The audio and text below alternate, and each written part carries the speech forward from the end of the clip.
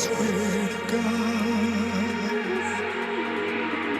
I will hold you in my arms.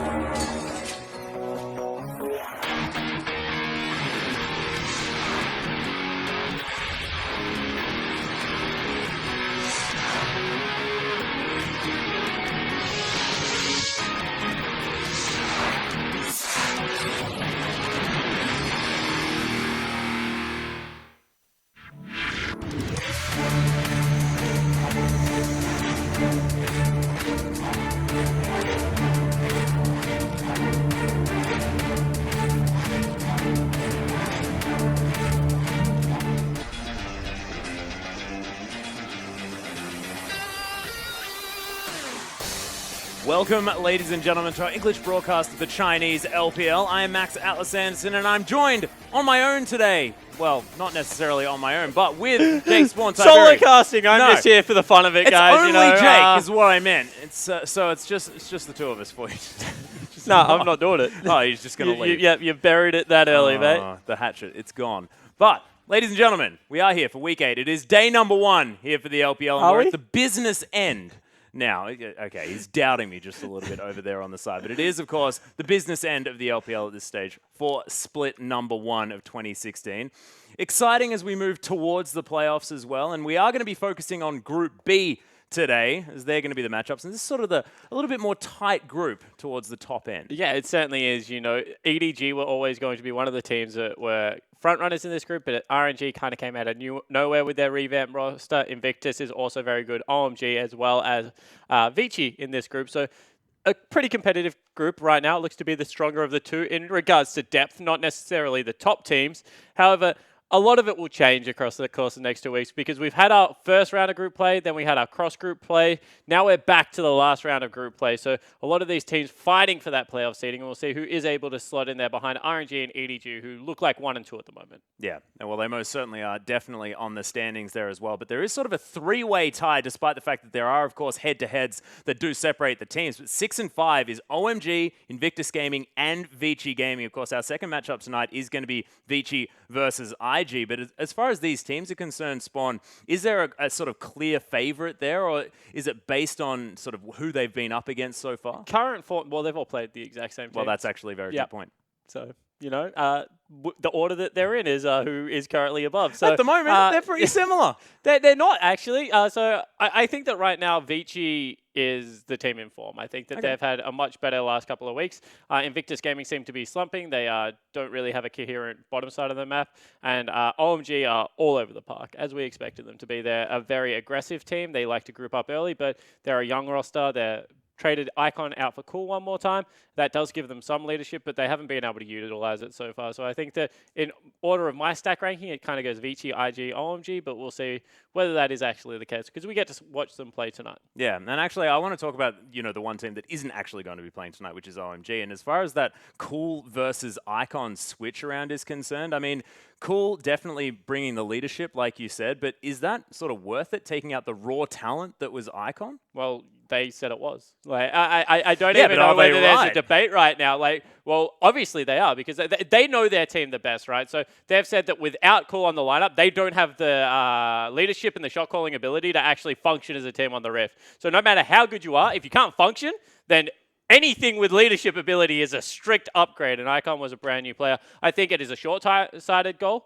I think that is something they could have definitely overcome with a little bit more time invested into Icon, but right now it's about winning LPL Split 1, and that seems to be their goal, so Cool seems to be the man that they think can lead them to that. Yeah, well, we'll see whether they can do it. Of course, ladies and gentlemen, we are switching patches today. So 6.5 is what it's going to be. Some notable changes there, Spawn. And do you think that we're going to see much of a difference as far as the LPL is concerned now that we're on a new patch? So one thing that affects the LPL and probably no other region is the fact that Talon's nerfed.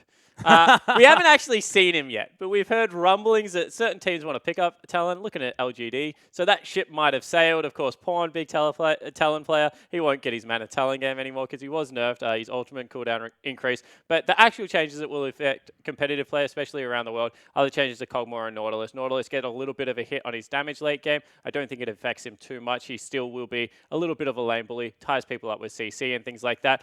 Cogmore was an absolute...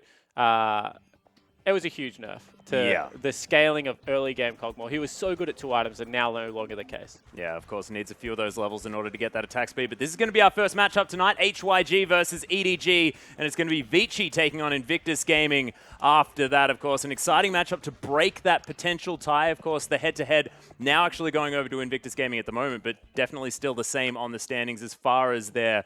I guess, sort of raw score is concerned. Yeah, it certainly is. And, you know, it's going to be interesting because Invictus Gaming won the first time around, but Vici seemed to be the informed team. So we'll see whether that is actually the case. Also really looking forward to Rookie versus EasyHoon because Rookie had a fantastic start to the split, whereas EasyHoon kind of had that nightmare start that looked like he couldn't really communicate all that well with his team. That seems to have flipped now. Rookie seems to be getting No focus from the jungler. In fact, junglers are camping his bottom lane, and he's having good early games, but poor mid games as people are rotating into his lane, kind of that spillover that we always talk about, whilst Easy Hoon is having a much better job teaming up with Long, getting things done around the map. Yeah, Long definitely a player that is stepping up, so we'll see whether they are going to be able to make that one stick. The other question I had, just going back to the patch just quickly, is the fact that Jarvan has been buffed. Doesn't matter.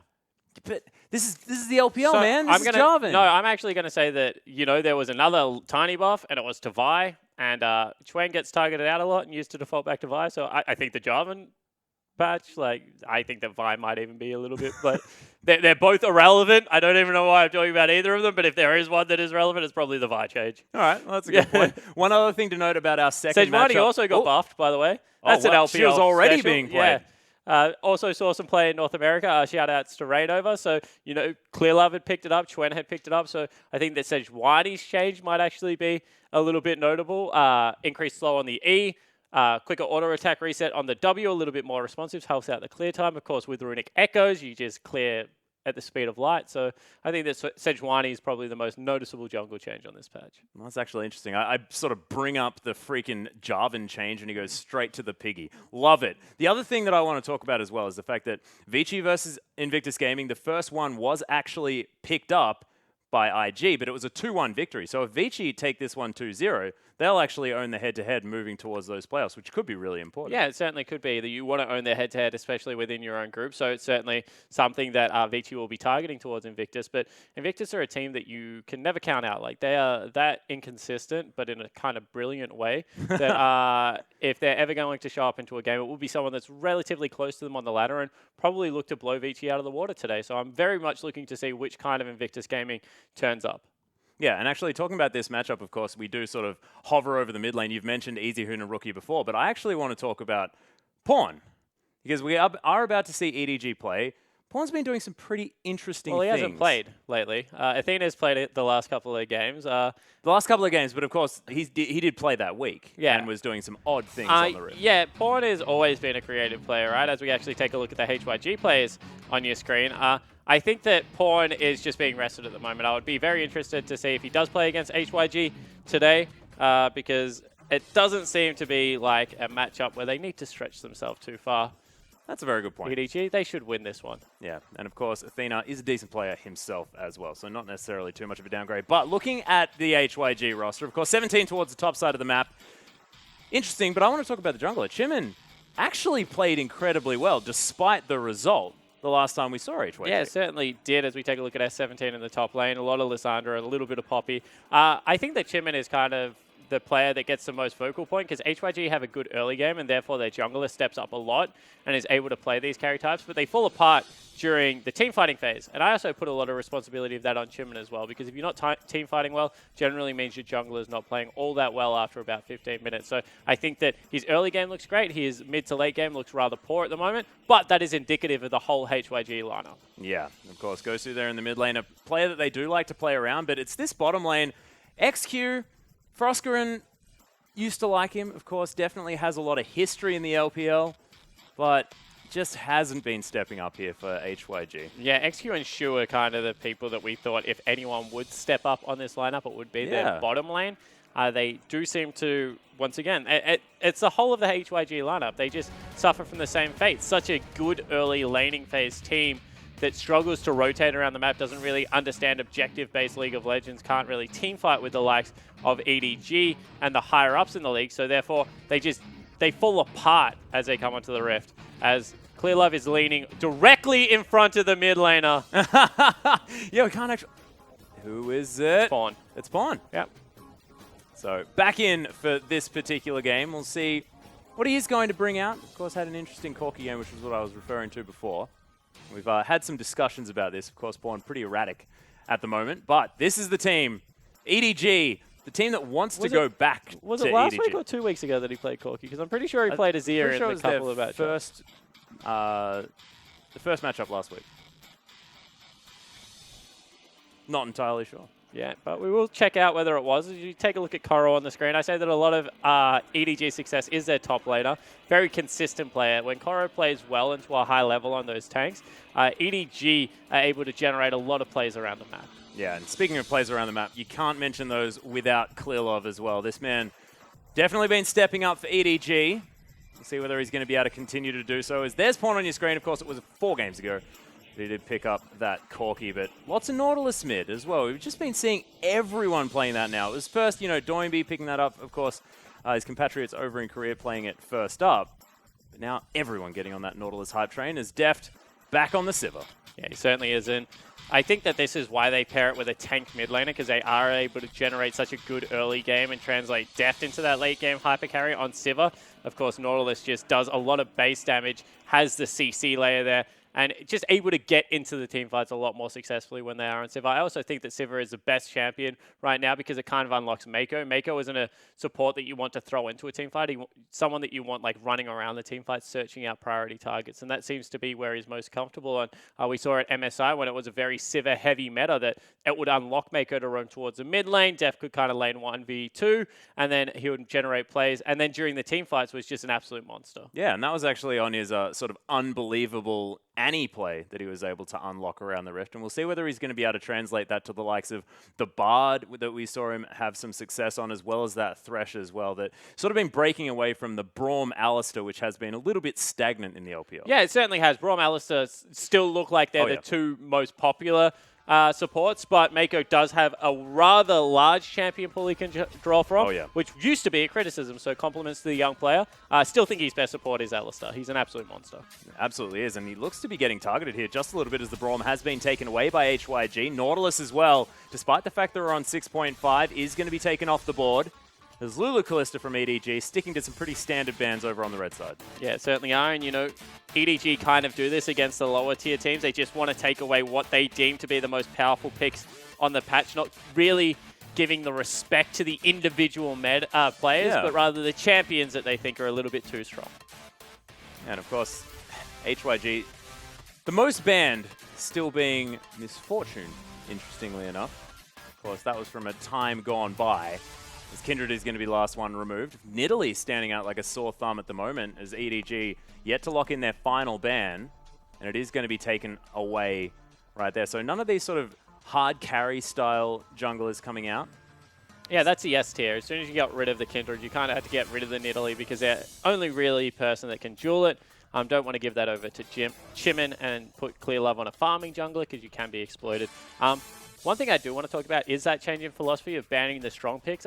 When China went to Worlds last year, they were renowned of leaving the Gangplank, leaving the Mordekaiser up, and kind of getting made pay for that. They did it a lot with Fiora, and then kind of didn't understand the Fiora into Riven matchup. EDG got punished with that one against Fnatic. So there was a big back and forth about this. So I actually like the adaptation out of EDG. Just get rid of the things that you think are strong on the patch.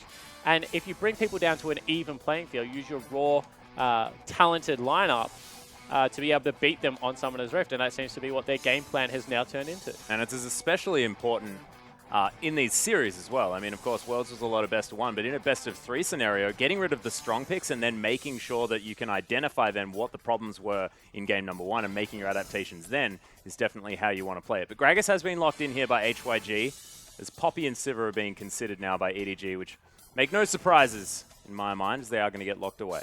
And I kind of agree and disagree with what you're talking about. I felt like Worlds was more of like it was a best of 2. We just played it on different days. You still got that adaptation, right? You got to play every team at least twice in the group stage, and then you got out of groups and you're able to go into the semifinals where, people were playing best of 5s regardless. So I think that it kind of was, they were definitely best of 1s, but when you look at how it's set up, double round robin, you kind of play everyone twice. So the adaptation was there. It's just that China didn't really adapt at all to what the meta evolved as. You kind of have patch meta, then tournament meta, and they didn't evolve with the tournament meta, shall we say? Not so much. Of course, I'm kind of making some slight excuses there just for how well the LPL teams did do over at Worlds. It's because you can just say, oh no, it's not so good in a best of 1 scenario.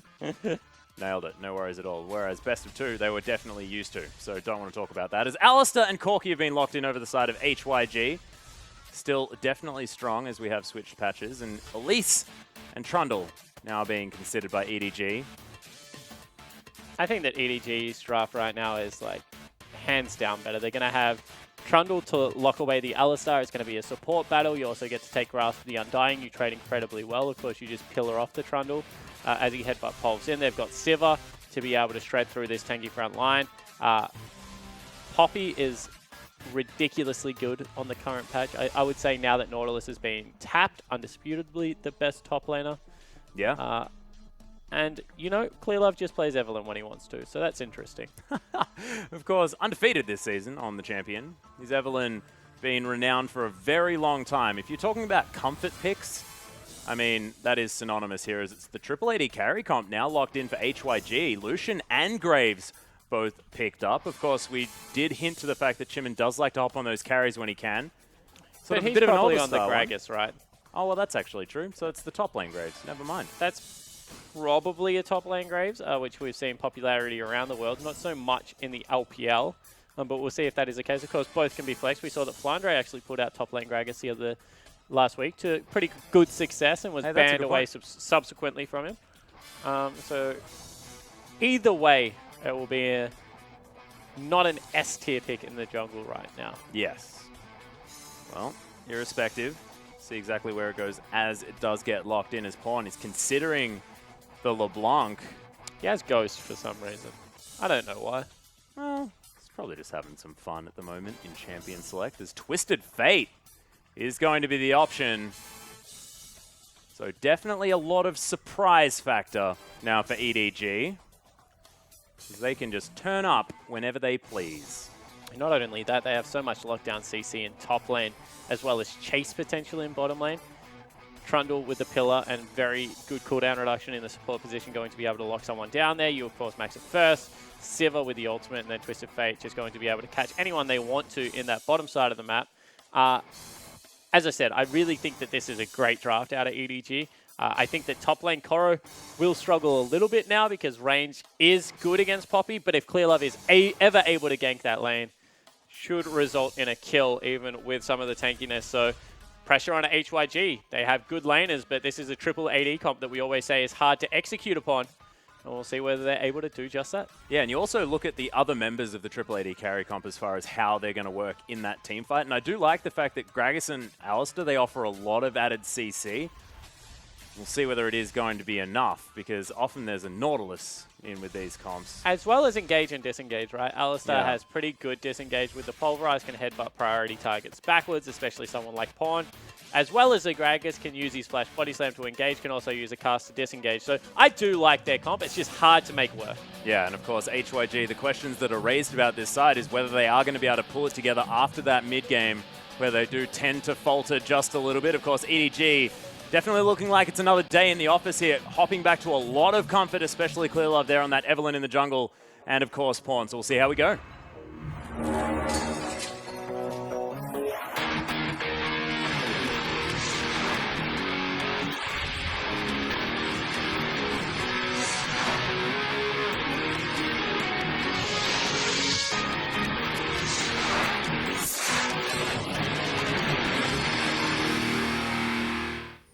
And here we are onto the rift for game number 1 of week 8, day 1, as HYG are going to take on EDG. Of course, HYG on our blue side as we move onto the rift. It's going to be a difficult game for this side. Yeah, it certainly is. This seems to be an uphill battle right from the get-go for HYG. You can see that EDG trying to pull some funny business in the top lane. Yeah, nothing to come from that one, though, as they do just walk over the top of a ward. Now going to move in and grab some vision by the looks of things.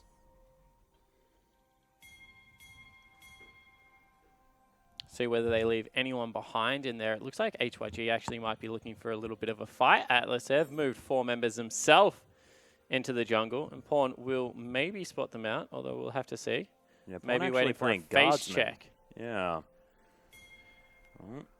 EDG are just going to head out the way they came. Of course, no vision available here as there are a lot of pings from HYG. Boomerang moves in, shoot. Yeah, but could be the trap set. Mako pokes his head a little bit too far forward, takes about half of his health in damage, but red card going to deter the HYG members. So I like the red card there because you're able to slow the entire team if they move as a unit. There was no point really stunning the Alistar up.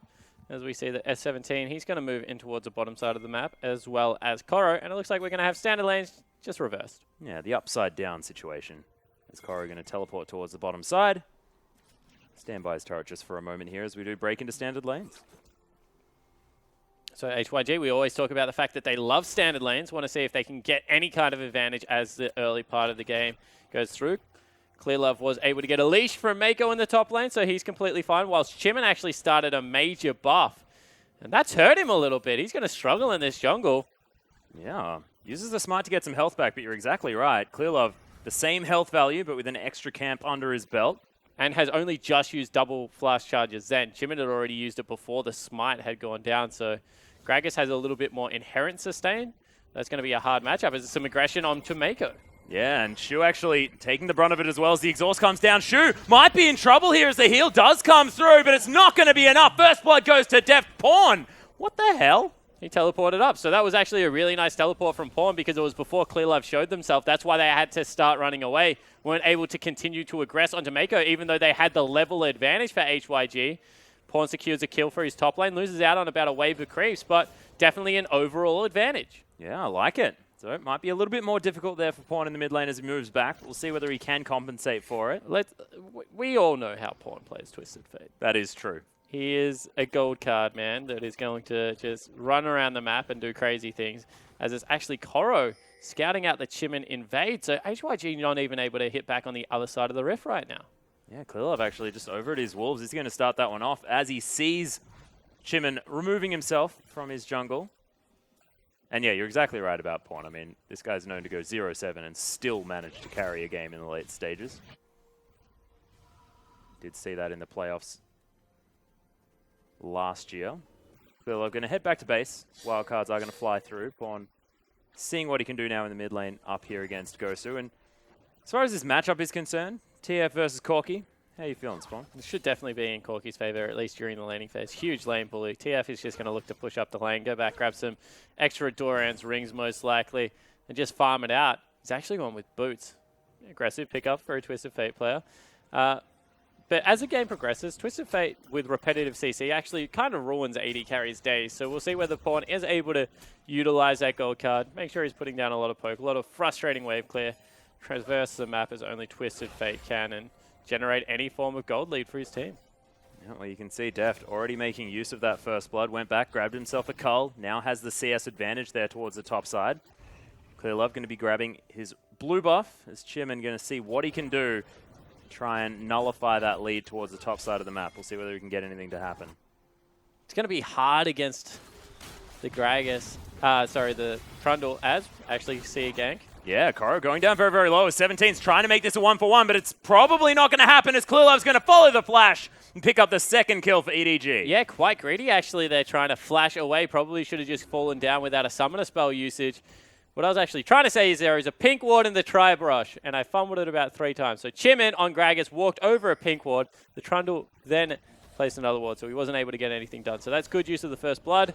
An assist gold there for EDG, able to pick up a pink ward, keep themselves safe, and ensure that this continues to be a winning lane by about 13 CS Atlas. Yeah, only extending it further is Deft as Shu standing in this brush. They already have a ward in there as he's considering what he wants to do. Wow, both junglers have gone Hunter's Potion. Very early, too. So the only time you would really grab it is early, and as we have Chimin repeat gank, but he is on top of a ward. And you can see, actually, Shu was sitting in there for quite some time, and EDG hadn't gone aggressive onto XQ, so, you know, may have given something away. Yeah, a little bit of a tell there. What I was going to say about Hunter's Potion, it kind of means that you are prioritizing ganking with a jungler that doesn't really farm all that healthy, because if you go into a gank with anything other than 100% health, there's always that risk that it gets turned around by a nice counter gank. However, Gragas clears incredibly healthy. I'm not all that surprised on the Evelyn. She does struggle at times, but Gragas should have no trouble putting this jungle on cooldown. Well, Chimin is going to be able to grab 30 gold from taking away this pink ward as Deft is going to get aggressed on. Clearlove is still here as Mako is going to be able to head in and managed to pick up Deft another kill as Clearlove grabs the second. It just looks all too easy for That EDG. was such a good bait. Mako deliberately walks into river whilst Clearlove's in one of the brush and then flies back with the exhaust, able to tie up a member, as HYG still in some trouble here. Yeah, the ultimate goes down from Koru here towards the bottom side as Pawn. He wants to get an assist this time, is going to do so. In fact, grabs the kill as the gold card is going to lock down the Graves and grab another for EDG. And dominant across the Rift right now. EDG going to pick up the Rift Herald on the other side of the map. Cross-map plays just show how much this team is winning by. Koru once again escapes with his life, even though he's against a lane bully in someone like Graves. That's the second death for S17, and the game just not getting any better for HYG. Yeah, and Koru only just equalizing the CS, so we can see that 17 has been doing decently in the lane.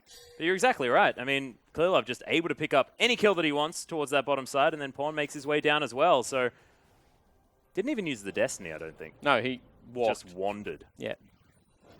Footed it, Atlas. He just, Yeah, hoofed it down there. those boots are made for walking. Oh, that's exactly what he bought first as well. So there we are, making use of the purchase. As it is going to be Rod of Ages that he grabs item number 1 after those Lucidity boots.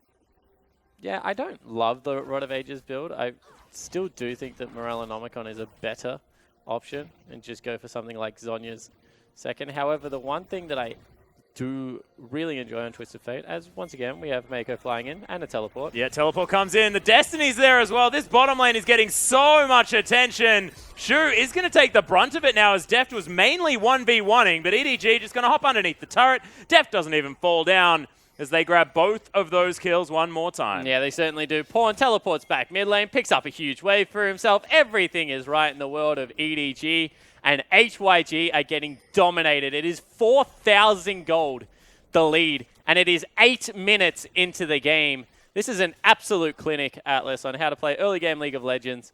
EDG looking very impressive. I was going to say, if you go Roa, buy a Lich Bane. Of course, I don't even know why I'm trying to be long-winded. There's not going to be any time for it. If you go Roa, go Lich Bane second, because it gives you health, which is kind of what you're looking for out of the Zonyas anyway. The survivability gives you 10% cooldown that you miss of just going with the boots. You get the rest of it from your runes. You're all good. That's A-OK. Bless you, Spawn. Thank you. I thought I dodged the microphone there. I tried. Yeah, no, you're all right. As Koru just going to clear out the minions here towards the bottom side of the map. Of course, no turrets are going to fall, I believe, as can't quite see it as the backing Koru.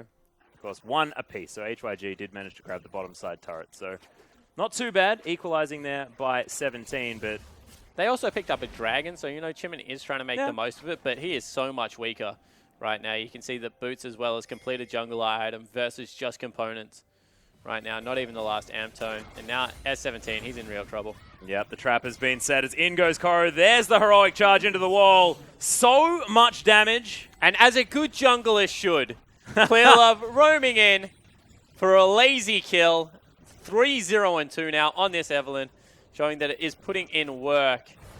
Kill security, Spawn. That's what this one's about. Oh, he deserved it. He was on the right part of the map, should be rewarded for his efforts. As now Gosu, he's going to come under fire. EDG's still not done. Oh, there's the flash heroic charge. Gosu in a whole heap of trouble. Is fantastic use of the W there from Koru. Makes sure the body slam can't get in there. Clearlove able to lock down the kill on the mid laner as HYG trying to answer back. 17 able to get some damage down, but I'm not sure whether it's going to be enough. The damage has been done as in goes Koru one more time. Chimin, he's going to die. It's a double knock-up though, as Koru's going to get delivered underneath the turret. The minions though, already there. No problems at all as EDG 10 kills in the lead. Yeah, 10-0 Atlas, and they're still 4,500 gold in the lead. They actually take another turret, just make it 5. What a performance out of the EDG roster. It's a hit squad moving around the map. Just ridiculous. The 17 still trying to fight this one out. Pawn just going to utilize the gold card to disengage and move away. So they are able to pick up a second turret for themselves, HYG. At least equalizing on those objectives, now looking to push in on the mid lane. I guess the CS is also relatively close, if not in the advantage of the young squad. Yeah. But EDG in every other facet of this game are absolutely putting on a clinic. Yeah, 2-0-4, sorry, for the Sivir there in the hands of Deft, as well as HYG reset the blue buff. If only one thing could go right now, Spawn. Is, yeah, Essence 3 have almost completed there by Deft, so we'll see what he can do. The only member of EDG that does have a CS advantage, apart from the jungle. As, of course, they give Deft the blue buff. And, Pawn, he's just happy with the Catalyst. He wants to sit on a Catalyst and get an Going Abyssal towards Scepter? the Abyssal Scepter, you know, probably going to pick something like a Righteous Glory up in the late game. You laugh. I have no idea whatever this man is thinking. No, I think he was just didn't want to walk away with over 450 gold. Yep. One of those sort of situations. Getting the efficiency out of your back timings is XQ going to try and take down some chickens. Chimin's going to pick that one up. But Clearlove waiting around, just going to steal that one away. He's Also 2 levels higher. Yeah, and look at his items as well. Yeah, going towards a Rylai's Crystal Scepter as his next pickup. Start with a health component. People, when you're snowballing, generally go for the AP component. It's always important to just make sure that you're staying as safe as possible. Eve spaces aren't too horrible anyway. So HP always going to help your team out. Provide that tanky member on the front line. Not to mention the lockdown of that Rylai's. I mean, it's not too difficult to proc it with the old Hate Spike, as now EDG, I was going to say looking at the Baron, because they have been grouping for a whole lot of this game, but it is only the Rift Herald here at 12 minutes. But in goes HYG. They are able to take down Makos. There are such low health bars. Rockets are going to launch their way through as Pawn wants to Destiny out. And they managed to escape. On the hunt is enough movement speed. The fact that they actually got away with that with only 1 death is so good for EDG, because by rights, 3 people should have immediately died there. Was an over-aggressive play that were made pay. Pawn all of a sudden teleporting back into the mid lane and trying to save a turret. HYG looking to make the first real proactive play of the game. Well, XQ is going to throw down the Culling Pawn, tanking that one up. They Here are goes going to the be able to flank take the out of outer turret. Clearlove. Yeah, Clearlove looking for it right now. Agony's Embrace, not quite there yet. But the Poppy going to move in as well, but they lose the turret. Yeah, so let's have another look at this. Great headbutt pulse combo out of Shu. Big one lands on 3, as well as Graves, Q, and ulti. Gragas cast actually knocking a member to safety. So a little bit of misplay there out of Chim, and otherwise that would have been 3 definitive kills for HYG, and showing that their composition is that damn good, they're not out of it yet.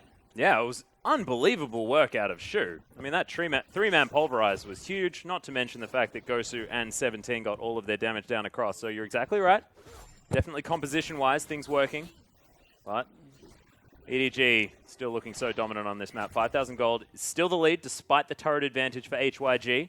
We'll see if they can make use of this extra map movement that they have available to them. Especially with that mid lane turret down, of course. Very important, maneuvering yourself around. Yeah, so they're actually up in turrets right now. They only have the 1 kill. As I said, very lucky it was not the 3. As Pawn currently cleaning up side lane farm. Has not got the teleport or the Destiny available, but neither does Koro, so that's the decision they're going with right now. And EDG were just playing like they had such a phenomenal lead, and they did, but no real completed items mean it didn't really mean all that much. Yeah, Pawn actually did finish off that Negatron Cloak, as now the Rod of Ages comes in. Still a 14-minute roller. Yeah. And also has that extra survivability from the not-so-complete Abyssal. As HYG looking for this Dragon. Of course, did just respawn. Will be their second of the game. Giving them some more turret-taking ability, which is definitely what they have been able to do this match. So playing to your strengths, definitely a good idea. It's EDG now looking to see what they can do around the top side of the map. 17 is going to make his way through Clearlove. Not going to be spotted as Koro is seen in the enemy jungle. That was risky out of the Graves, especially with Destiny on the team. If Pawn was anywhere near him, then that would have been a kill. See Corky utilizing the package in your mini-map. Majestically sails through the river. Well, of course, planning for these engagements, probably not the thing that he wants to be doing right now, considering the strength of EDG. HYD is definitely still on the back foot. They're still 6,500 gold behind. Need to make sure that they continue to try and consolidate. Just pick up any little wins they can and wait for EDG to make a mistake. The fact that they've got 2 dragons is good right now, but the game is still in a horrible position for them. Yeah. Well, I mean, dragons are definitely good. 6% stats, big deal, especially considering the fact that EDG don't have them yet. I'm going to say with like Well, I was going to say, you know... Corky Gragas, Yeah. 6% stat. Probably not a huge deal. Trinity Force users generally don't like it at all. The old play-by-play of the mix generally likes to find the positives, Spawn. Yeah, I matter how understand difficult. that. I just don't think that's the positive you're looking for. They've got 2 dragons. EDG can't get 5 for another 12 minutes extra of what they would have really liked in this game. Hey, nice. Nailed it. I'm going to leave that to you from now on, I think. They definitely don't have one yet. Looking for some aggression. Yeah, heroic charge is going to knock the cow away. Misses the wall, unfortunately. Yeah, a little bit sad. There you go. I'm great at this positive thing. Took half his health. Didn't get stunned, however. I feel like you're being facetious. Nah, no way. I wouldn't do that. No. Not to you. Oh, my God. Sarcasmception. I can't handle it. Oh, EDG. but is it? Or do Australians just sound this way, Atlas? I don't know. Oh, hang on. Yeah, I do. I am Australian. Never mind. Fawn clearing out the top lane. Does have his teleport available. Can be there at a moment's notice. Clearlove did want to go back. Rylai's Crystal Scepter is completed. Right on time. 20 CS in the lead as well. Massive advantages for the jungler as Shu takes the majority of his health bar in the mid lane. But they do protect the turret. There we are. Positive. Yeah, nailed it. That was good. I'm getting it. I'm getting this. As once again, Mako going to get donated over the blue buff. Pawn really doesn't get this at all this game. They're looking to utilize Deft as that siege potential and just continue to give it over to the Sivir. What do they feel like maybe they've got so much control that you can see Clearlove on the top side of the map? Maybe they just figure, Last time well, they we just got gave it two to him now. and didn't get the other one. All right, well. So potentially, but that's not how it was executed. Not so much. Of course, there is no blue buff available at the moment, even if Pawn did want to grab it. Clearlove now going to take another Rift Herald. This is good news, though. Not necessarily an objective that EDG have been known to focus on so far in Season 6. They have been a lot more objective focused in the last 2.5 weeks. I think that's why we've seen a marked improvement. The interesting thing is, though, is that EDG always known for having impeccable, well, not necessarily always, but have recently been known for having impeccable dragon control. Whereas now, 0 dragons on the map, they've been focusing on getting these Rift Heralds for the lane pushing ability. I think that was just kind of that, like, they went to the AD carry and support position, right? And that meant that what they were able to utilize, capitalize on was on the top side of the map, as opposed to maybe the bottom side of the map. Yeah. And the other thing is, I don't know whether this game's going to go to 30 minutes. So I don't know whether 5th Dragon was ever a realistic objective for EDG to target. Yeah, that's a very good point. It is a very good point. Of course, what we want to focus on, though, is sort of how EDG are winning, because they're definitely ahead in this game, looking like they're outclassing HYG. We ain't going to beat around the bush. That is just how it is. But what this comes down to now is looking at how EDG are executing these victories to see whether they've adapted from their shortcomings that they have experienced, because they're not the domestically dominant team that we saw last split. No, they're definitely not. They're a team that has dropped way more games this time around, and it's a shorter split, so that's scary in and of itself. So I completely agree with you. I think that this game isn't a great example of what EDG are capable of, because they're not methodically pulling a team apart. They're literally saying to HYG, you're good early game players and we're going to beat you at your own game. A little bit of salt in the wounds maybe there. But I think that it is quite impressive that they were able to go out with such unbridled aggression. You know, from the first minute of the game, they were aggressively invading the jungle, looking to make plays around Summoner's Rift. Double teleport has come up trumps for them one more time. And even Pawn, he was just taking expeditions to the top lane. He did it at level 2. Yeah. He went back to mid. Level 6, he was back down into the bottom lane. This guy, he doesn't even need Destiny. Just give him some brown bags. He'll get there. Just roaming all around the map. And, of course, picking up sort of aggressive items as well, and going back and grabbing those boots early when he could have, of course, grabbed himself some Doran's rings instead, maybe got himself a little bit more survivability. But I do like the fact that they're playing confident. What I also like is the fact that it looks like they're just predicting what HYG are going to be able to do. Yeah, and look, I completely agree with that, and I don't think HYG is a team that is incredibly hard to figure out. I mean, we kind of did it in the first couple of weeks and just thought this team is a team that is very, very skilled individually and are struggling to play together, so they're playing towards their strength, which is the early game. And I think that EDG capitalized on that and knew that HYG would try and go aggressive, and therefore if they ever set up counter ganks, which is why the Evelyn is such a great pickup here, because you never know where Eve really is, at least in the first jungle clear, was able to capitalize on some early mistakes. Straight away, bottom lane goes aggressive. Level 2, get it first. Clearlove's already up there with the red buff. Pawn teleports in. They're able to pick up an easy first blood. And that kind of set the pace for the game. Yeah, and I feel like they just go up, they grab their first advantage, which is sort of the important one to get things rolling, and then snowball as if they're sort of back in the driver's seat, everything all okay. Once again, you know, it's just another day in the office for EDG once they get that early snowball against teams that they're very confident against. So, of course, against HYG, definitely one of those And the other thing, situations. right, is it just sets the tempo of the game. It doesn't even necessarily give you an advantage, although in this case it did, but Pawn still fell behind. He was just able to say, this is how I'm going to play out the rest of the game. And the Corki's been ineffective because hasn't really been able to match the roaming and the game potential of the Twisted Fate. So it's more about the tempo that EDG set in regards to this game, how they drafted a little bit ambiguously and were able to get Clear Love onto a very good comfort pick that is hard to track in the early game, and therefore just shut down what looked to be a very aggressive early game strategy out of HYG. Yeah, and it seems like it's interesting drafting out of EDG because often you see drafting in response to the champions that were picked up. At this point, seems like EDG actually drafted this one more in response to how HYG play the game, just because they give themselves the opportunity to collapse on any sort of skirmish that is going to break out in the early game. They understand that the early game is where things are going to be important to get ahead. So if you're going to win the skirmishes, you may as well pick the Twisted Fate, but grab the teleport. This is something that EDG always used to do.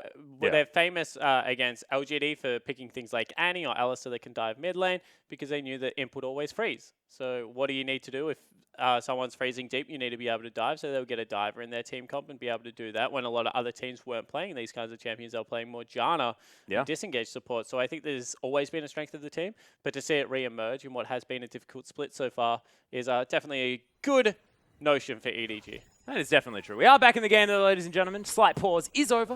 Of course, patch day, just one of those things that does tend to EDG happen. playing, I think, is more important. That is a very good point. You know, it just... I'm not going to blame them because it's generally the other team, but I am going to say that they are the jinx. Yeah, that could be it. Well, they do have Deft. Does play a fair bit of the champion. He does. Of course, Swift broke his undefeated jinx spree of 14 games. The last split in QG versus EDG, first time around, played Nocturne, went absolutely massive. Yeah. Teleport coming in, however. Yeah, massive AoE damage coming down here as EDG looking to try and corral the members of HYG. Destiny in once again, as we do have Pawn just teleporting everywhere on this map, just making sure that he got all of the vision. Deft is going to pick up the kills. Now he's just going to teleport to the mid lane. Yeah, but he does have the Herald buff, so we'll be able to shepherd some creeps in relatively quickly and see if they can set up a siege. Looks like they're actually making a play on bottom, however, as they send Sivir and Trundle down there. And what are you doing? Oh, he's just looking for the kill on the Lucian. Here is Koro. A whole bunch of damage. And he's going to be able to pick up the Lucian. No worries at all as Chimin now trying to run away. But the ultimate's there. Explosive Cask does disengage for now. And he'll make it through the base gate. That was cute out of the top lane. Yeah, it certainly was. And all of a sudden, Pawn, he's forgotten in the mid lane because they're trying to run for the hills. He's able to pick up the turret. Actually now pinging out top side of the map. There's a huge minion wave that he prepared earlier before the teleport in. And we'll be looking to see if he can shove that one into the turret, deny some more CS, and EDG just now 9,000 gold ahead at only 20 minutes into the game. I smell Baron. Yeah, most definitely. And I actually really love that out of Pawn. It's like, don't worry, guys. You just skirmish in the jungle. I'll take care of the objective play. I've got this. And he's just going to head around the map, pushing those lanes in. Picking up a fair bit of farm for himself as well, as it's 35 in the lead when he did fall behind a little bit in the early game. Yeah, they've given him all the bounce waves. You can see that in the top lane right now it is Koro that's down 30, so you can kind of expect that because Pawn has been the one that is split pushing relentlessly in the side lane, picking up all of that farm. EDG, however, are throwing a curveball at us Atlas. 21 minutes into the game. Doesn't look like they want the Baron just yet. What even is this? That being said, they are one of the teams with the lowest Baron controls. Yeah, they are now, but when they play good League of Legends, they have some of the best Baron control in the game. Yeah, good point. And you can see that HYG respecting that. They do pick up the Rift Scuttler as well as place some good wards in that pit. Make sure that EDG aren't really going near that particular objective. Yeah, well, you can see Graves in the top lane does have the Phantom Dancer and the Death's Dance completed. Lots of boogieing here in his item build, most definitely. Oh, that was an interesting ultimate. That is one way to aggro the dragon. I feel like a ward would have done the trick. Yeah. They have 2 pink wards in their inventory. Well, he may have his trinket button set to 4 and just fat-fingered the R, which is right underneath it. I've done that before.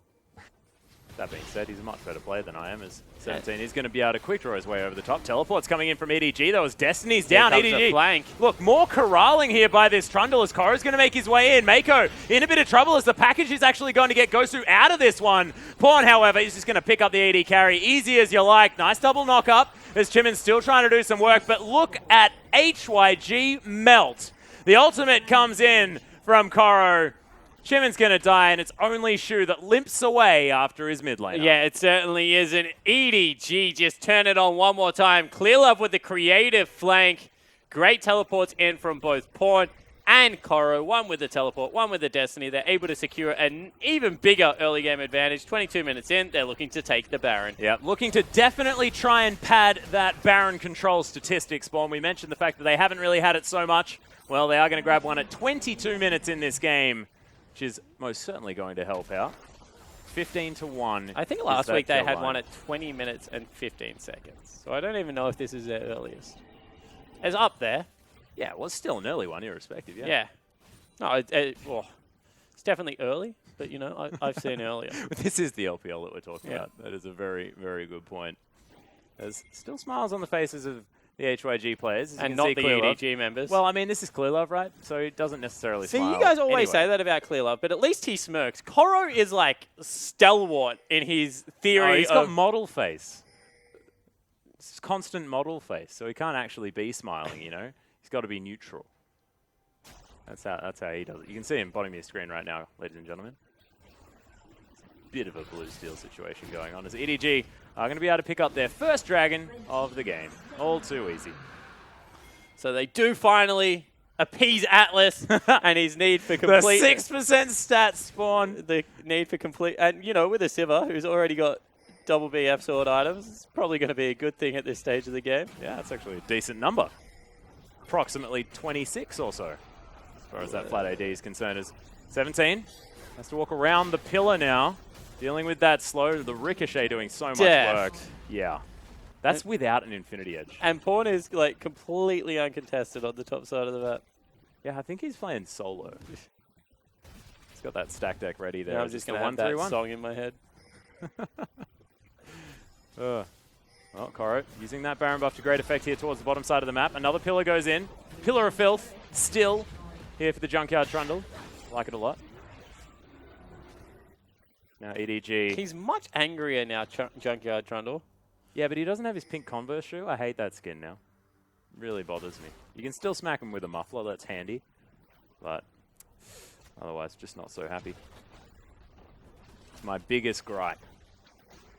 League of Legends skins. Well, you know what? You're doing all right then. Yeah. Well, Pawn looking for the gold card here. He's going to land it. 17 takes a whole bunch of his health bar. Wildcard is going to connect very late as well. So Graves having to move out of that lane. Cullen comes through just to try and deter Mako, but with the shield, he's going to be A-OK. Of course, luckily the Iron Solari already there. See you later, Shu. That ultimate was nice, but it's not enough, as that will is definitely breakable today. This is one of those horrible Alistar games where there are some Alistar games where you feel unkillable when you pop your ultimate. That is not this game, Atlas. No. No, this is one of those games where you're like, did I even ult there? Yeah, why is it on cooldown, guys? As you can see that Def continuing to poke his head in here. We'll probably see an engage. Mako's ulted. Well, the ultimate is going to fall down. Chimin, he's going to get knocked back by the pillar. Decent use of the ultimate, but it's not enough as Pawn throws out a gold card. Goes through with a fantastic cleanse, gets him out of there, but it's a double kill for Deft as he takes down XQ. And EDG, they're just so far ahead. 17. Koro, don't move any closer to that Nexus, man. Koro honestly cannot die. Well, he's a helicopter. The Poppycopter does come out, doesn't utilize it, however, and that is the first turret, base turret broken, shortly followed by the second one. Double inhibitors down as well. That's 20,000 gold, 26 minutes in. EDG will recall, but I feel like this game is pretty close to done. Well, look, it's 26 minutes into the game. It's close to a 20,000 gold lead. As far as gold leads are concerned, at this stage of the game, I don't remember the last time I saw one this big, to be honest. It's been a very long time. I've seen games this big where teams have won. I haven't seen a 20,000 gold lead that's thrown. Ooh, that's true. But I will have to search the memory banks HYG, quickly. come on, you've got to do it. They're just sandbagging. Sandbagging for the sweet Please, statistic. no. Can they do it? That is like legitimately my most hated meme. The sandbagging meme. Well, no. It's for different reasons here, Spawn. You know, that's the thing. They Oh, want to make it's for sure the they record book. Yeah, get glory in the record books. As Clear Love, he just wants Krugs. There are no records there. Spawn is going to teleport towards the top side of the map. He's moving down as XQ. Oh, he's going to survive for now. Basegate is going to save his life as Shu just moves on out. Pawn forcing the flash there as he's going to flash after 17. Oh, does Graves not makes get it him, out. however. Yeah, quick draw, pretty good. Movement speed from the Swiftness boots and the Phantom Dancer. Death's Dance Phantom Dancer is quite hard to kill. Yeah, just shimmies his way out of there. No worries at all. Like to feel like he's moonwalking. Pawn with the 2 left feet. Yeah, Would say. exactly. I think that's... Wrong skin. If only he was the Tango Twisted Fate. Oh, I mean, he would like, be able he to could dance. definitely line dance. I mean, look at that one. It's the cowboy one, you know? It looks like he's all ready for it, but no, unfortunate. Needs to build himself the Phantom Dancer himself, I think. No, I don't think so. I think he's quite all right. Current build looks fine to me. He's going to go for a bit Lich Bane a little bit late, unfortunately, as HYG do now have to deal with EDG knocking on the front door towards the bottom side of the map. Of course, with Super Minions streaming in the base and the constant pressure of Pawn and Clear Love's flanks is going to be a difficult repel of the siege. 17 doing a decent job getting these minions off the turret, though, as the package is going to be taken away. Valkyrie used as well by Gosu, who's going to survive for now. Koro right in amongst it, as he's just keeping 3 members at bay. Clearlove in through the backside as he's trying to get something done. The ultimate from Koro knocks him away, probably to safety there as Pawn for the destiny of a lifetime underneath the Nexus. Look at everyone evaporate. This AoE is dumb out of the Sivir. This could be the game for EDG. It almost looked like there was a 20,000 gold lead in that last team Who would have thought, Spawn? But EDG are able to clean up the rest of the base and will take us into game number 2 in style. A pretty convincing game number 1 win. Yeah, and you can see grins on the faces of EDG. Congratulations as they take down HYG. Whoa, that was brutal, Spawn. Yeah, that was a shellacking, for lack of a better term. I don't even know whether that is a term, but I think you need to invent a new one for this sort of situation. Yeah. I haven't seen one, a shellacking of this magnitude in quite some That's time. an Australian colloquialism. Have you not heard that? No. Really? I actually haven't, yeah. Wow. I know, I'm a terrible Maybe I'm Australian, showing my apparently. age. Being younger than you. Younger yeah. than I am. But now you've just broken the illusion. Oh, dear. Yeah. No, that was a one-sided affair. That was very nicely played. As we check out some highlights, Atlas. Yeah, deft. Doing work here towards the top side of the map, but it was about the support staffs. Clearlove always in there. Pawn in very early with the teleports. This was not, of course, his earliest one.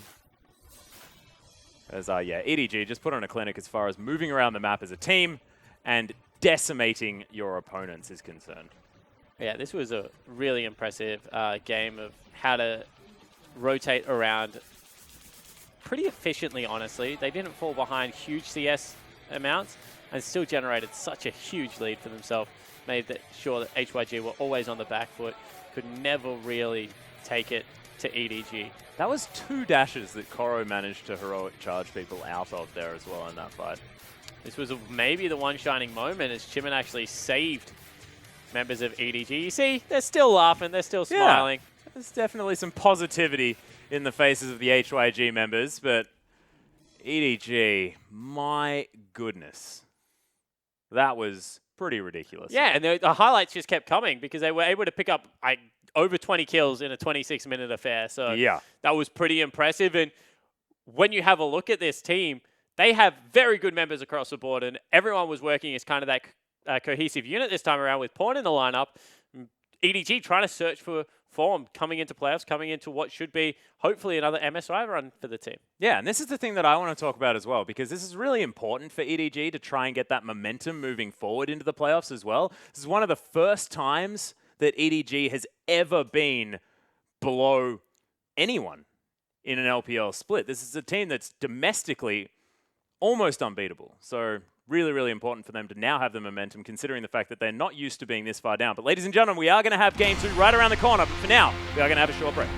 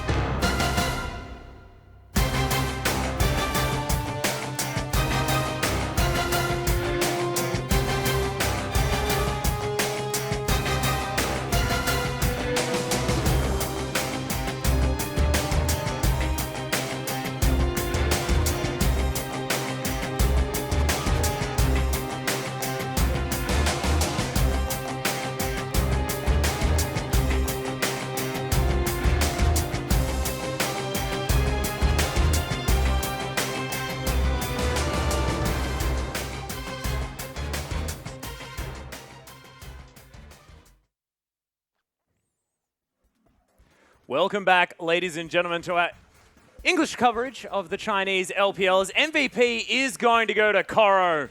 4-0-13 on the Poppy. Honestly, I feel like they could have given it to almost anyone that game. EDG playing as a unit, and it was pretty convincing.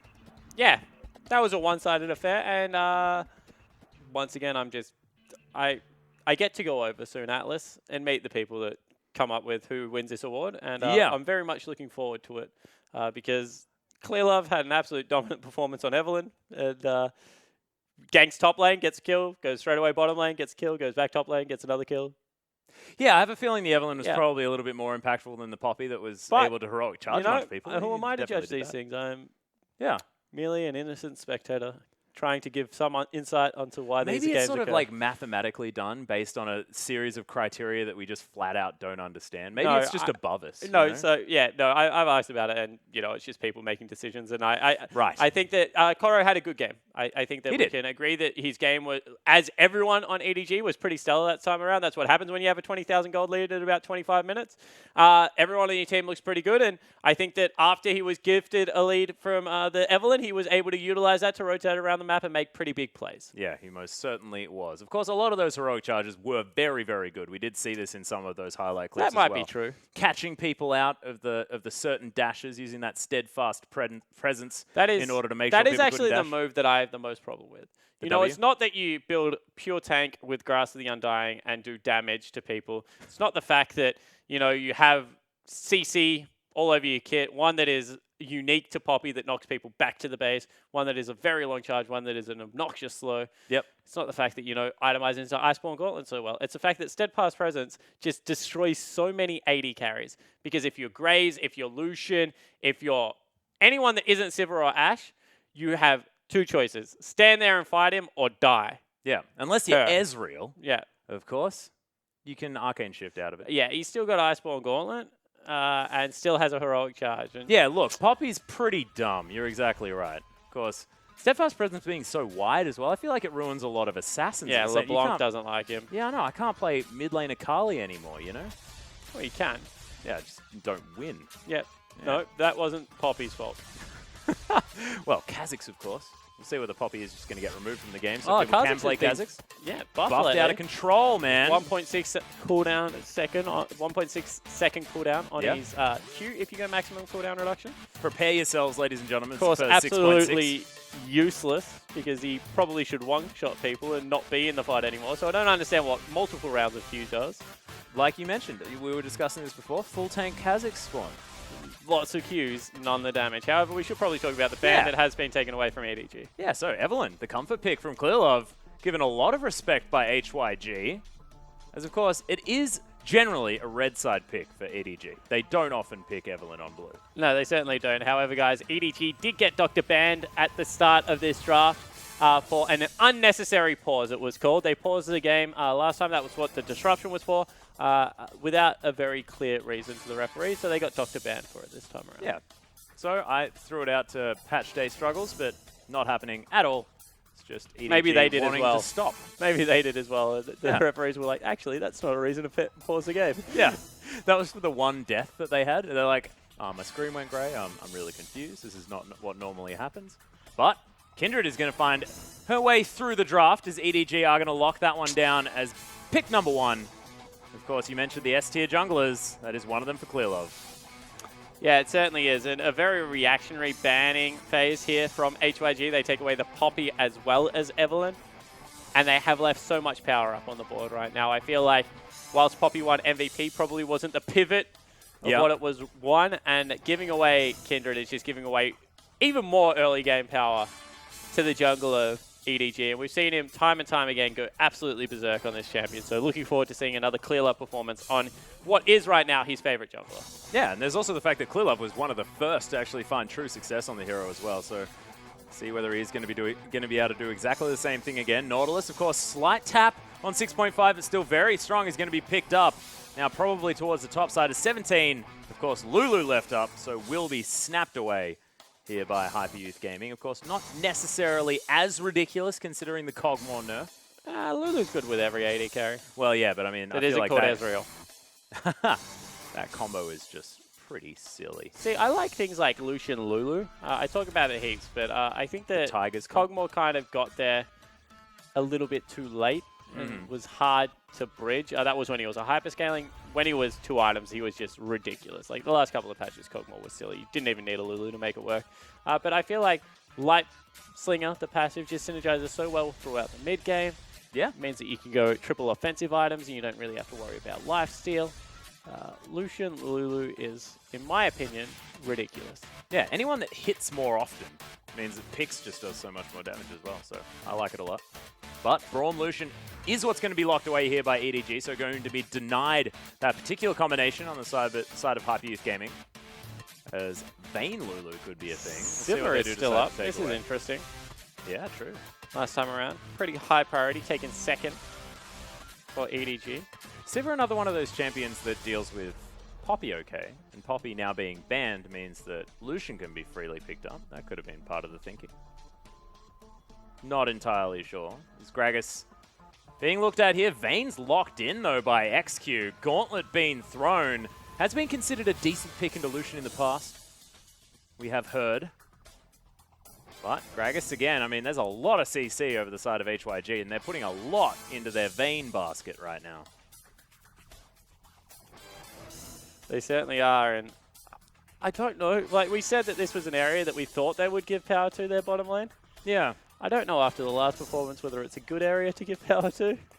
Yeah, but I mean, I don't know. I feel like they all lost equally. Did they? I feel like the top lane, which was a duo lane, died 3 times in the first 6 minutes. Yeah, it was against 4 people. Time number 2 and 3. I don't know. I don't know. We'll see. We'll give them benefit of the doubt for now, Spawn. As EDG considering a tree and a witch. We'll see whether they do decide to go with it. It's 5 seconds remaining. Maokai's going to be locked in. Koro. It's been a while since it's been sort of the staple pick in the top lane. Seen some resurgence, as it is going to be picked up. Plenty of damage reduction coming out of that guy, as LeBlanc was the option for Pawn. I like the pickup out of Koro. I think that it's a really solid solo tank. He will have, of course, Braum there, but able to utilize that damage reduction as well as a Kindred ultimate for like a lot of tankiness for some of the squishy members on this team. Yeah.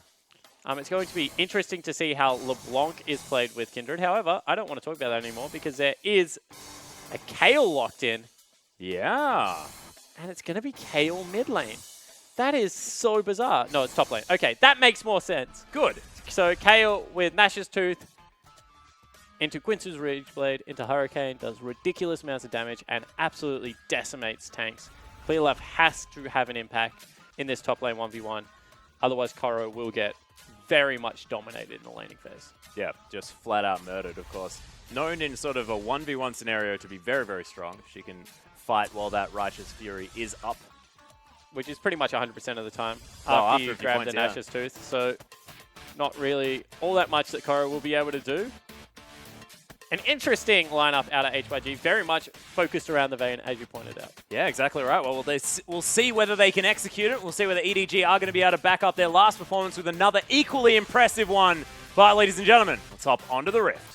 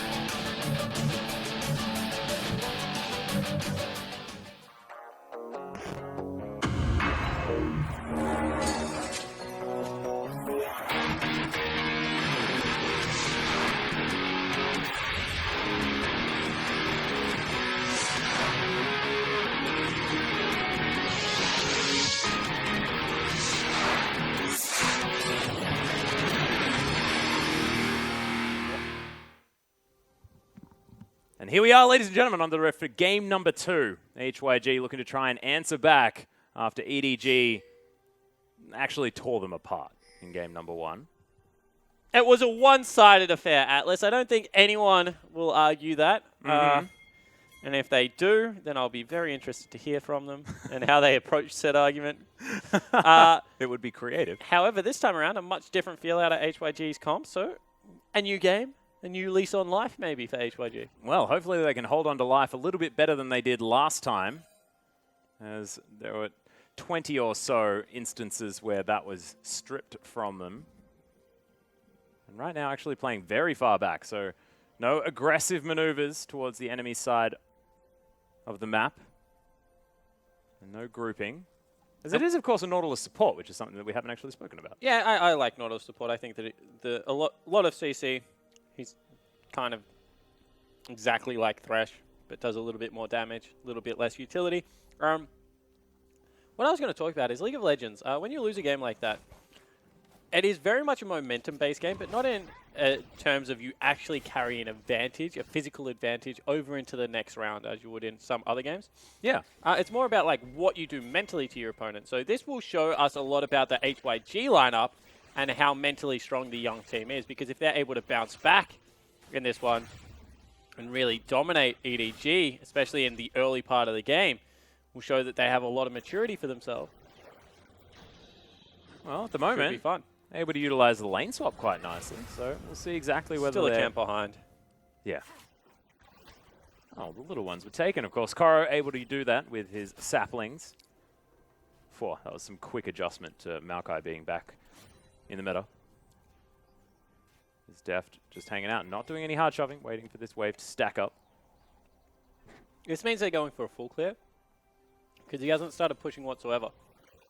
So it means they're going to clear out all aspects of the jungle, then take the top laner up into the top lane. Actually, they're not. This is really strange then, because otherwise you would have pushed on the last wave. So they've started hard shoving now, and Koro's actually going up. They are going to look for a 3 buff. I was going to say what normally happens there is you take the wolves as well, and then your jungler goes into their jungle, steals away all the camps, exactly what they're doing now, and then you hard shove as 3.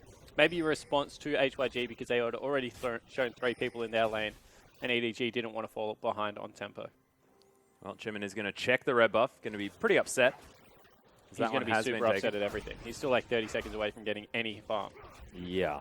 And you can see Clearlove is going to complete that 3 buff start now on the Kindred. Of course, a few extra creeps, in the jungle have been taken by Chimin, but not the big ones. So that is all about Clearlove. Is now EDG making short work of this turret, but very even as far as that timing is concerned in the lane. HYG are going to equal this one out, but Deft is actually going to grab the solo gold. It doesn't surprise me, because Koro actually was very greedy in this lane swap and picked up like 5 extra creeps that he had no right to. He just kept throwing saplings at the wave, and if I was Deft, I would have taken the turret as well. I'd have been like, you know what, mate? This'll teach you. You've done your dash. Get out of my lane. Yep.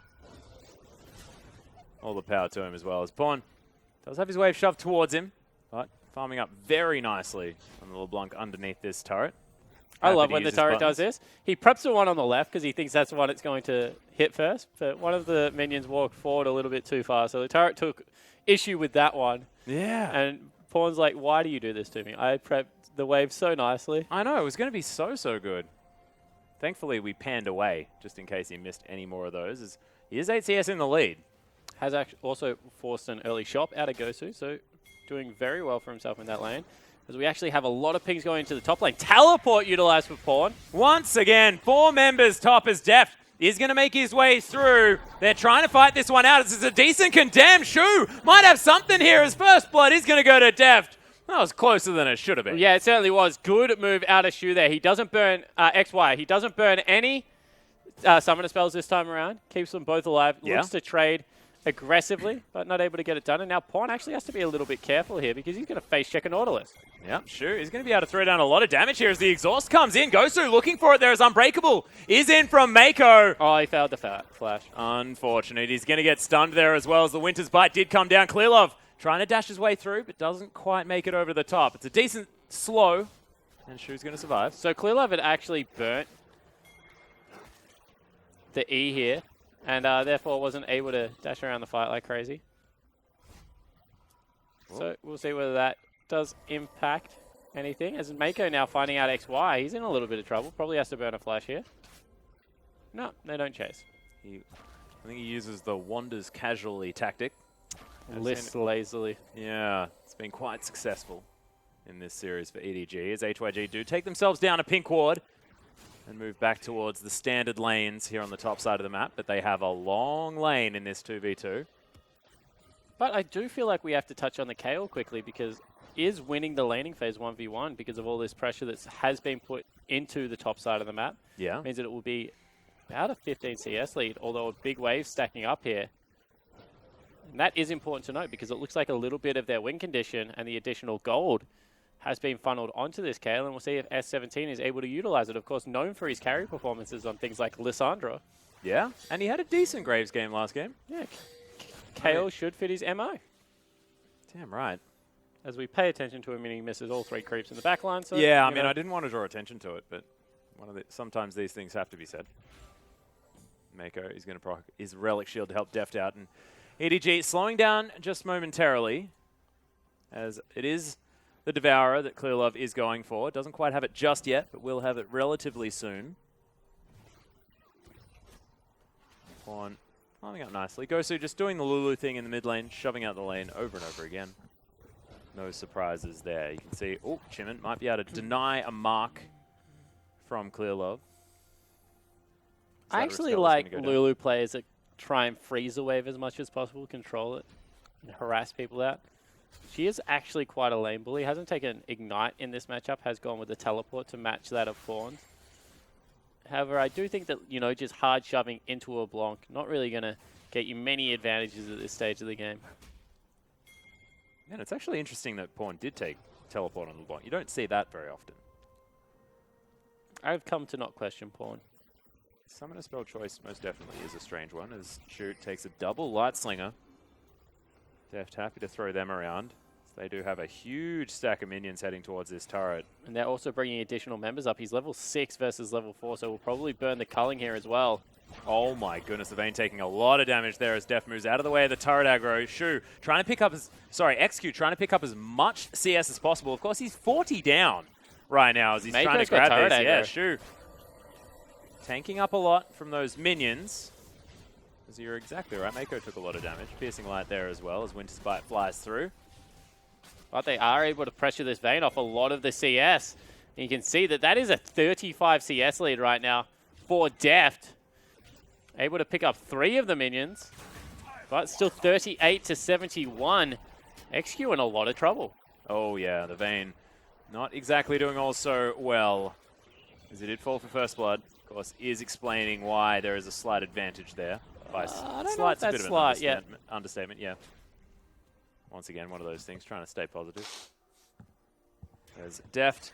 He's got the Cull, but now got a BF sword as well as the long sword that he picked up very early on in this match. And he was accelerated last game, especially in the farm, and is now on a carry that does spike a little bit earlier than the old Sivir, and we'll see whether it's going to be on Deft to do the full hard carry this time around for EDG. Yeah, they're only 1,000 gold up in 9 minutes of play, so much better early game piece together for HYG, especially in the mid and top lanes. Kindred definitely hasn't been as active early as had the Evelyn, and even Pawn really hadn't really done that, as Pawn goes and cleans out the middle lane, and Deft goes to top lane, and Clearlove's just stuck here tanking blue buff. Like, will someone please come and get this buff? He actually looks sad as Kindred there as well when he stops. You can see, oh, I have to wait here and just tank damage. Because, of course, Kindred wants to be dancing around. You know, you never want to be stopped. Don't utilize that passive as well. So, not great. The Devourer is going to be built up. So Clearlove building towards the Sated as quickly as he can. And I'll try not to harp on about it. No Spawn just doesn't like me tracking Satedness. No, I like to track Satedness, but I like to track, more importantly, how people get it, because you shouldn't go into hard farm mode. You should still be a ganking jungler as Kindred. So still gank, and yet stack it when you can and when you know because that she you farms should. Incredibly quickly, right? So you should be able to still weave a good gank path in between how quickly you farm, because she takes away camps quicker than probably any jungler in the game apart from Nidalee right now, as we just saw. So I just think that prioritizing farm on Kindred isn't necessarily the way to go. You should pick up farm on the way to your gank routes because she does it so effortlessly and loses barely any health. Oh, and once again, we can see Rift Herald being utilized here by EDG. They might actually be able to grab themselves a turret, but Clearlove has to use the Lamb's Respite. It's a lot of damage down onto the Kindred as he moves in, grabs the heal, will survive for now. The turret's going to fall down as now it's a full team fight. In comes Spawn, has the Mimic Distortion, lands the chain as Gosu has so many shields and heals, but it's nowhere near enough. Massive team fight as HYG might need to defend an inhibitor turret at 11 minutes. That was an interesting choice out of HYG because Vayne was a person in the bottom lane and unfortunately did not have teleport. So that was a 4v5 outright that they just opted into with that defense instead of trying to push through some other lanes. So, oh, well, you know, the turret was the 5th man. He just fell down, unfortunately. yeah, Hit a but gray with screen. Kindred ultimate, doesn't really matter all that much. So HYG probably prioritizing the wrong part of the map. And I was talking about how it was only 1,000 gold advantage. Well, kiss that goodbye because EDG, they just bust this game open. Yeah, and even further now as well. It could possibly balloon to something like a 4,000 gold lead as this outer turret falls in the mid lane, not to mention the map being well and truly opened. And it's looking a little bit similar to last game. You guys know this is not deja vu. This is just, once again, EDG with some pretty utter dominance. Yeah, it certainly is. And, you know, in very, I guess, aggressive fashion one more time. I want to call it calculated a little bit because they did send the right members into that top lane. They made sure it was stacking first. Yeah, and grab the Rift Herald. It was definitely a little bit of a bait there as well by Clearlove because he knew that he had the ultimate available and baited out Shu's hook. So, yeah, very impressive play out of EDG. And when they're at their best, they were known for pushing through these structures, running with as much of the advantage as they could get. And that seems to be their game plan here tonight against HYG. Yeah, and what they've always been able to do is sort of orchestrate early games and use that in order to expertly navigate towards the later stages. Of course, that was when they were in their ultimate prime of last year. Is exactly what they're doing this game. As you can see, there are definitely some gold leads. There's a 2,000 gold lead between Deft and XQ. So this Lucian is an absolute monster. You can see with the cult as well as completed Essence Reaver, not even Bork done. Yeah. And they're collapsing one more time for a team fight. Ron was behind them looking for a flank, has been pinged out finally. They're collapsing on him.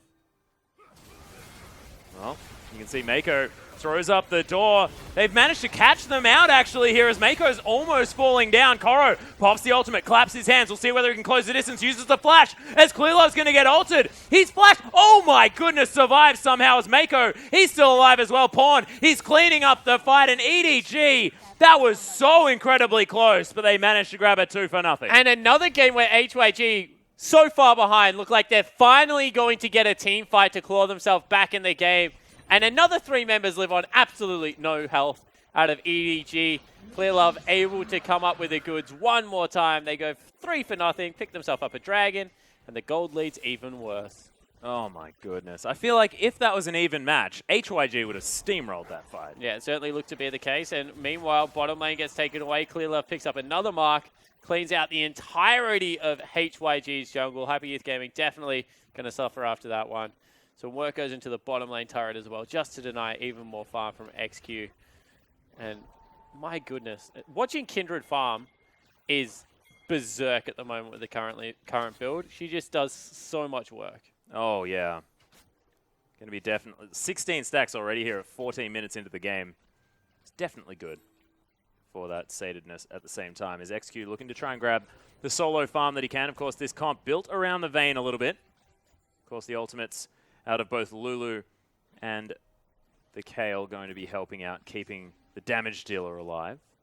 And protect the AD carry comps. They look like they're really easy to execute, right? But it's kind of strange because not only do you need your AD carry to get ahead, you also need the Lulu to be relevant enough that people aren't just like diving and smashing Lulu. Yeah, true. And that's what is happening in every single one of these fights. They're like, should we kill the Vayne? That's all the shields are going to be thrown onto. Nah, you know what? Kill the Lulu. That's what happened in top lane. Kill the Kale in the last one, so can't burn the ultimate onto Vayne. And XQ can just never get into the fight because of the presence that this EDG lineup has. Teleport coming into the bottom lane, however. Yeah, HYG looking for a play here as 17 doing a fair bit of damage. Deft throws out the culling, though. You can see XQ can't do too much as Koro right in the back line. The explosive cask is there. This tree is just flying around the team fight. Oh my goodness, not going to fall down. The He walked out of the ult. That was ludicrous. Yeah, a little bit silly, but Clearlove is going to lock down Chimin. XQ just going to fall down underneath the turret. Deft! What the heck? How did he not die? He dropped turret aggro, just stepping slightly out of that turret aggro range. Ludicrous stuff. It's an ace for 1. And they pick up the turret, and they're going to continue to push through. It's back out to 8,000. Let's take another look at this. So Mako goes a little bit of aggressive, so the teleport comes out. Once again, teleport is matched by Koro. Pawn foots it down here, and S17, he's just way too overextended. He dies, gets absolutely nothing done one more time, but this is over-aggressive. Koro's under the turret, takes his whole health, and then steps outside of the ultimate. Oh, no, I think the heal did come in. Oh, I don't know about that. But then they tank it up. Shu, who is a support, it should be noted, looks like he's going to solo out the AD carry out of EDG, but with some fancy moves, able to pick up the kill. You can see they're as stunned as you were, Atlas. Yeah, I was incredibly stunned. Just didn't quite understand how Deft survived, and A, how... Yeah, okay, that was B, yep. Yeah, so B, how Koro survived for so long, and then just as I was getting excited about him surviving, he just died. So, sort of threw me just a little bit. Mako just going to stand behind Clearlove as they take down another Rift Herald. One Dragon, of course, has been taken down here at 17 minutes into the game, going over to EDG this time. 27 stacks on the Devourer. I'll do it for you because... Thank you, sir. I know that you're very conscious of it. But S17 in a lot of trouble one more time. Yeah, he's going to use his ultimate as well as Koro. Just going to Twisted Advance on top of the Kale. Things going from bad to worse here for the top laner. Spawn's going to lock down the kill. Just waits for his cooldowns. No worries at all. Gosu now forced to run away. He's going to make it into his base. This is scary. If you are any team that isn't RNG or QG, you are looking on in probably complete horror right now. Oh, yeah. Because EDG are dismantling HYG. They're playing completely their style of League of Legends. They do not care. As one more until the Seder comes through, I think that was. They're playing into HYG's hand. They're saying, we'll beat you in the lane. We're going to beat you with teleports around the map. Deft is an absolute monster one more time. Pawn's also having a great game. Koro, Clearlove, and Mako, they look fantastic. And EDG haven't missed a beat this series. Not at all. And they were showing slight signs of faltering in the last week. And that is looking like it's all gone at the moment. Of well, course, they did have a different series. They had a momentum-boosting week last week. They played against M3 and EPA, I believe. Yeah, so they're getting done with the bottom. Yeah, two of the bottom teams in Group A. Now the bottom team of Group B is who they're playing right now. As you can see, XQ doesn't even want to fight an uneven fight right now with all the buffs he has. So EDG, this is honestly like the best way to head into playoffs because they're getting momentum games in, to be honest. Yeah, exactly right. And now, utilizing the Herald in order to get this push in as 17, oh my gosh, does have the ultimate back up. He's going to throw some autos onto Pawn, but Pawn's back in there. Massive minion wave means that the turret isn't going to give him too much trouble. There's now XQ going to make his way over as well. That is 2 utilized to try and stop the LeBlanc, though. So EDG going to try and capitalize towards the bottom side. And actually, they're doing it by looking for a flank. Koro's going in behind the turret one more time, has forced them away. Herald buff has eventually worn off, but Deft and Clearlove will be able to make short work of this turret, and that's EDG picking up another one. Yeah, that is 6 turrets down. The entire outer ring and inner ring taken. Only inhibitor turrets to go. Also 12k gold again. Yeah. 20 minutes. Really silly. And I remember actually talking about, 10k gold leads at 20 minutes being basically insurmountable. Yeah. And that was when Dragon was actually worth gold. So oftentimes you'd have more inflated leads by that stage if a team is ahead. And so that means that this is even worse, is basically what I was getting at for HYG. So EDG just... Especially when your comp really doesn't fall off all that much. You're playing a Lucian who, does a lot of damage late game. Sure, you can't purchase range really on Lucian, but doesn't really need it. LeBlanc, she will fall off. That's probably the one member that does. Kindred doesn't. Maokai always going to be that super tanky dude in the front line. At the same time, Hyper-Youth Gaming comp is definitely really good late game. Kale, very good. We already spoke about it. Vayne and Lulu always going to be impressive late game, but yeah, they're just never going to get to that stage of the game because of how this early game has gone. And it's 20 minutes, so I feel like Baron's on the table. Deft going to take his red buff. Kills the Cinderlings there as well as he's just tidying up. As Pawn heading towards the top side. going to push out that lane at the same time. We'll see. The Baron is actually marked by Wolf. So we'll see. Clearlove not falling for the bait. The mark bait, which often does come out. Kindred players, especially new ones. I've experienced quite a few times. Pawn over the side. The flash in from Shu, though. He's going to force the disengage. Relentless Pursuit comes out from Deft as he's trying to get his way around this fight. Massive knock-up as Deft locks down the first one. The team members are just evaporating on the side of HYG. It's ludicrous how much damage this EDG roster does. That is 4 dead in a matter of moments. 21 minutes in, EDG pick up another 4 kills, going to look to break the base. And this has been a dominant performance from start to finish. HYG kind of still don't know what hit them. Stunned. Another game that they're looking to close out before the hour. I mean, another series in that regard. HYG is starting to respawn, but I don't know if anything can stop them right now. Yeah, Nexus turrets are starting to fall down. EDG 5 men strong, moving in to try and finish the game at 22 minutes. Oh my goodness, I think there was a champion there for a moment. Chimin, though, is definitely in the death chamber as there are no Nexus turrets left. EDG only have this Nexus to take down. They're focusing on it, at least partly, as XQ taking a fair bit of damage. And now they're culling just straight into 17. The Nexus is going to fall. EDG with the most incredibly fast 2-0 victory that I've seen for quite some time. About 48 minutes of total game time in a best-of-3 Atlas. That is pretty dominant from the second-place team in Group B. You can see that HYG, they kind of laughed that one off. Like, what else can you honestly do? Yeah. They've run into historically the best team in the LPL, probably now topping WE, who were dominant for so long earlier in the LPL's creation. And EDG, that was all class, just able to pick up another clean victory. Yeah, and this is also a team that has known to do interesting things in the past. Of course, Pawn likes to play on some interesting picks there in the mid lane, but you're exactly right. It was all class in this game. And massive credit to EDG to make sure that they're focusing on winning the LPL right now. They understand it's getting to crunch time. Yeah, it certainly is, and the players will walk out in front of the crowd. They will take their bow, a very well-deserved one. Yeah, most certainly. See, this is a team that's looking reinvigorated. And I like what you were talking about in the game, about momentum, about the fact that these teams picking up victories against teams that they probably should be able to win against is very important moving into the playoffs. And, of course, they're not going to learn too much from that game, but they were utilizing things that they haven't necessarily been. A lot of Rift Heralds taken, not as many Dragons. Of course, focus shifting a little bit towards the upper side of the map in the early game is a definite good sign to take from this matchup. Yeah, it certainly is. And, you know, Frostgurren and myself talk about it a lot. It's when you're playing games like this, it's not about, like, if you win. It's about how you win, because you're expected to win the game. So you have to do it in, like, League of... Frostgurren really likes clean, methodical play around the Rift, you know, making sure you're setting up around objective, knocking down turrets. EDG were like, to hell with that, we're just going to punch you in the head. And that was really, really evident in how they went about that game, because every single time, multiple teleports into the lane, you know, utilizing exactly how well they were able to play that early game.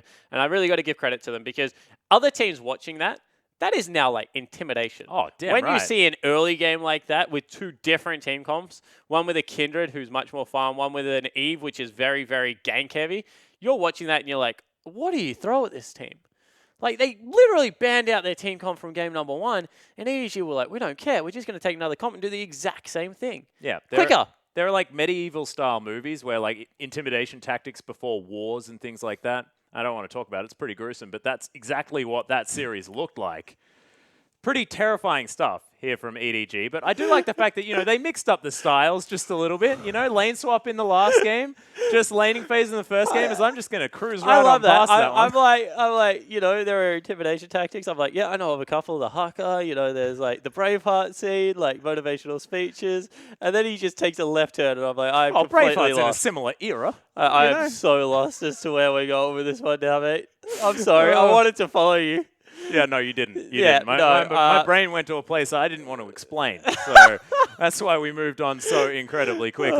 But, you know, HYG, you got to respect the players for keeping positive throughout the game, Yeah, exactly. having big grins on their face afterwards. And, you know, it's not easy to lose a game like that, but they're a young team. And we keep saying this, that LSPL, they produced so many top teams coming through. Snake, QG, they were able to make these beautiful runs through the LPL. But right now we're in a rebuilding phase. They're much younger teams coming through the LSPL, and this is a team that needs to focus on avoiding relegation, getting through that tournament, and making sure that they're here for split number 2 and can continue their growth. Yeah, and teams like unlimited potential from last split as well. I mean, there's not only the QGs and the Snakes that they have to worry. UP was not a young team. If you have heart on your team, you can't call yourself a young team. That's a good point. That is. The man played 3 competitive years in Korea beforehand. 2, I think, actually. Newly on that I'm going to get corrected on that. I think it was 2. Yeah, Hart was not a new person. When you have people like Chimin, who has only played this split, S17, who's been around for a relatively short amount of time, I think that it's very fair to say that HYG is much younger than what Unlimited Potential was. Even really Amy. Like, he played that's a good point. in the LSPL and the LPL before he was on Unlimited Potential. So it was a much different setup. And I do feel like the LPL is the upper echelon is still can be world class. We say can because we expected them to be world class at Worlds, and they showed that was not necessarily the case in what was a disappointing performance. But there is definitely the middle and below pack of the LPL that is currently rebuilding, and HYG is one of those teams. Yeah, most certainly are. And Clearlove is actually going to pick up the MVP this time around. 100% kill participation. And Spawn's going to throw something at the camera because he's not happy once again. Deft put his opposition in a 70 CS hole at 140 CS. Yeah. It was a pretty big lead. When they were 4,000 gold up, Def was 2,000 of that gold. I'm not saying Clearlove didn't contribute to it, but that was definitely a game where I thought Def performed incredibly well. So I thought Clearlove deserved it game 1, so I'm happy that he got 1 tonight. However, I thought Def had a much better game 2. For those 2 games, I just want to, I guess try and answer back for our Chinese brethren that come up with the MVP because, give it to anyone. It has been odd. Yeah, honestly, pull a name out of a hat. This EDG performance was fantastic as a team across both of the games. You've sold me. So that's fine. All right. Yep. No, I can accept that. I agree. I've been critical of you in the past, but I saved you, camera. Don't worry. It's fine. No more books. Yeah, but Clearlove, he's always been kind of criticized for a weird champion pool. Yeah. And I think that, when he was playing even Sejuani this split, you're like, wow, like the criticism is legit. But when he has things like Lee Sin and Kindred and Gragas that he can still go back to and play to a very high degree, I think that they're now weapons that he can pull out at different parts. And you saw that first game they banned the Kindred. He brings out Evelyn, a niche pocket pick that only he really plays right now. They ban it in game number 2. He brings out Kindred on a very meta pick, does something very similar. So I think that the diversity of Clearlove is something like, we talk about light and dark Clearlove, like the farming versus the ganking, but the champion diversity is something new, and it's very refreshing to watch. Yeah, and actually I want to talk about Clearlove just for a moment as well, because this guy is a massive veteran. This guy's been playing League of Legends for an extraordinarily large amount of time. One thing that does happen after players do sort of play for a very long time is that it becomes like old dogs, new tricks. It becomes more difficult to pick things up as quickly. Clearlove hasn't struggled from that ever. And also, he would be very disappointed that you say that. Because he is of the very opposite opinion that the longer you play, the better you should be at picking up things because you've played through so many different patches.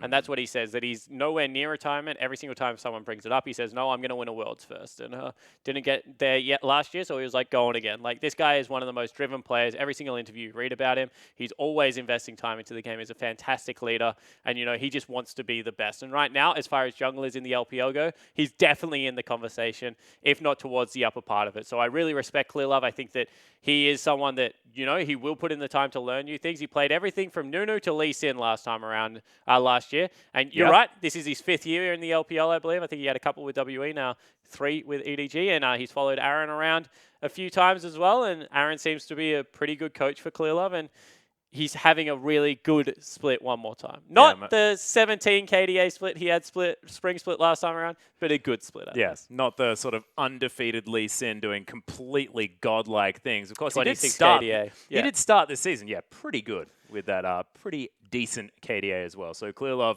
a massive member of the team for EDG. Mako, another player that has definitely stood up. The Trundle game was fantastic. Back to the Braum, still fantastic. I mean, there's probably a few too many good things that we can say about EDG after that series. But HYG, where do they look to right now? Because that would have been so difficult. And what do you gain from that series? Nothing. Like, if you're HYG, the brutal answer is you game absolutely nothing. 48 minutes or whatever I said it was of map time.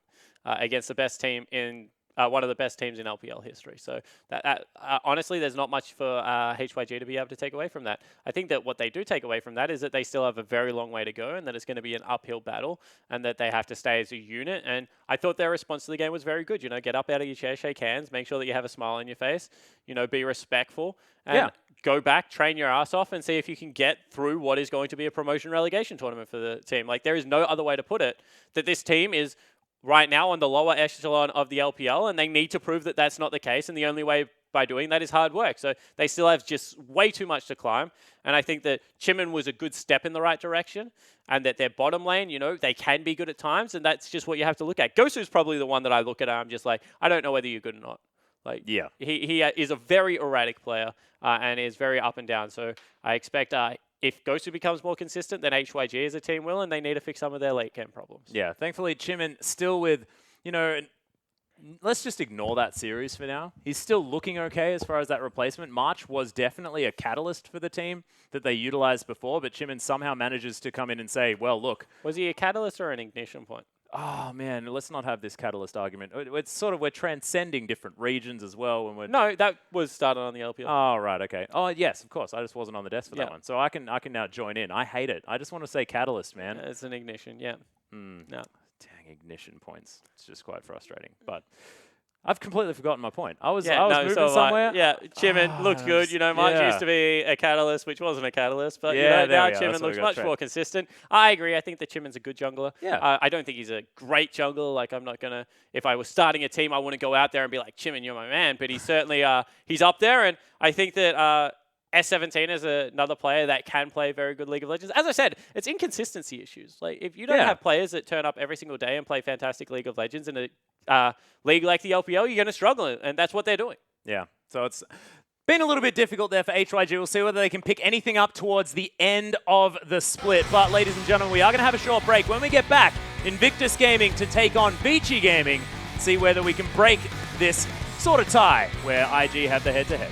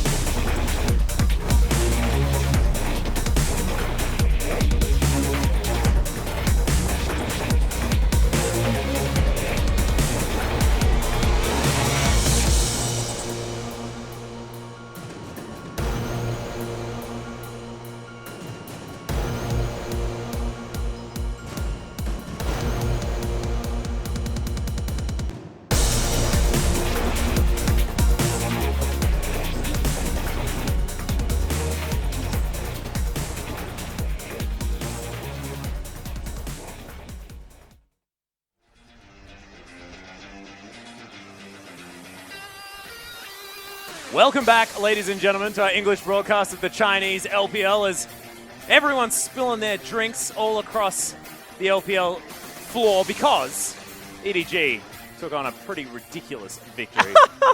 Throw your drinks everywhere, ladies and gentlemen. I'm not EDG gonna lie on to you. fire. I actually spilled my drink as well. Did you really? Yeah, I did. I'm going to have to talk to my producer after this, and he's going to be pretty cross. But honestly, what a ridiculous victory out of EDG. And look, I don't blame anyone who's spilled their drinks, mostly because that would be pretty hypocritical of me. Let's be perfectly honest. But we are going to move forward. Let's move away from that game goodness. because it was pretty ridiculous. Invictus Gaming now taking on Vici Gaming to break almost a tie. I'd like to say, of course, head-to-head belonging to IG, but Vici can actually answer back and get ahead in this one if they manage to win in a 2-0 fashion, which when you've got the top of this table so incredibly close, that could be very important come the playoffs. Yeah, it certainly could be. For those wondering at home what the heck we're talking about, Atlas beforehand was like, how do we rank these teams? I was like, what are you talking about? They've all played the exact same team. He's like, yeah, but they're all equal. I was like, well, then look who beat who last time. It's not that hard to do. Well, obviously it is for me. It took me quite a while to manage to explain that one effectively. Yeah, so, but, frank, at the end of the day, it was Invictus Gaming that picked it up last time. But, that maybe isn't indicative of current form, which I do agree with you on because Vici have looked very good lately. So we'll see whether that is a continued trend and whether they're able to keep pushing themselves up the ranks because this is a team that we expected big things of, or whether Invictus Gaming can get their season back on track. Because if IG has historically taught us anything, it's that they have the most peaks and trough-filled seasons out of any team in LPL history. They are so up and down. And right now, in my opinion at least, they are in a down trough. Yep. And this will be a hard match for them. Yeah, the downward part of the heart monitor that is Invictus Gaming's trends. We are going to have a look at Vici Gaming first, as we aren't going to have too much of a switch up. Lung coming into the top lane here, a player that I was actually going to talk about in regards to our last series, of course, coming over from an LSPL side and really performing. This guy has stepped up massive on this team as Dandy, the man in the jungle, still playing the Graves. Yeah, because people are banning Nidalee and Kindred against him. Yeah. So he doesn't have many other options. But he's a very good if he still wants right to now. carry. Yeah. Yeah, and definitely does so there as well. As Easy Hoon sticking to his 3 that he does like playing more often than not, but his Rise that he tried back-to-back games and lost, then tried it back-to-back games and won. No worries there at all. And Endless and Caveman, the bottom lane that we've been pretty critical of, honestly, over the LPL. Haven't necessarily performed to, I guess, the degree that we'd want them to. But once given a slight advantage, definitely workable by this Vici lineup. And it depends who you talk to. Oh, yeah? Fish is in full support of the Vici bottom lane. Is that a... Yeah, that's definitely one person. You can't discount Fish. That's not nice. Oh, you do it like every broadcast. Yeah, I know, but I'm allowed to. Endless and Caveman, they're the pushing bottom lane, as Fish calls them. They have one strategy, and they execute it to a fault.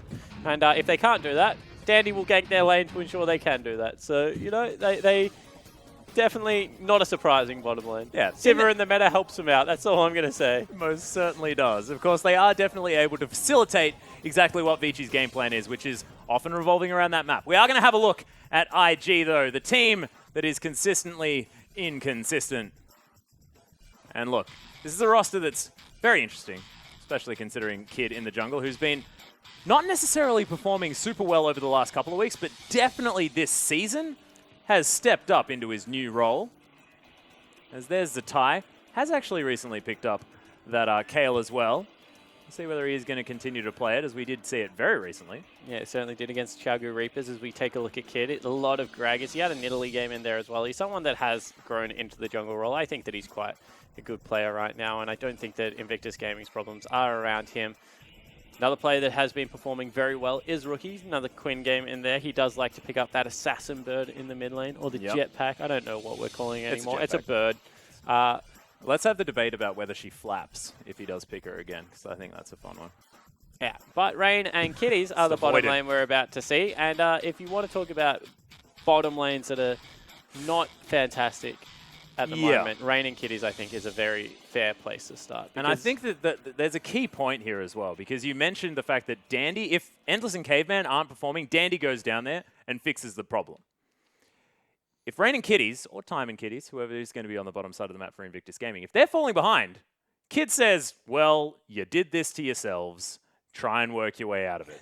That's flat out what happens. There's not a whole lot of help delivered to that bottom lane. Big up, stupid. Yeah, basically. Yeah, no, I completely agree with you. I think that one team is happy to try and facilitate an early game lead for their team, bottom lane, and the other team focuses very much around Zatai and Rookie. And I think that when you look at these teams, they have kind of evolved into a similar version of themselves, being very strong on the top half of the map and struggling on the bottom half of the map. However, when you actually look at the players, a lot of power is currently in Dandy's hand versus Rookie's hands. And I think that is the main difference. We're going to see one jungler that helps out his top and mid laner a lot versus a mid laner that honestly has a lot of pressure on him right now in Rookie. And I think that Invictus Gaming, that's why they struggle so much, because it's hard to consistently get a mid laner ahead in the LPL with so much class across the rosters. And you know, I love Rookie. I think that he's a fantastic player. I followed his career for a very long time, but there have been some matches, most notably against like Doinby, where you can just get shut down. There are a lot of very good control mages in the LPL that don't allow you to bully them around Summoner's Rift. Yeah, and there are a lot of options that you can take in order to neutralize that situation at the same time. Nautilus. So, yeah, precisely. You mentioned Doinby. That was immediately what I thought about, is the fact that he can pick up the Nautilus and then it doesn't matter. That's not a pressure point that you can actually get through. Credit, he kind of does it with Victor right now, as opposed to the Nautilus. He's a very big Victor player, just turns you into a wave pushing lane and you can't really out-push a Victor. You know, Azir's back in the meta, for example. That's something that should help Rookie, but if you play it against Rookie, you're able to control his movements very well. So I think across the board, like, mid is going back towards control mage meta. He still has things like the LeBlanc and Ari that he can pick up, but it's looking like that. So pressure on now on Zatai to make sure that he's having a good game against Long, able to control the top laner of Avicii. And this should be very interesting to see, you know, whether it is Dandy and EasyHoon once again building another lead, or whether it's Invictus Gaming playing their style of league. Well, we'll see exactly what happens as we do jump into champion select. It is LeBlanc and Gangplank taken away from Invictus Gaming, as it is the full target on EasyHoon by IG towards Vici. The Lysandra and the Ryze already taken off the board. There's Kalista. I think it has to be Azir if you want to complete the trifecta. Twisted Fate and Lulu are the two they've actually gone towards. That is a very good point. There are multiple champions, of course. I had this conversation with Rusty, I believe, the last time we were on. Or was it Frostrum? One of the two. One of our other color casters here in the LPL. And it was like, EasyHoon, the questions about his champion pool don't exist anymore because there are enough of them that he's fantastic on for him not to be banned out, so it doesn't even really matter. I don't agree, because it's not about banning someone out. It's about putting them on the pick that you want them on. Orchestrating. Yeah, so right now he is very controllable. Because if you take these three away, I can nearly guarantee that he's going to go to Twisted Fate or Azir. And they are both wave-pushing mid laners, you know, that are fairly easy to gank in the early game, and probably need to run a cleanse if you run a heavy CC mid laner or an assassin into them. So I think that there is still issues there. Are they as big as not being able to play any champion? Sure, they're not. But there still is a question about champion pool. And that's why they throw bans at him. I very much like it. It's good to get the explanation from multiple sources as well. But we are very deep into this champ select already, as Braum was taken away to make sure Caveman can get on that champion once again. I believe that's at least 6 times in a row. Yeah, that is. That he's been on the champion. As now Zatai with the Nidalee picked up. We've got Poppy there as Kid's going to lock that one in. Trying to add some ambiguity as they're going to lock them in different orders when I feel like they are just going to switch those around. But Kindred, of course, the obvious answer there is Dandy's going to hop on a carry. And there's the bottom lane as Endless gets on a comfort pick of his and makes up that really, really powerful lane that is the Lucian Braum. And you see this with both teams. They just pick winning lanes. Because we've already mentioned it. They're going to look to push. They're not going to look to, like, there's not really going to be much jungle involvement you feel in the bottom side of the map. Yeah. So, you know, pick the best 2v2 you can find. Just go at it. I like it. And Vici. Janna Ezreal. Just play complete disengage against it. Well, that would definitely be the Kitty's flavor. As Rookie looking at a Trundle, would be most likely going into the hands of Kitties. A disengaged champion, surprise, I was about surprise. to say melee Janna. That's a different one. Yeah, interesting. You should try Gragas support. I feel like you could do that one too. I feel like, yeah. I don't know if Gragas support's great. Yeah, I was actually joking. Yeah, I feel know. like that was taken very seriously. No, I was going to be much more critical of it, and then I thought, you know what, I'll just say it's not good. Leave it at that.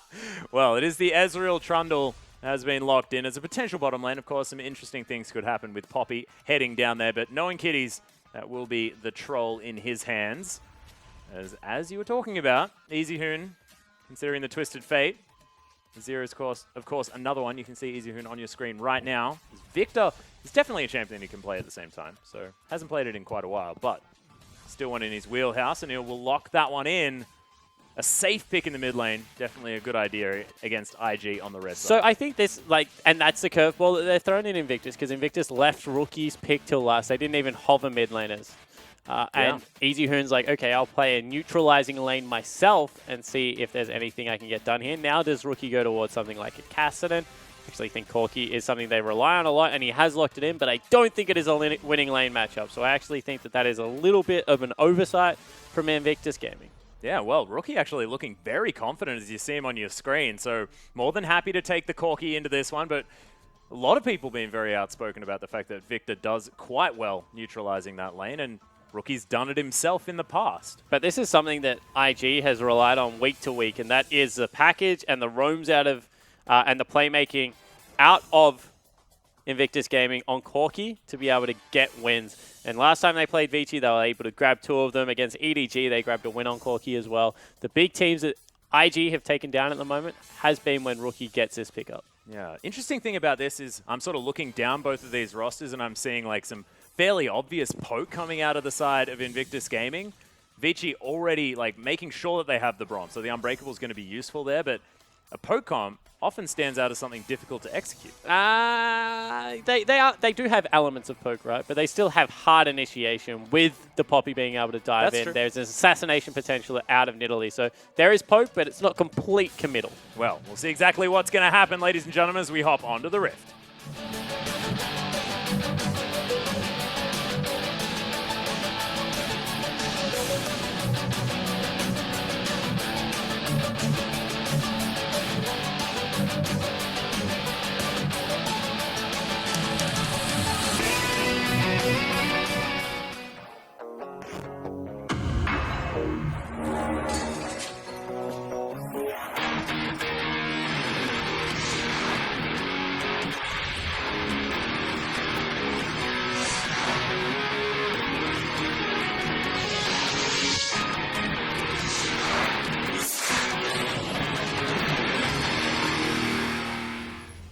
And here we are, ladies and gentlemen. We're up to our 3rd game of the night as Vici are going to take on Invictus Gaming. This is their first match, but of course you might be thinking, how are we into this set so incredibly early? It's because EDG took care of HYG very, very quickly. And already we're into this one to break a tie on paper as IG look to try and pull this one And a little ahead. bit of a different Keystone Mastery here out of Dandy, going with Fervor of Battle, not going with Strength of Ages. We've been seeing this on most of the Kindreds. Of course, Clearlove using that one last time around too. But Clearlove uses it all the time. Whereas I actually think that Dandy has swapped here. Yeah, I think that Dandy has swapped here. I'll have to go back and double check my notes 100%, but I did think that he was a fan of Strength of the Ages. It's a bit of a flashback there. Candy, of course, hasn't played in the LPL for quite some time. Former AD carry of M3. We love CD down there in the bottom lane. Whoa. The only reason Atlas remembers that team is he was so outspoken with his disbelief that Dade was a good player.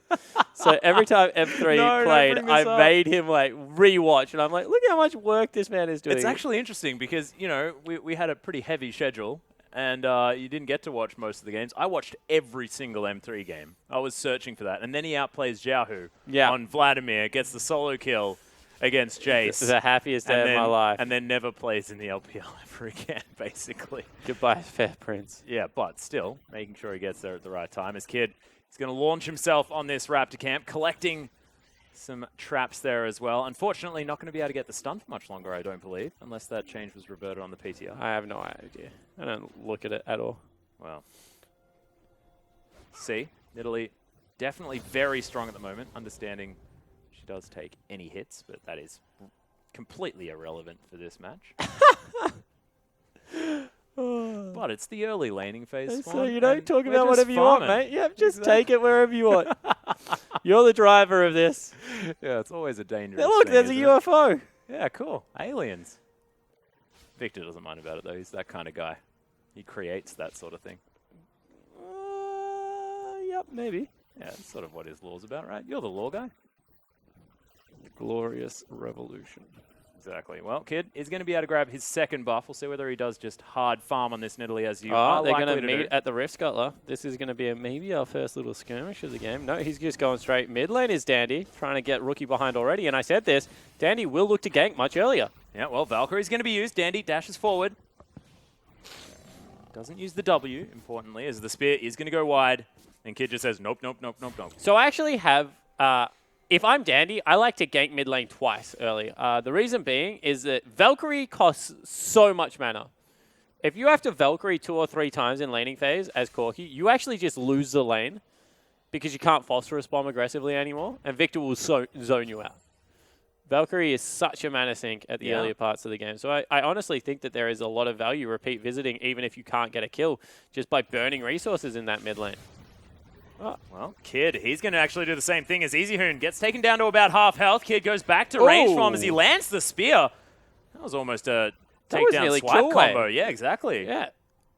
Decides not to. And it's against, well, as Rain and Kid is. I thought they were going to maybe have a little bit of a scuffle, but they're not. That was 100% kill range right there. Yeah, no barrier or anything like that. Just teleport. Speaking of which, is going to use it to get back into the lane. And now all I can think of is do it. Great. Do it? No, not that one. Yeah, that's what I can think of now. Oh, this is a mess. Yeah, it's a disaster. Rain, see what he can do now as Endless poking his head forward. Sort of the battle of the disappointing bottom lanes. All right, let's have a look at this, how this game is currently going. So we have no teleport on Easyhoon in the mid lane, which kind of nullifies that advantage. And Rookie's still with the flask, chugging along there. He's very healthy in this lane. So that's a 1 lane right now. In the top lane, it looks like Zatai is having a completely fine time against the Nautilus. So as the game progresses, there's not really that much risk of him falling behind. Poppy is incredibly hard to keep down. So you'd have to say that at least for the early parts of this game, Dandy is probably going to be relegated to farming up the jungle versus a Nidalee who does it arguably just as well. And the scaling is there on IG's side. So I like how they've set up this map. They've just ensured that they have a farming bottom lane that is incredibly hard to kill, and then trying to go towards winning lanes on the top half of the map. Yeah, neutralize their weakness that IG have shown in the past. But what I like is the fact that IG have avoided a lane swap, which has been their Achilles heel in previous weeks. Definitely important. That being said, you know, slight gold advantage in the CS to Vici, but nothing to write home about at all. Titan's Wrath was used in the top lane by Lung just to make sure that he can farm out this wave effectively. With the wave heading towards his turret, he's going to be more than happy. Kid circling around, but not going to be seen, and actually doesn't take down the pink ward as well that Easyhoon had put down. Double Doran's ring is actually picked up here by the Victor, but Rookie returns and grabs himself a Sheen. So already with a lot of trading potential. As Thunderlords on Corki is just silly. The fact that you just walk at someone with a Gatling gun. It's not all that fair. As Dandy and Kid, it's like they've got a gentleman's agreement this game. It's sort of like they see each other. I mean, maybe 1 or 2 pokes come out and then nothing much else. As Kiddy's going to have to go the long way around. Caveman with some pressure. And, you know, not really all that much happening. You're completely right. Very quiet in this early game. A little bit of aggression now as Caveman tries to poke his head into Invictus Gaming's jungle, and Dandy doing the same on the opposite side of the map. Here we go. Yeah, actually a fair bit of damage out here as he doesn't quite get the wolf proc on that E. As there's a Chaos Storm. Easyhoon going to get out another Valkyrie from Rookie here, but this could send him back as Kid also gets his back stopped from Dandy. So that's important from Dandy because red buff just respawned, so he's got complete control over the top side of the jungle. They force back Rookie as well. Lung had rotated down, so Zatai, he's by himself in the top lane. Dandy gets the first, I guess, real victory of this map, being able to steal away a buff. Easyhoon's going to get a very good back timing in here, whereas Rookie went back and only picked up that Ruby Crystal. So I have to say that Vici hit back a little bit in these lanes and are able to equalize. Yeah, and it's these sort of minuscule advantages when teams are this close that can actually mean a whole lot moving forward. Dandy grabs himself a Rift Scuttler, can be pesky on the Kindred. And I honestly thought, because of the inopportune back time for Easyhoon, that he was going to start getting bullied in this lane. I saw the Sheen versus the Double Doran's ring, But maybe Rookie discounts some of the early pressure that the Chaos Storm does provide versus Corki, who gets a consistent damage ultimate in the rockets, but not really that huge burst until you land the big one. And he has fallen about 10 CS behind. Yeah, and this wave is going to crash into EasyHoon as well, and he'll make it back in time. Has that augmentation on the Hex Core at the same time. Has definitely upgraded that to make sure the Death Ray is able to take down those backline minions. So now Dandy and Kid going to bump heads with each other. Chaos Storm not available, but we'll just hop over that wall. Nice spear. Warning Does shot. land as EasyHoon. Let's get his shield from the queue. Nothing too much going to happen as Rookie just going to continue trying to farm and catch up here in this lane. There's a couple of times that Lung has rotated down. Zatai, of course, staying put, as you would expect Zatai to. He's a very selfish laner, will burn the teleport to get back into lane. I like to think of him as the quintessential solo laner, because the man likes to just do it on his own. Yeah. Yeah. I thought we were going to just completely disagree there. I was worried. Nah, you're good. I would never disagree with you, Atlas. Look, I think everyone knows that is completely untrue. We've been casting together for quite some time. Victus Gaming, though, towards the bottom side of the map, have pushed a wave out. 5 CS behind is Rain, so not too bad at all in the lane that they weren't expecting too much of. As Dandy's going to take his blue buff. Kid poking his head in. We'll see whether Just any wants to aggression throw a can spear. come down. Yeah. Oh, get the little sentinel. Nope, not going to happen. EasyHoon locks it Oh, down. they missed both Sentinels. Yeah, That really was upsetting. 40 gold, just gone. Gone begging. But at least Rookie is a UFO, which is most definitely important. And a very quiet early game, which is kind of what we expect out of this team. It's just a lot of pushing, a lot of lane-dominant players in here that want to try and get themselves an edge. No one really finding it yet. Small advantages for Vici in bottom and mid lane. Small advantages in the top lane right now for Invictus. And really, we're just going to see how late we can go with this one, Atlas. And it's 10 minutes in. Jungle is still farming up. Going to go back and pick up their jungle items pretty shortly. Maybe the first scuffle. Nah. Half Ships in the health night. off the troll. Yeah, that's still got ulti. yeah, not exactly a big deal. As Dandy is going to make his way into this brush and just head back home. He was there we go. Kitties. He's gone down incredibly low. Subjugates there. Uses the pillar and flashes out of the way. Endless still wants this one. Couple more auto attacks maybe as Rain. The dredge line. The depth charge. And he's going to go down. That's the first kill of the game going over to Endless. And Kid just slinks back into the jungle. They had a jungler down there, and Zatai didn't teleport. Zatai stayed top lane. Lung completes his teleport, gets the ultimate down onto the Ezreal, and is able to chase him underneath the turret. I honestly feel if Zatai had gone down there, Kid and Zatai could have turned that fight. Now Rookie in trouble. Yeah, Rookie actually looking to try and trade back, but it's not enough. Chaos Storm doing a whole bunch of work. And that little spaceship does need to be very careful of EasyHoon. Burns through some flash charges, still feels confident enough to stay in the lane. That has honestly got me perplexed, Atlas. Yeah. That was a very strange skirmish, but it supports what our theory was coming into this game. Vici, if their bottom lane gets aggressed upon, will send resources down there. Yeah. Normally it is Dandy. This time it was Long. IG, Zatai is just like, you know what? I'm disappointed. I thought we'd had this conversation before with Yeah. Kid. If you get in trouble, I'm not bailing you out anymore. Exactly. You're on your own. Like the kids getting taught how to leave the nest. You're just going to have to do it for yourselves this time, Rain and Kitties. And look, they were given a lot of tools. I mean, there's a fair bit of disengage. Unfortunately, you can't do much when a depth charge Every is summoner coming at spell you. was burnt in the bottom lane. So that was a all out. Like even Lung's like flash as well as teleport was utilized. Yeah. We have a look at Kid taking Dragon in full vision, but it is 12 minutes in, so that will be useful. You can see Dandy is actually towards the top side of the map. This Rookie is going to come over, give Kid a hand. And the package, of course, definitely when IG want to be taking something like the Dragon, contesting a neutral objective. End of it utilized to get back into the mid lane. Danny, however, using this time to secure himself another red buff, has kind of lived in the top side of that jungle now. Yes, Kid does pay a visit to the bottom side red jungle, but of course, He'd counter jungle that. yeah. Oh, he'd actually already taken the red buff? No, the Krog. The camp that he actually just threw a spear at. Oh, right. He was the one that took the big one. Oh, and that's why he missed it. All right. That makes a bit more sense. Oh dear. Well, Rift Herald is going to go over to Vici. And we spoke about this before. Vici looking like the informed team moving into this series. But IG, they grabbed this the first time around. It was a 2-1.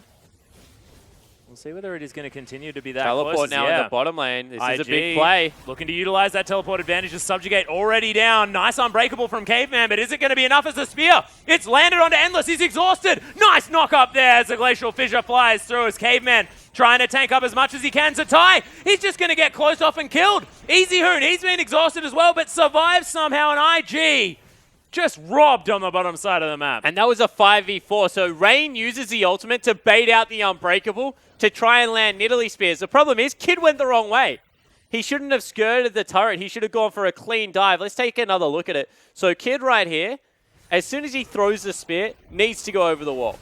Throws it from the left side and then walks around to the right. And I just have absolutely no idea why, because then Zatai's by himself on the back of a team fight. He gets exhausted up, taken down by the turret. Easy Hoon gets a great laser and Chaos Storm across everyone.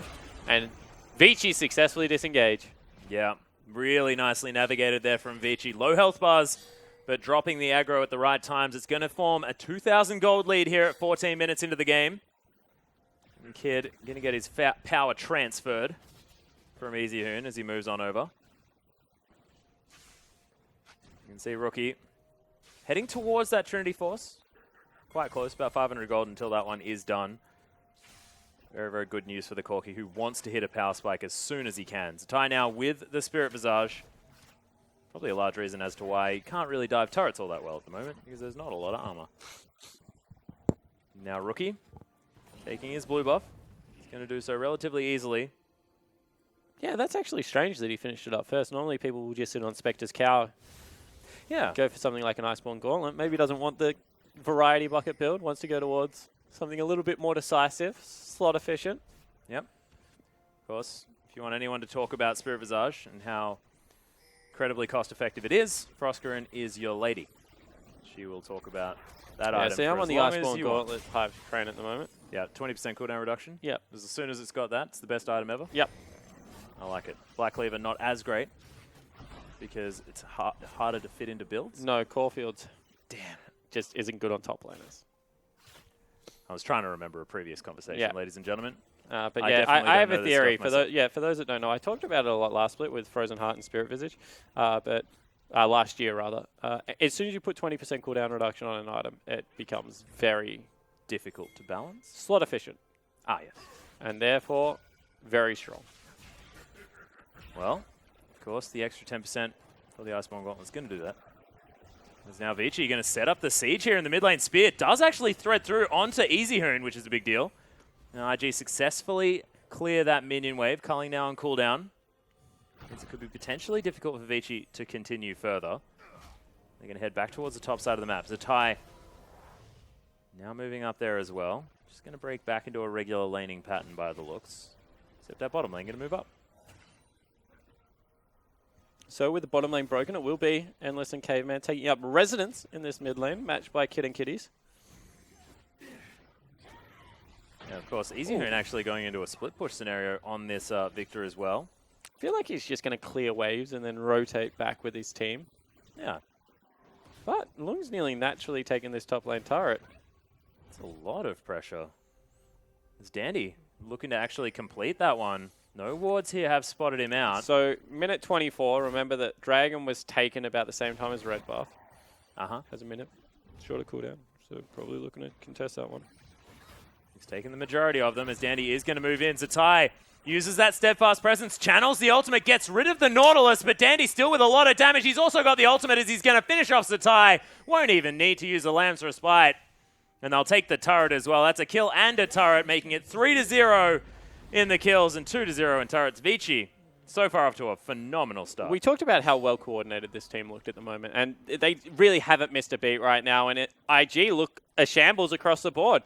Don't respond to the first play in the bottom lane from Lung.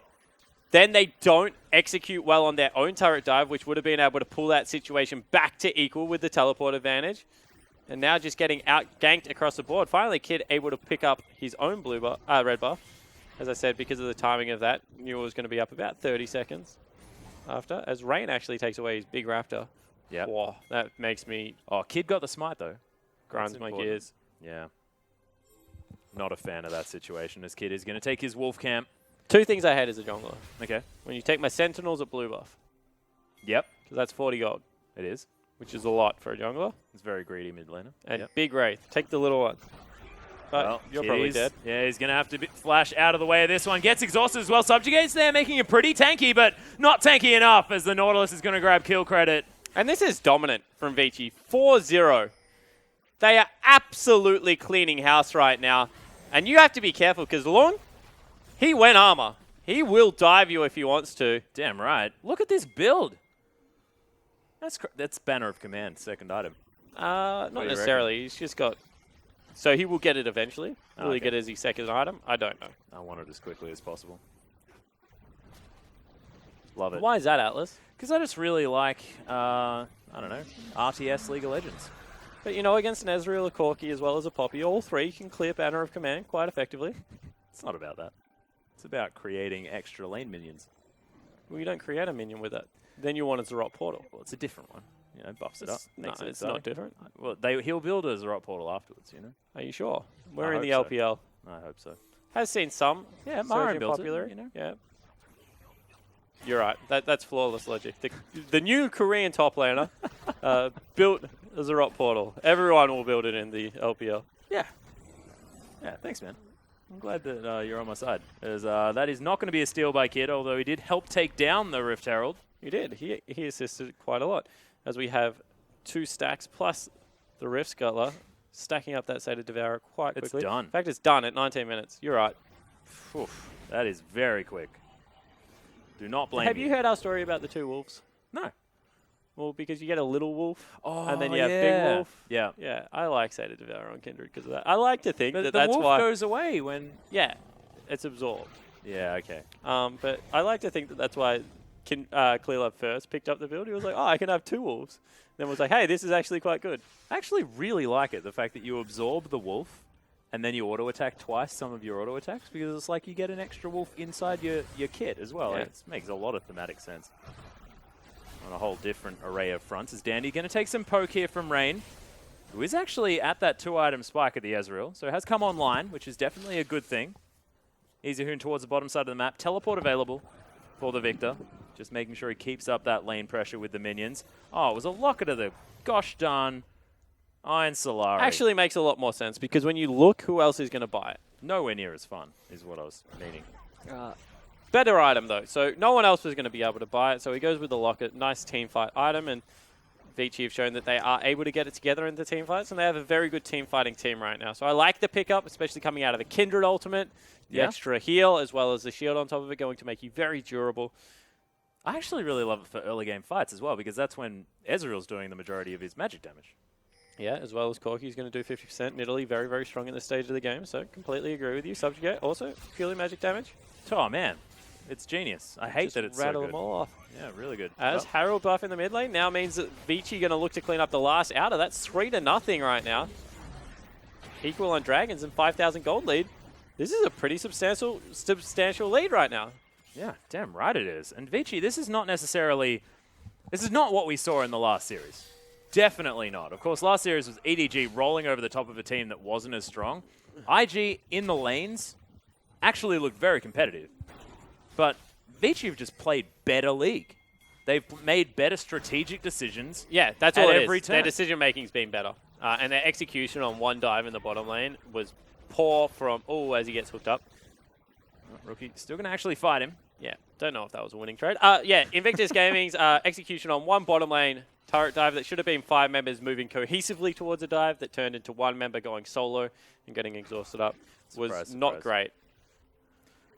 Not when it is Zatai, you almost expect the solo maneuvers. But you can see Endless continuing to clear, actually moving down towards the bottom side now that that mid lane outer turret has been broken. Inner turrets are going to be next on the menu here for Vici. See whether they can crack it as, wow, that was a lot of death. That's damage. also Rookie's 2-item spike, however. True. So right now, Invictus Gaming is quite strong. They're about half an item behind in every area. But it is quite good to see You know, even the transformation coming out of the Manamune into the Muramana.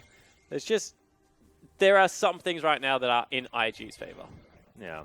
However, when you look over the other side of the rift, you got the 2-item spike for Endless, 30% CDR. Oh, this is Rookie's build. Easy Hoon.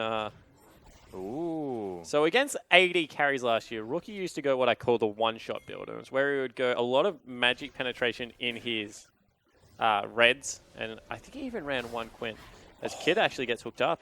He almost should have got out of that one as Long continuing the aggression. Dandy clearing out vision here, and the suffocation has begun out of Vici. Yeah, just serving a lot of fun. What was I going to say?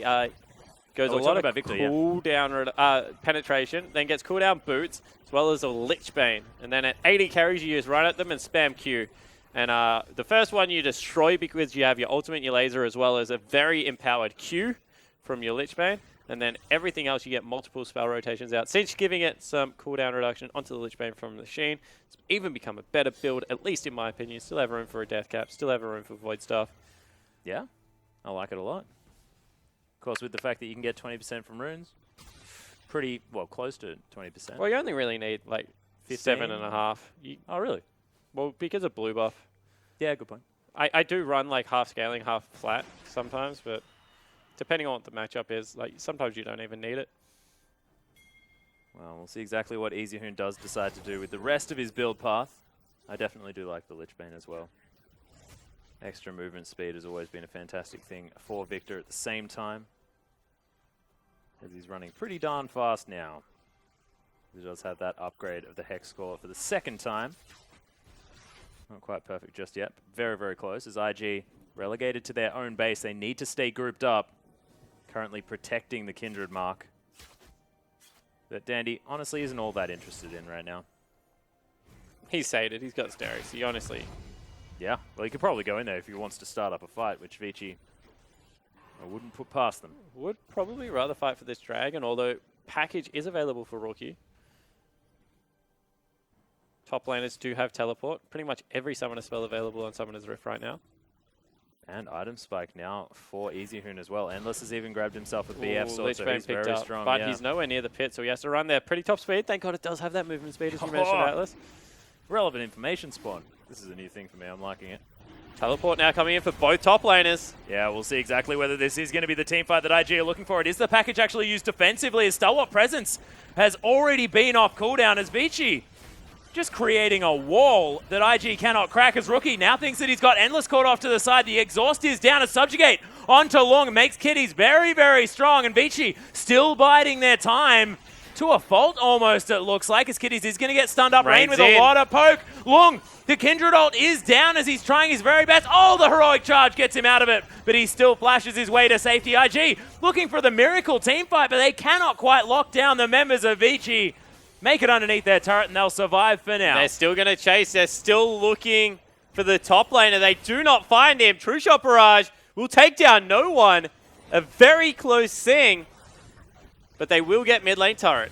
Rookie's still looking aggressive, almost desperate to try and find a kill after that one, but they will grab the turret. That is a very good point. So, one objective traded for the other. Dragon goes over to Vici, but they're not able to secure any kills.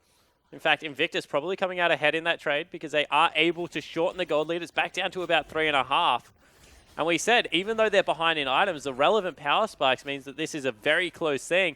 You can see that Vici, because of Endless splitting off, couldn't really have that coordinated team fight they were looking for. Yeah, they are going to catch someone out from the crowd there as well. You saw that. But yeah, you're right. And it felt like Vici were resting on their laurels for a little bit at the beginning of that fight, especially. It's because they thought they could time it when they wanted to, wait for the Poppy W to wear off, wait for things like this, but... Well, Easy Hoon also just dropped his ultimate in the choke point onto the tanks and didn't really get much value for the... Probably one of the biggest spells in the game right now, so not really great cooldown usage there. There's Rookie's actually on the bottom side of the map, so see whether they start up Baron here, of course, with Kindred. Very real possibility. I always talk about Nautilus and Poppy being the two best Baron tanks because of repetitive shields. Yeah. Means you don't need lifesteal on your top laner or a heal for the sustain against the neutral objective. Especially considering the fact that Long has gone for a Zeke's Harbinger, a fantastic Baron-taking item. That was sarcasm. I haven't actually seen that one picked up by Nautilus. That is strange. Who is he bound to? Is he bound to Dandy? No. Okay, that's all right then. Nice stalwart presence is going to come in. The ultimate whiff by Zatai, though, as Dandy with a lot of damage is trying to get the work done. Decent pillar there from Kitties. The disengaged King is able to disengage it for now, but he may have actually sacrificed himself. Nice subjugate comes in. Is going to soak up a lot of damage. But they're forced to back, and they didn't really use all that much, Atlas. Means that this will probably be a Baron started up right now. Easy Hoon going to clear out vision. Oh, grabs it there. No, they don't. They're trying to bait this in. Still looking to. There is one scrying orb and another one just about off cooldown. Now there it is from IG. So not too pressured. Can check that one whenever they feel like it. I don't know. I feel if your top laner and your support gets sent back to base, might be a good time to at least give the objective a crack. This is, of course, Vici. As there are some fans in the audience. But Lung has given Vici some aggression that we aren't used to seeing out of the team. So whilst, yes, it is Vici, the team that wants to macro outplay you, Lung has added some form of decisiveness to this team. As now a face check from Kitties. Lung and Dandy one more time. Puts his face right in at Subjugate. Not there, so he's definitely still squishy on this support. Trundle Lung all the way in there as Kid still trying to kite this one out. Lung in a bit of trouble right now. Lamb's Respite might need to be used as, wow, really nice patience there out of Dandy. Spears still flying through, but IG feel like they've got an advantage as they move into the jungle. Rookie off to the side, getting some rocket poke in there. I am so confused by Endless's positioning in this game. He just fired a culling in like the most bizarre direction onto one person instead of hitting Kid, who had just been hooked. Some very strange decision-making out of the Vici lineup means that once again, IG earned their respite. They're back within touching distance. It's now 3 gold, shrunk it by about another 500. And since that last Dragon fight, have been eking out advantages across the map. Yeah. And sort of this pokey style from before these fights has been really, really important here for IG. Of course, as you mentioned, not necessarily strictly a poke comp or anything like that, but still making it work with that chip damage. Well, the other thing, yeah, that's what it is. It's being able to chip away at your opponent without having to hard engage. But they do still have the hard engage there if they ever want to utilize it in Zatai. And he's now got 3 items, all of which are useful. I'm going to say that 2 of Lung's items are useful. You know, you get about 0.75 for the Locket in my book and about 0.25 for the Zeeks. And is he going for a Warmogs now or a Righteous Glory?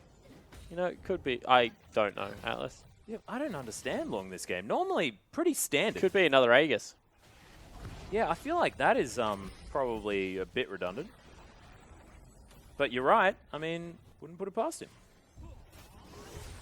I've seen people build Black Cleaver and Trinity Force. Which tilts me to no end. I actually don't hate that as much as you. Oh, it's rage passive, man.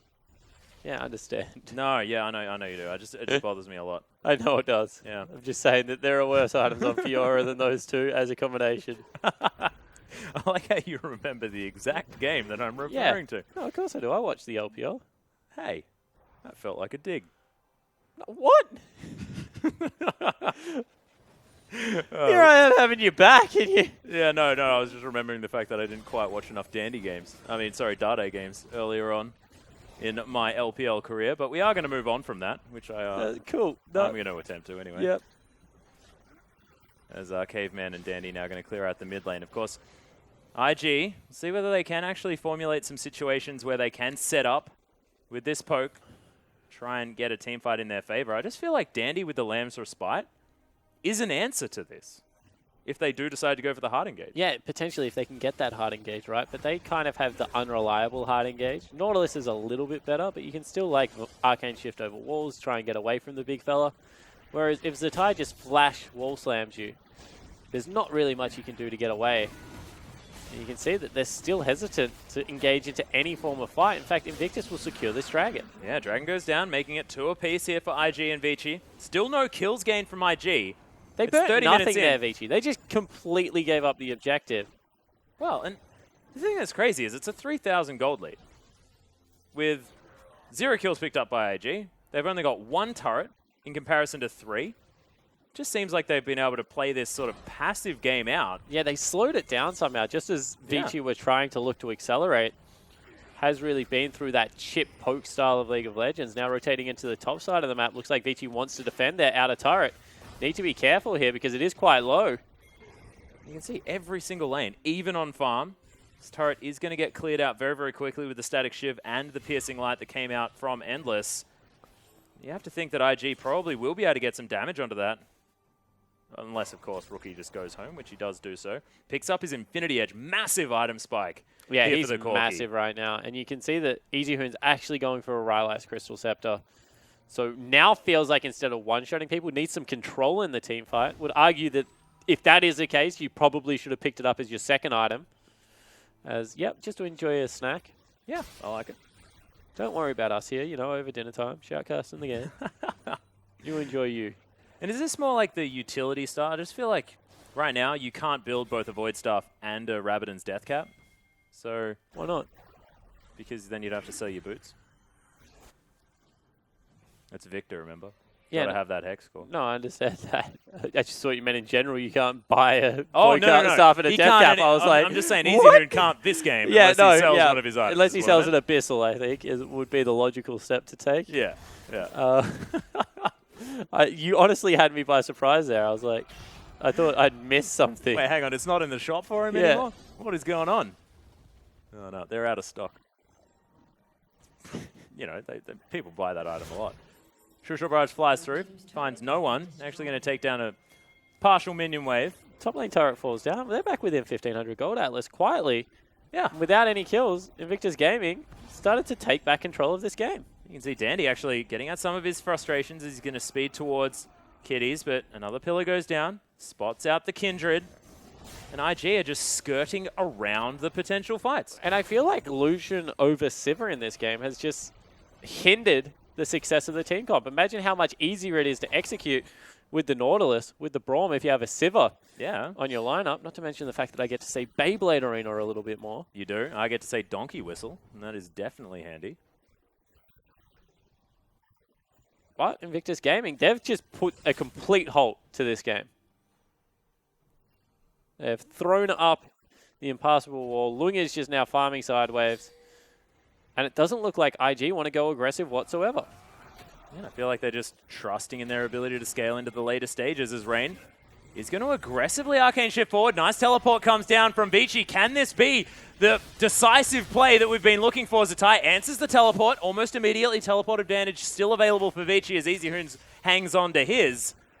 But Unbreakable has to now be used by Caveman, and there's the dredge line. In goes Lung as Zatai does have the steadfast presence, but he's being chain CC'd. Now in the front line as Chaos Storm is down on top of Kitties, uses the subjugate, keeps himself alive as IG want to use this Poppy to disengage. They get rid of the Nautilus, but lose the turret. Yeah, so in the end, Vici finally make the decisive move that we've been waiting for. Prove that they are still a little bit stronger. Get a turret back in their favor. That was a lot burnt from both sides for, once again, no kills going down. Zatai is a tanky man, has now gone back and picked up a dead man's plate. Feels like this game is just on such a knife edge. Imagine if Lung had real items. Imagine if you had an Iceborne Gauntlet and a Spirit Visage instead of a Zeke's and a Locket. Game gets scarier. I just don't understand what he's building towards next, like, at all. Spirit Visage, most likely, I guess, but I don't know. He's sold the weird item. It's a Banshee's Veil. I don't get you, Long. You're a strange player. This game, normally, very predictable. Standard stuff. So I forgot it built into a Banshee's Veil. Good pick up. Yeah. What's it even called? The Spectre's Cowl. No. Oh, the Other other side. thing. Not sure. You just don't see it all that often. Tweet at Rusty Law. Yeah, let us know. There's two of them in Warmogs. There's one of them One in of it- Aegis. One of them in Banshees. Yep. Oh. There's another one in another item, but honestly, I don't buy it. There's Dandy moving up towards the Baron Pit, of course, with Kindred here. Infinite scaling on those passive stacks, which is definitely handy. So as this game progresses, the Kindred going to get stronger. But, oh, that's a wall long. You're not Blitzcrank. And the Nautilus just going to head back towards this Baron Pit. Dandy dashes over the wall. And IG just happy to play this one as patiently as they like. No teleport on Zatai. He's seen on the... Ooh, almost seen on the bottom side of the map. Is the Baron now going to be scouted out by IG? They get some vision in there. But there is so much in that river that Vici can take advantage of this game. It was such an incredible start of this game by Vici. So powerfully done. It is a crystalline bracer. Oh, that's why we don't remember, because it's a silly name. Is that a real crystal? Did we see a crystalline situation there at all? I don't know. I personally didn't. I'm not going to dedicate that one to my brain, I don't think. I am. I got it in there now. No. I need to be very careful with my space. My brain does not hold very much spawn. Mostly. And this has turned into related. a very long game. This game, in fact, has got to the point where both teams are well and truly into the late game. Gold no longer becoming really all that much of an issue. Lung can probably tank the Baron forever, but they don't want to have a 50-50 smite situation, so Vici don't really look like they have a decisive play to make. Well, we've got another anchor flying into space as long Long, now. he's going. Yeah, still considering it right now as, oh, that pillar was phenomenal out of Kitties. Stops the dredge line and stops the Vici engage in its tracks. Yeah, certainly does, and now Dragon has been started up by Zatai. But Vici are going to beat IG here. Zatai is able to at least keep himself safe right now, but Now he's got a great flank positioning. yeah, throws down the ultimate. Dragon does go into the hands of Vici as True Shot Barrage just idly flies by. That was a massive rocket, though, from Rookie, who's doing a lot of damage. Long, he's actually going to get engaged on a very tanky member, but he's getting dismantled. Kid is going to be knocked up into the air. Kid is with the subjugated Zatai. Whoa. Sacrifices himself, somehow still alive, as there's the Lamb's Respite down by Vici. Can they turn it at this stage? Is Endless. Flashes over the wall. Now has to deal with red buff as well. It's a 1-for-1 trade as the supports both fall down. And in the end, it's Endless flying in aggressively and then flashing out of the fight to equalize for Vici there. Once again, a quiet, unassuming hero for the Vici lineup. But I like how you started off that fight, you know?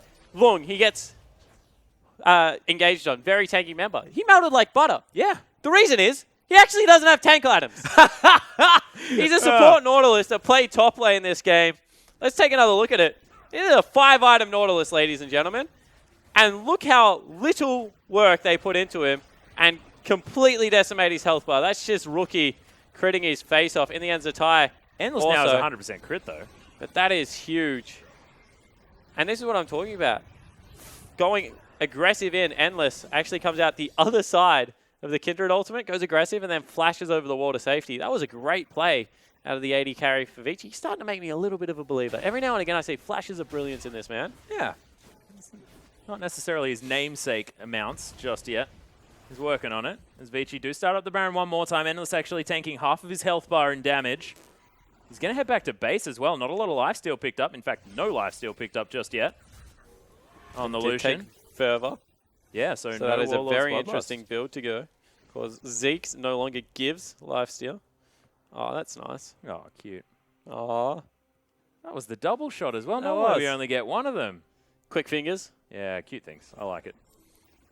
Vici still hanging around this Baron. I feel like we should be looking at the audience still, because honestly, not a whole lot doing right now as Vici are just setting up for a potential catch. In goes the pillar. And you have been spotted out sheepishly. Vici are going to collapse back And into their Vici have jungle. honestly let this game slip. Because Yeah. they were in such a commanding position. And now a good teleport actually behind Rookie. He's in trouble. Yeah, flanking play is going to use the flash, but depth charges in. They will catch up to the Corki, at least Long will with the home guards, and he's going to get deleted. So in the end, a very decisive play. And I'll go back to it. It's Long, able to make the teleport play that they were looking for. And he seems to be the member that just pulls the trigger when he wants to. Of course, could have been someone else calling the shot, but it looks like Baron will be the call now. Long, very, I'm not going to say it. He's beefy. I'm not going to use the word tanky because I don't believe it. But Baron will fall down. See if the steal comes in. Well, Kid is in there, but not able to pick up the Baron. They lose the jungler as well as IG may have actually fallen apart here. Nice shot. Gets him right into that blue buff pit. Good aim by Zatai, but it's not enough. Certainly isn't, and now they have a push into the top lane. They have death timers of about 40 seconds on Kid still. Still another 25 on Rookie one more time. And Vici finally find the decisive play they were looking for. Now maybe even one onto the 80 carry. Whoa, nice arcane shift out of rain there as that dredge line was very, very long. Maybe an extra O's worth of long, perhaps. Am I right? As there's another one. Really nicely played. I feel like those cooldowns are relatively synced. as this is going to be the inhibitor turret falling down. Inhibitor to follow. Rookie is back available.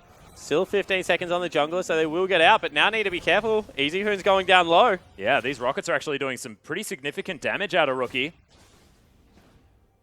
He's going to be able to clear out vision as he moves forward. Aggressive positioning by the Corki player, but decent vision is Endless. We are going to ignore that as best we can. You better get back to base. So in the end, it is finally Vici with a 5,000 gold lead, breaking open IG's base. Here's 3 turrets, 3 dragons to 2 right now. Vici have that in their control as well. So IG fighting that uphill battle. Yeah, this is probably the biggest the lead has been as far as gold is concerned this game so far as well. So map control, gold lead now actually a relevant number. 6 items on the Victor. It's a big deal. There's a possible catch, but without Zatai, they just don't really have the engagement that they need. Sort of like an all or nothing situation here, as Vici have been making sure that they're in a position to only have fights when they want them. Yeah, 100%. And that has been few and far between, Very. but has been on their watch. I agree, Atlas. And any fight that IG look like they are finally going to get ahead in, they just successfully disengage. Able to run them a little bit further around the map as we see Red Buff picking up for Rain. I still don't think that inhibitor means too much unless they can break the base again. It probably will be another big team fight for these teams. And the later it goes, you know, we keep saying this gold getting further and further towards the irrelevant mark. With 80,000 through for Vici, 72-ish for IG. And they're going to continue to shrink the size of the map, break it. And it'll probably be just a team fight in IG's base that decides this. Yeah, and there were 3 positions on the map where CS is still within about 10. So this game, as far as Farm is concerned, extraordinarily close. But Vici now pulling ahead in the turrets. 7-3 now the advantage, and that is going to be the global gold. Really starting to add up. Dragon number 4 is also quite a big deal. Tanking turrets with impunity. Lung not going to have to be as tanky. Beefy. Which is definitely handy. Certainly is. Zatai. Concussive blows coming through. Yeah, and there's the Glacial Fissure. Kitty's in a fair bit of trouble, but does, of course, have the Subjugate. Doesn't matter. Dandy takes him down. Chaos Storm's in, but gets avoided. Lung, once again, just seems to be a magnet for this Poppy ultimate. Yeah, he is a big guy. That and is in the end, true. it will actually be a pretty significant member going down. Kitty's means that Lung is much tankier than he was before because he's not going to be subject to that Subjugate. So he will fall much easier, and now they're trying to siege in on the second base turret. Kid can't really defend, no wave clear. Zatai needs to go. Yeah, Zatai looking for it there. Throws a buckler at Easyhoon, who's taken a bit of damage, but the inhibitor turret is going to fall down. Lung now just creating himself as something for them to deal with, but they aren't able to lock down the inhibitor. It was a Randuin's Omen actually picked up from Lung as his last item, with no... apart from Rookie doing crits. Yeah, no, he does a lot of damage from his crits, though. So I do like the pick up there. Gives him some armor. Okay, there's a good one. And you can see that IG, once again, chase him out of the base. That inhibitor is going to be respawning in about a minute. So not really much happening right now. And Vici, even though they pick up the Dragon, they pick up that one pick. Still going to have to fight for this one. Kitties is back alive. And everyone is on max item builds now. Like, we're talking about upgrades of last items. Yeah. 1 slot available for Kid. Everyone else done, dusted, complete, Finn. Yeah. You can... Any more? I could have kept going. Oh. I was ready. But no, the full item ahead on the Kindred could be something. But it's not a full item anymore, as that's a Sheen picked up from Kid. He's going to have a lot of burst damage. And a bit of survivability with the Rod of Ages and that Rylai's Crystal Scepter. And Zhonya's. Yeah, he's actually got a really cool build here. Yeah. Survivable, but still with damage on every item. We'll be doing some significant damage. You saw the crit that just came out of Rookie. That was about 570 of each magic and physical damage. So he's well and truly ready for this late game. Yeah. 1.14 thousand damage for you playing at home. Treasure Barrage to fly through. It's now Vici setting up once again for the siege. And honestly, this might be where the fact that Endless has no lifesteal could become a problem, because there's so much poke. Yeah, and if he gets hit by any of it, he's screwed. Yeah, he's done. Has to retreat from that fight. I agree with you. One gets backed off there by the pillar. Yeah. They look like they have no idea how to they want to go about this one. Kitties is roaming forward aggressively again. Yeah, another spear to land. Creep wave there to block it. Zizihun is going to take the Echo's damage. Okay, yeah, cool. I want to talk about Echoes and Rylai's Crystal Scepter quickly. And why I like the synergy between the two items. Even if you hit a creep or you hit someone next to a priority target, Runic Echoes is a spell effect. Oh my goodness. And it puts a 40% slow. So it's kind of cool. As hopefully we get a good representation of what I'm talking about. Might happen soon. Yeah, one day, the dream. But yeah, so I like that about the item. Has good synergy. And right now, any 3 or more people dying without response is going to mean the game. Even probably 2 at this stage of the game. It is just so long. Yeah, on either side. 50-minute game. Rookie gets his blue buff. Doesn't have the package for the Baron fight. It is going to be up in 20 minutes. So you can see that Vici, they go for one last shot. Actually, it's rapid fire cannon that Endless decides to switch to. That doesn't have lifesteal. Does not. You were correct, sir. At least he's trying something else. See how long it takes him to realize that it's not dandy. quite working. Yeah, it takes a lot of damage. He also does not have lifesteal. Does have his passive, however. So at least some form of regeneration. Now Vici. 50-minute game. Lung goes in. Yeah, looking for it onto Zatai. Does have the Stalwart presence as long. He's just getting torn apart. Not quite the engage from Vici just yet as there's the Glacial Fissure. Zatai in the bouncy castle is going to be able to back away. More of Malmortius is going to erupt as well. He gets Lung. Yeah, Lung once again. He's just, like I said, magnet as before. And an IG utilized that to clear vision. Yep, so not much really happening. They go again. Rookie gets hooked. Oh, Kitty's flashed out of the way and Rookie caught it. Unfortunate stuff. Already 2 dead as Rookie and Kitties are going to fall down. It's a nightmare scenario for IG. Vici are going to break away, but it could spell Baron. Kitties, you're the one. You're supposed to be balanced to the force. No, Lung goes in one more time. Multiple dashes are going to get IG to safety. So their health bars are very low. Just back, guys. They certainly are. Oh, there where it was. Look, 3 Rylais.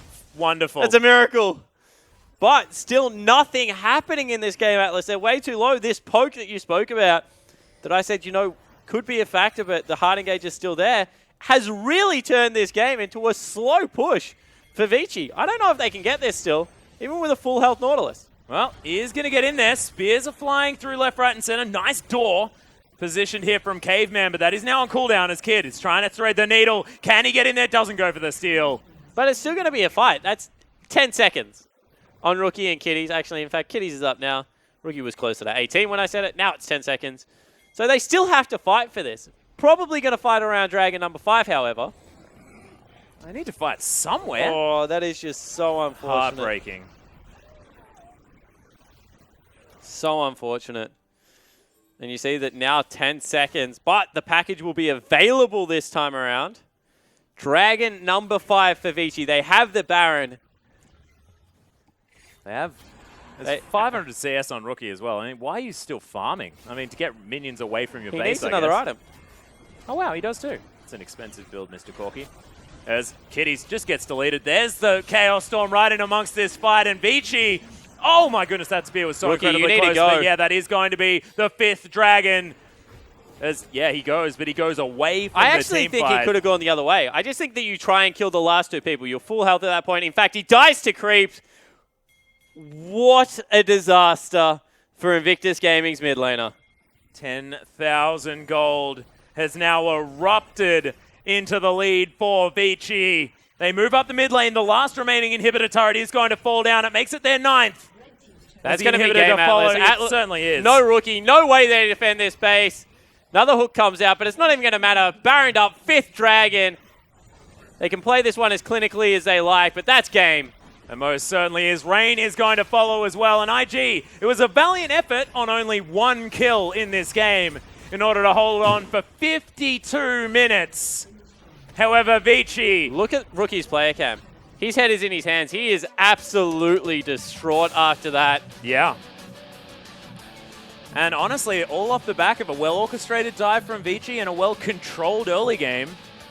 But honestly, they've gone back to the death from 1,000 cuts. I think I might upgrade it to like 10,000 cuts because that game took a very long time. Rookie is still sitting there staring at his screen. That gives me serious worries about IG in this next game. Vici do win. you keep mentioning it. It's a long, drawn-out game. It's what we're used to from Vici. Maybe a little bit more decisiveness in recent weeks, but the old-school tactic comes up trump this time around, and boy, that is a bad way to lose a game. Dying to creeps after having, what, a one-kill performance. Poor. Yeah, it was unfortunate from IG. This is where it turned for me, you know, Zatai. Exactly. If Kid had have gone with him, they 100% get Endless and turn this around because it's a 5v4. Instead, Kid doesn't go with him. Zatai gets taken out. And so many low health bars for Vici. They just did it time and time again. Yeah, and that was a no-brainer, Chaos Storm, as opposed to having to choose between two double targets. As this is actually a decent fight for IG. It's a one-for-one trade, as a lot of these actually were. Well, actually nothing-for-nothing trades in a lot of these. But that was Endless going aggressive, flashing over the wall. Rain not being able to follow him, and then the disastrous hook. Kitty's flashes out of the way. Rookie gets hooked up. Whoa. And I don't... Like you mentioned, the fact that Rookie was still sitting there at his computer, of course, last year, I mean, it reminds me of things like, you know, Uzi getting very, very emotional, struggling in games afterwards. This could be a real struggle. But ladies and gentlemen, we are going to move to a break. When we get back, we'll see whether IG can bounce back against Vici Gaming.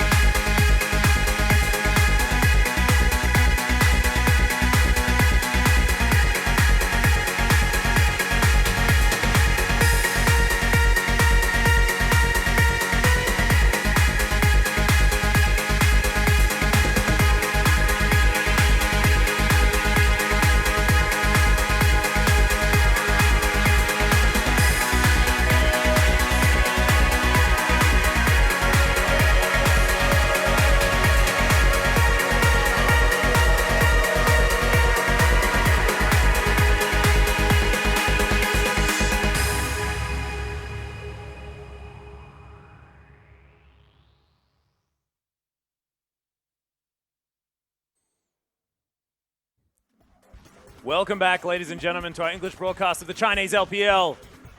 The MVP for that game is going to be Caveman. Spawn, your thoughts, musings? Yeah, I can see it. Okay. He actually had a pretty good performance. He had some very critical ults in that game. I think that he also kept out a lot of the poke damage with the Unbreakable. So I like the performance of the Braum. There's a reason that he's played it 6 games in a row. Very comfortable on it now. And I think that if they don't take it away from him, I'll very much question the draft. Because if you're going to pick poke and you're not going to have reliable engage, and Zatai definitely proved that he wasn't reliable engage, and that Braum is going to be able to mess up a whole lot of what your team comp is doing. Well, bless you, sir. Oh, my goodness. I'm sneezing so much today. Yeah, so Braum is going to mess up a lot of what you're doing. I get it. Is what I tried to say at the end of that. Just keep going. Fire through it. Oh. Absolutely fine. We are going to have a look at some highlights, though. Save Spawn for the moment, as this is where it all went wrong. Yeah, it certainly did. Great Braum ultimate. 3 people are trying to walk over the top of it. A 4th joins in just for the heck of it. And look at the Chaos Storm. And you can see Zatai left there just by himself. Chaos Storm, to me, like, they weren't even going to get anything anyway because they weren't diving through. As you have a look at Caveman on your screen there, he had a pretty good game. Yeah, most certainly did. And, of course, hasn't necessarily been a notable player on this side. Of course, the bottom lane draws a fair bit of, I guess, criticism from... scrutiny. I call it scrutiny. Yeah, definitely. Because when you look at a team like Vici, a team that is so clearly favored towards the top side of the map, there is an area that is going to not get as much attention, therefore suffer, especially if you camp them. And that's why it's scrutiny. I think that it's fair to say that they've proven that they're feasible players, like they are not bad players, that they are able to keep up with a lot of the bottom lanes. Are they the best bottom lane? No, I'm definitely never going to say that about Vici's bottom lane, but when you put a microscope over them, it looks like they can be a exploitable part of the team, but when you play towards the top side of your map, as does Invictus Gaming, it's not really going to matter.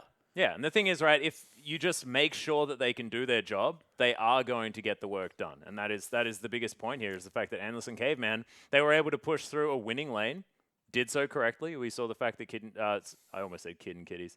The Reigning Kitties were sitting underneath their turret for a large part of that laning phase. It's exactly what Lucian Braum was supposed to do. Yeah, 100%. Just continue to push in. However, guys, are into Champion Select for game number 2 between Vici and Invictus Gaming. Vici now on your red side, Invictus on the blue side. You can see the bands coming in thick and fast, Atlas. Yeah, exactly right. I'm not sure what I'm supposed to say after that, Spawn. Just read them out. Yeah, can't quite remember what it is that you normally respond with. It's exactly the same bands, though, apart from that Kindred, which is going to be taken away by Invictus Gaming, as they have switched sides, not switched bands so much. It's now Vici to answer with the Gragas.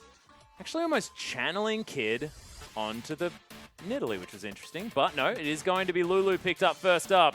Of course, Rookie, notably a phenomenal Lulu player that plays very aggressively there in that mid lane. If he does end up getting it, of course, hasn't for a very, very long time.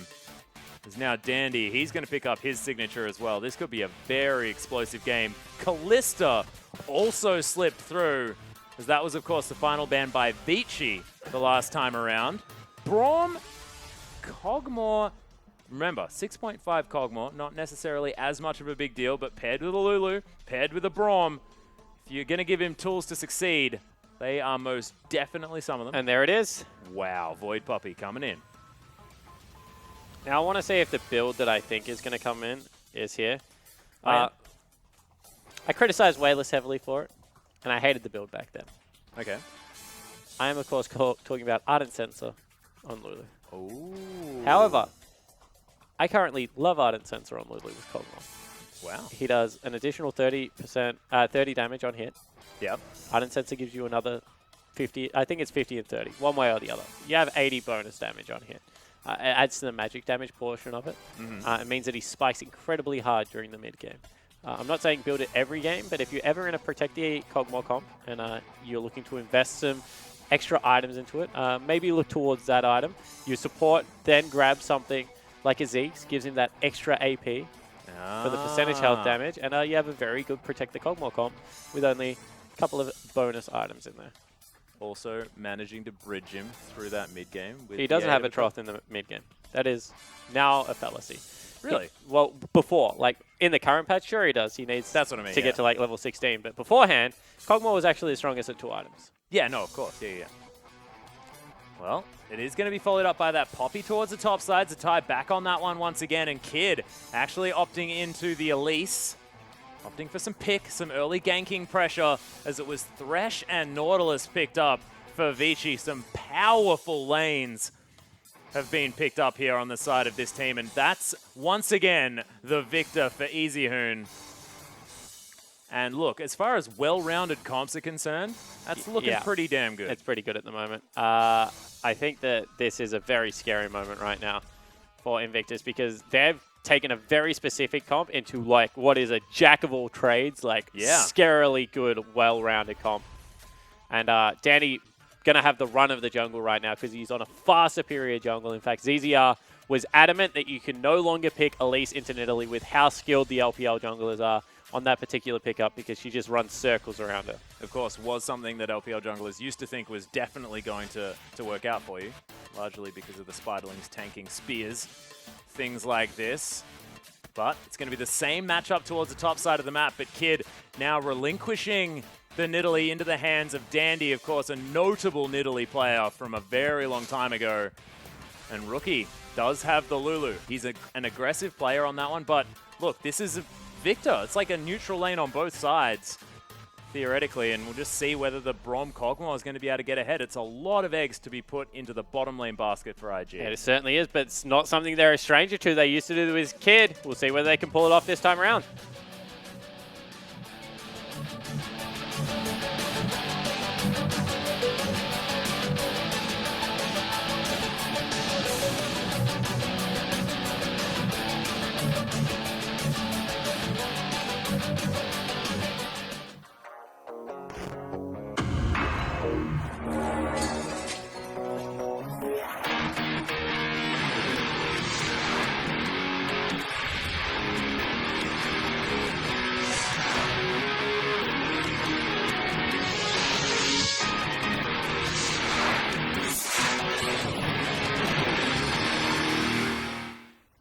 And we are on to Summoner's Rift for game number 2 between Invictus Gaming and Vici. Of course, Vici able to pick up game number 1 after what was a very long and drawn out death by like a million cuts victory. I was going to go with 1 billion. Yeah. Yeah.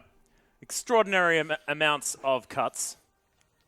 But now, we are going to see a defensive fan by both sides, as once again, passivity is going to reign. And I wonder whether they go towards like standard lanes here. As you see, Fervor picked up for both AD carries. And not really much else happening elsewhere. Thunderlords on Thresh? No, that's pretty standard. So we'll see whether they go towards 2v2. Kalista Thresh is a very big bully lane. Oh, yeah. So expect the lane swap to come out of Invictus, but it has been matched right now by Vici. Yeah, you can see Endless already moving up there. Of course, blind as they get no deep vision down. Dandy going to be starting on the bottom side of the map. So nicely done. Of course, Kalista Thresh, as you mentioned, do want to have that 2v2. As the Tying Key going to start on a big camp. Grab themselves the red buff first off.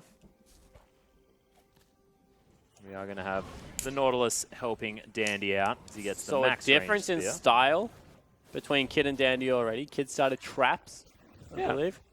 Dandy started spear. I start spear as well. You like to get that big spear onto the Gromp? I go spear and I go heal as my first 2 levels. Is that if you're going to start like a single camp like the Gromp? No, I just do it always. I think that you jungle quicker. Interesting. I like it. I don't play Nidalee, so I have no idea. At least now I know what to start with. It's handy. Well, it depends. Do you listen to Kid or do you listen to Dandy? Probably Dandy. I think he's been a jungler for longer. Yes. Dandy did his stint in the top side of the map, and Nidalee was once a top laner as well, so, you know, theoretically he could have played it wherever he is on the map.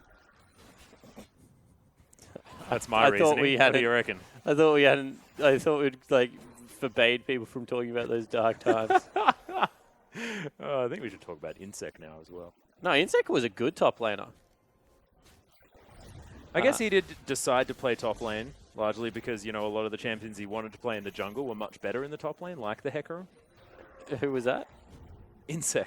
No, I don't think that's why he did it at all. It's definitely not why. I mean, I'm just making that up. It's exactly what he did, though. He went from, like, teleport Smite Hecarim not working in the jungle to just being able to play it quite well in the top lane. Absolutely fine. Dandy did look for a steal. He's not going to get it. So are you saying that Kakao is going to come back as a top laner? I hope so. I hope not. KT bullets and Well, arrows. if we ever see weeping. Nocturne top being a thing, then that's when that could possibly happen. Yeah. So Probably not, in other words.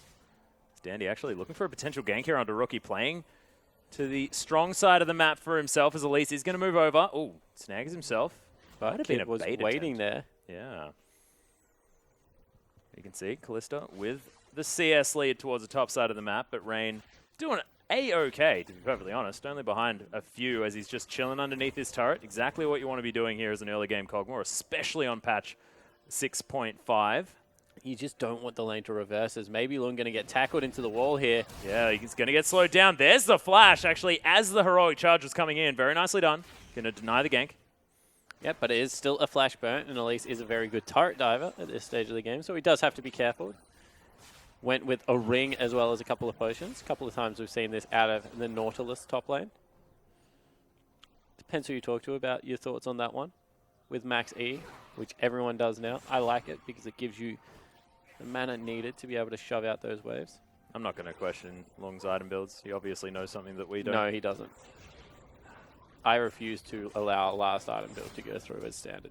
Well, no, it's not standard. That's the thing. I feel like there must be something, you know, as a kid was actually looking to head back and has decided just to chill here towards the bottom side, as far away from his bottom lane as he possibly can be. I thought it was a teleport as well. Yeah, I know. That was very But confusing. then I was like, Rookie hasn't got it, so yeah, can't be a blue teleport.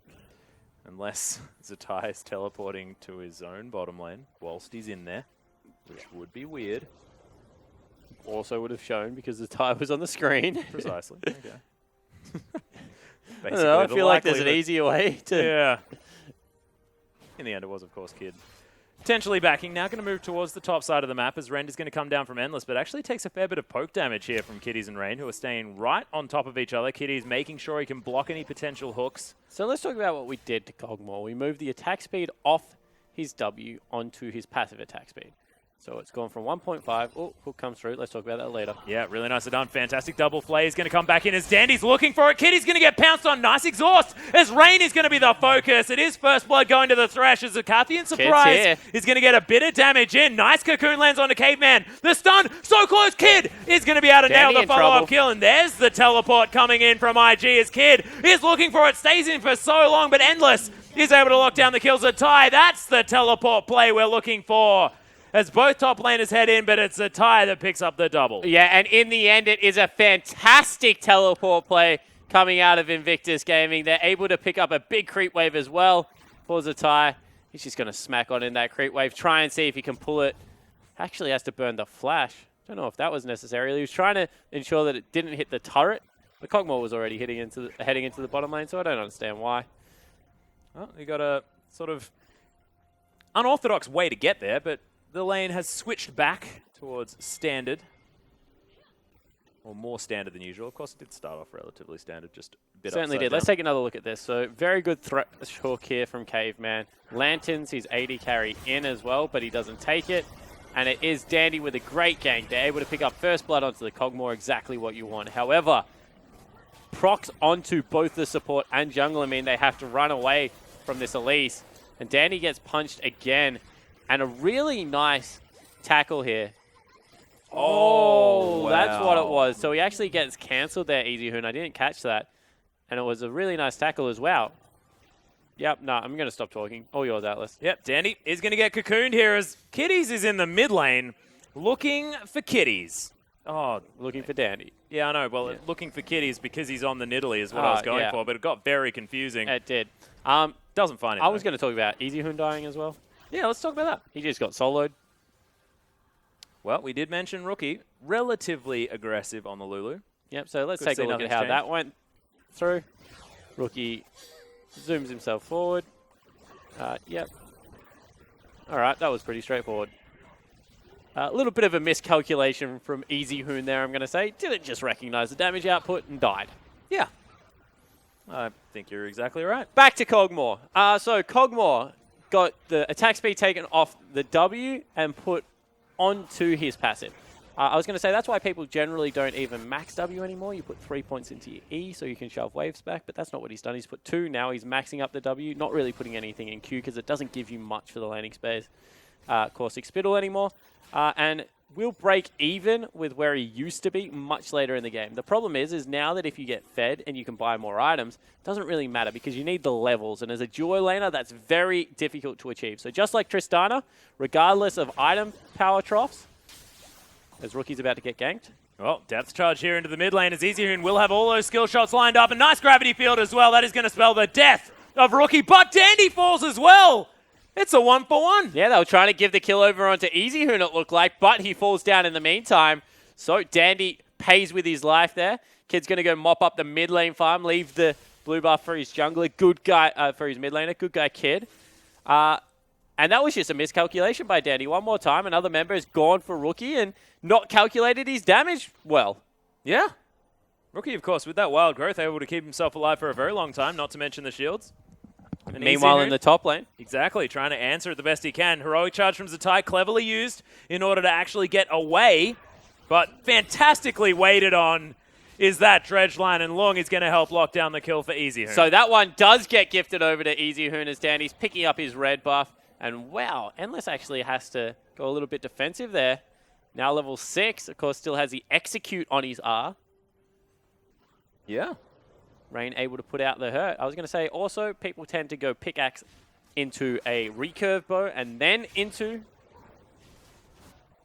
Quintu's Rage Blade just to make sure that you have some attack speed to help out with Kog'Maw's W. Not to mention any extra on-hit damage, definitely good for Kog'Maw. Yeah, I would be interested to see whether that is the case with Rain's build. Honestly, we haven't seen it in competitive play much yet on 6.5, so I'm just really interested to see if anything has changed, if at all, Atlas. Yeah. Excited to see as well, as he does have the pickaxe, of course, so still going towards the Rage Blade. The core item build definitely hasn't changed for the Kog'Maw. Yeah. Yeah, no, you're Rage talking about the Blade order, into of course, Hurricane. Yeah. It's just the order that I think should have swapped up a little bit. And I also still really love Cull on him because he doesn't have that much AD. So on hit, yeah, lifesteal is fantastic. Standy and Caveman this time. It's even less damage, guys. They're bringing a new one into the lane. As Easyhoon's taken a fair bit of... Man, Rookie's still so good on Lulu. So frustrating to deal with at the same time as another Glitterlance flies through. Rookie actually looking to go aggressive. Everyone leaving the mid lane. Goes towards the top side of the map as well because he knows that's where his jungler is. Doesn't walk to the bottom half of the map. So good lane positioning out of Rookie. Odds are no one's going to be towards the bottom side of the map on the side of IG, apart from the bottom lane. And it looks like Dandy potentially looking for a teleport. Does ward. Luke coming in. Yeah, well, they're going to see whether they can do it. Another four-man dive as Fate's Call is going to deliver Caveman in fantastic box placement, and a brilliant play is going to make sure Rain falls down. Another Cathian surprise is going to be in here as Kitty's just hiding behind a turret that's not giving him any help. The Dark Passage gets the Nautilus out, and it's all too easy for Vici. And this time they can't cancel Easyhoon's teleport, so that is all 5 members making their way into the bottom lane. Vici pick up the double kill, looking for a turret now, but IG looking to respond in mid and top in kind. Well, they at least grab the mid lane outer turret. Top lane may actually fall as well as Zatai is there, so... Different to last game, of course, they lost 2 kills underneath the turret in a dive. Very reminiscent of what happened last game, but this time answering back with a lot of objectives. I mean, that's half the health. That's not bad. That was IG last time. Yeah, no, exact same play. That's what oh, yes, of course. So, Vici doing it. They nail it. Yeah, pulled it off. Much better. I almost thought I had a good point there. Just failed it. Yeah, no. Sorry, can't let that happen. Yeah, I know. I'll get away with it at some point. One day. But does go Rage Blade first, so I'm wrong. Ignore everything I say. Also going to take to Twitter. Everyone I've discussed this with is now wrong. Looking at you, Freak. Looking at you, Lord. What a disaster. No, it's Rusty. Rusty was on my side as well. I thought I had this mathematically figured out. Apparently I don't. Well, unless you know something that Rain doesn't. No, they're the pro players. They're right. All right, well, I'm going to be building a Zeke's Harbinger next time I play Nautilus. As Kitty's going to stand behind Rain, but he still gets tagged by the spear. Dandy just going to jump on the support and then changes his focus. They do go back to Kitty's as he was just in no man's land. Endless picks up the kill. All too easy now for Vici. Really smooth flash from Rain there. Caveman actually went for the flay away from the wall, but he was able to nail it. As now Dandy looking for him, goes over the wall. Oh, should be able to possibly lock down this Krug as it does reset and heads back into the open arms of the kitty cat lady. will do my very best never to say kitties again in an IG game that involves Nidalee. Why don't you want to talk about kitties? I do. Just the player, not the cat. Okay. Yeah. Just clarifying for our audience at home. Thank you. Thank you. No worries. It's more difficult when, you know, Vici are playing against Invictus Gaming as well, just because Dandy plays 2 different cat-type champions very, very well in the Rengar and the Nidalee. It's just quite frustrating. I haven't seen Denny's Rengar like since week 2. Yeah, I know. This is still at least this season, you know? It is. 8 weeks ago, just... Oh, no, it's not week 10. It's week 8. Different league. Kitties. Nearly caught out again. As he pounces himself over that wall. Easy Hoon dodges out of the way of that glitter lens. You're Nicely really done. confused, aren't you? What do you mean? Kitty's nearly caught out. You're like pouncing himself over the wall. Yeah. Yeah, no, I am. I'm very confused. I like Oh, as soon around as the there's cat. Nidalee and a cat, dunzo. Nidalee and a cat? Nidalee and a cat. See? You are. I am. I'm completely out. Yeah, no. I think you made it. I might have to just go. I don't think I can handle this game for very much longer. No, you're good, mate. Stay with me here. All right. I won't leave you this time. We've done that one before. Yeah, but it is currently about a 1,500 gold lead for Vici. As It we is. check in with what's going on. And not much would be the answer to that one there, Spawn, as the game relatively slow at this stage. Vision being gained by IG, moving it forward as well, especially towards the top side. But good Of lane the jungle. rotation here means that they will be able to potentially secure top lane turret, have forced away all the members. Endless working on that one. And in kind, the Kog'Maw and Braum starting to move to a cross-map objective. So good job here out of Vici. And they can't decide whether they want to take it or not, but they do. Yeah, of course, trying to juggle that turret aggro as best they can. Lung uses that Titan's Wrath quite effectively, but it looks like the trade... They're going to push through here. And Kog'Maw isn't as quick as he used to be. Yeah. See that attack speed nowhere near what it formerly was, as you were mentioning. Zatai just going to get rid of the minion wave. Doesn't do so quite as well as he would have liked as the cannon stays, but smacks it with his... And they're Q. still That'll be pinging fun. tier 2 now. So now the race is well and truly on. Easy Hoon in the mid lane, looking to see with what he can get done. But Rain and Kitties haven't pulled out here. Yeah, still quite a few caster creeps, but Now they will. stand behind me going to be used by Kitties in order to get him behind his Kog'Maw. No flanking play to come out of Dandy in time. So, in the end, it is still a lead for Vici. But answering turrets has to be good for this IG lineup, you have to say, just because getting the Kog'Maw towards a later game stage, good news. Definitely a good thing. So I agree with you. Huge boon there to be able to get anything going for Kog'Maw. He has gone back, picked up Zeal. So he's not too far off right now. What will still be quite a good 2-item spike. Probably needs 3 to be very relevant in this game. And you can see putting him towards that mid lane will be a good thing. Actually, no, they swap. So getting him into a shorter lane in the top, because that should be pushing in. Would love to be able to check out that creep wave. And Lung going to shove out bottom lane. Oh, it looks like a big wave. Actually, yeah, it's not. Oh, that's rough then. Teleport coming in. Yeah, Lung could potentially be in trouble as the Ty's going to move his way in. Steadfast Presence is there to make sure that the Anchor's not going to do too much work, and he is going to potentially get stunned. No, not for now, as Easy Hoon's down. Kid is going to get destroyed. Doesn't quite lose all of his health, as Rookie's now here with a potential wild growth for his team. This is push and pull, as the summoner spells are going to get used. Nice rotation there from Rookie, who does have the Ignite. So once again, Easy Hoon with the teleport, able to save his top laner. Means once again, everyone just walks away from each other. This has been such a passive game, jockeying for position only. As now, Easy Hoon potentially caught out Rookie. Oh, nice flash, as Rookie's going to get hit by the dredge line. Wild growth immediately, but it's not going to be enough. The box is down, the gravity field's there, and Dandy picks up the kill. And as I said, Lung is the decisiveness in this team. Yeah. As soon as he sees the flash dredge line comes out, able to get the hook there.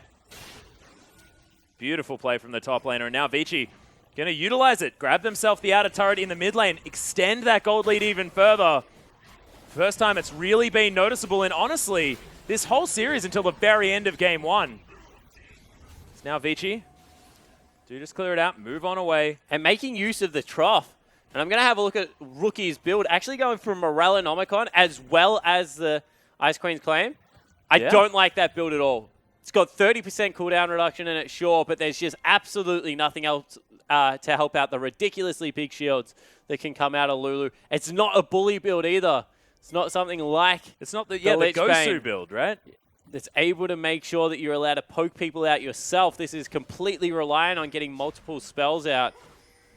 And I don't like it, but Kid looking for an assassination on Endless potentially here. The Misses human it. ward coming in, misses the cocoon. There's the Fate's Call as Endless could be in trouble. There's the deletion as Kid's going to lock that one down. Lung's got Easy the Hoon in flank. here. Massive damage as Kiddy's trying to run away. Kid, of course, able to get out, but Lung is going to answer that. Going to be 80 carry for support, so definitely still a trade in IG's favor, and they're not done yet. Yeah, the slow, the cocoon. Rookie does have a fair bit of damage right now as Dandy is over the top. There's the dredge line. As Lung, he's not actually as healthy as he wants to be. And Rain flashes forward. My God, that was aggressive by the Cogmore. But can't quite finish it off. He's got his 2 items. I mean, he's relatively strong at level 10. Yeah, still level 10 as well, so starting to get some of those levels together, and this game definitely has picked up the tempo. Harold has been started off. We'll see whether Precision Spear can come through to snipe this one away. Satai trying to body block as best he can, but he is a little poppy. Regardless, Kid able to lock that one down. And, you know, you gained an extra 2% per level of the attack speed. So Rain now, as he's gone from level 1, is going to have 20% added attack speed, if my mathematics is otherwise correct. So at a pretty decent point. I don't know if attack speed... we'll talk about that later. Is it linearly scaling? Is that what you're saying? Yeah, I don't think it is. Uh-huh. I hope it isn't.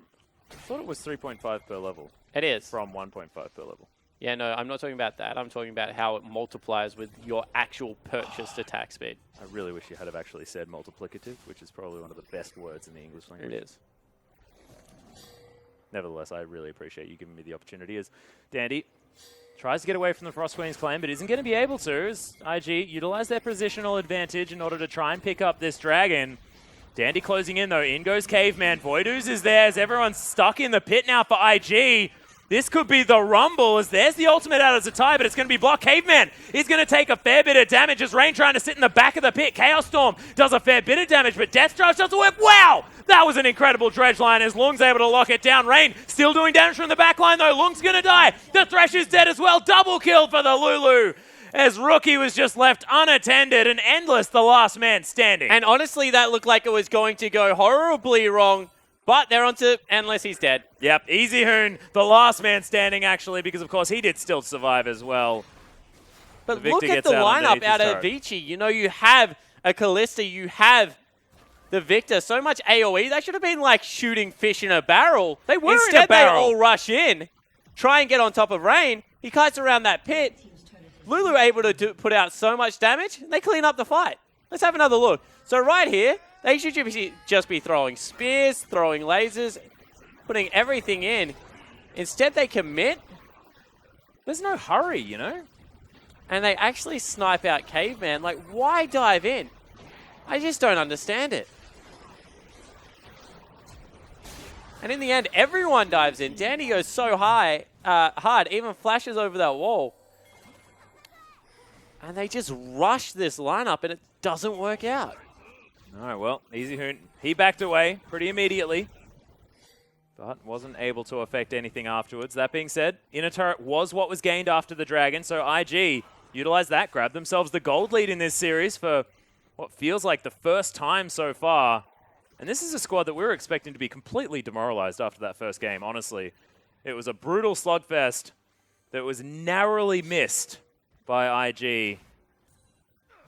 Despite them only getting 1 kill in the series, it was still very, very close.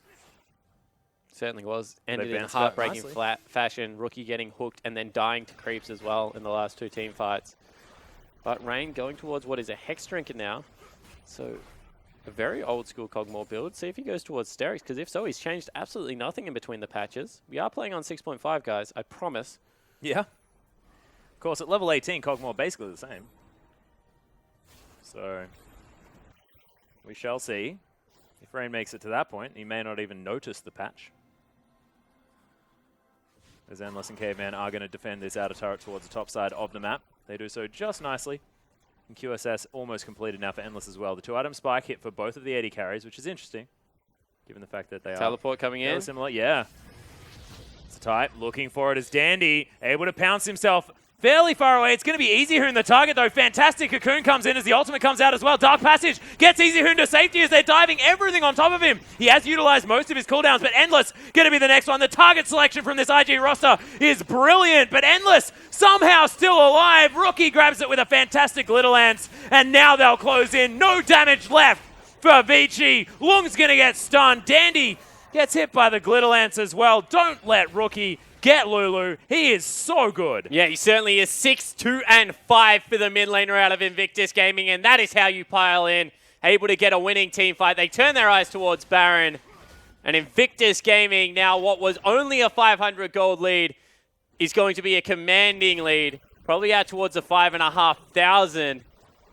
And they look like they've finally wrestled some form of control. Yeah, and this is a very different team to that of Vici, apart from the fact that Dandy, he might have something to say about this Dragon falling down. Also back. Yeah, the home guards come in there as Zatai, he's over the wall. They managed to lock down the Baron. Dandy is going to fall down as well. Zatai, that's a 1v2 with a Rain over the wall. That was ludicrous. Yeah, let's talk about bad decision making, because throwing another 2 lives at a Baron buff and making sure that the death time is going to be there are not good. But as we take a look at the replay here, corrals Dandy and then slams Easy Hoon into the wall, and that's a big thing here because he goes down pretty much at only 1 spell rotation, and all of it was fired into the tanks. That means that Rain and Rookie are completely safe on the back end of this team fight, you know, just at will firing. Great Glitter Lance off Caveman. Once again, you were supposed to be the support that saved the Force, but in the end you did only destroy it. Ignite ticking on Long will be able to take him down. Rookie comes up massive in another team fight. Both supports had these sort of mutiny moments. They do. On their sides. It's dangerous stuff. You never know what to expect. Beautiful. Love it. As Zatai is going to move in towards the top side. That turret was basically dead already. He's going to move even further. Yeah, he IG, didn't the even rest of them are deem here. it worthy for him to hit it. No, didn't want that. Not what he's about. Not going to waste a lollipop on that. Look at him. Things looking fantastic right now. He's going to stick it into this one, though, because, of course, that's at full health. Not for very much longer. Xena does fall on the top side of the map. Inhibitor now going to be the next option here for IG as they're moving in with 5 members strong. Spears are flying through as Dandy's trying to get the work done. We'll see exactly whether Vici can hold off this push. The ultimate comes in but doesn't hit anyone. Nice hook onto Zatai as the Steadfast Presence is down.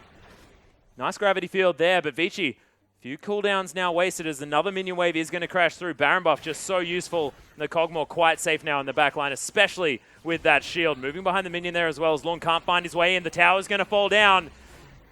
Now they're in trouble. Yeah, Vici in so much trouble. As Lung's going to get smashed against the wall. You can see Rain with the wild growth on him as well. He's looking so incredibly strong. Caveman falls. Everyone evaporating to the Kog'Maw's kid. Locks down Easy Hoon. So much of the damage now dead for Vici as the inhibitor's going to fall. And IG not going to push their luck. Just head out and we'll see what else they can get. But calculated play, why would you push your luck? All of a sudden, you've broken open the base. You still have some Baron buff to use. Rotate around the map, pick yourself up another dragon, and continue to scale. Because this team does not get any better as the game goes on, Atlas. And finally, it looks like Invictus, a team that looked like they were slumping so badly, has started to, I guess, claw their way back into this series. They most certainly are. It's been a long slog. What I'm impressed by, though, is the fact that Rookie has those incredibly devastating moments towards the end of the last game, comes into this one and plays exquisitely. That's why you just don't give someone comfort. Yeah, well, it's true. Last time around, IG banned on red side. Vici do not afford them the same respect. In fact, they ban a Gragas away from Kid instead of Lulu away from Rookie. And I think that that will be a decision for the ages that they will look back upon and maybe think that was a mistake. I think that they were trying to, I guess, coax IG into picking up the Nidalee instead. Hoping that, you know, they gave Dandy more respect than the confidence they had in Rookie. But that's something you should never do. I know. But like, I'm just trying to figure out how it could be a good idea. And I mean, maybe that could be it. It definitely could, but I don't...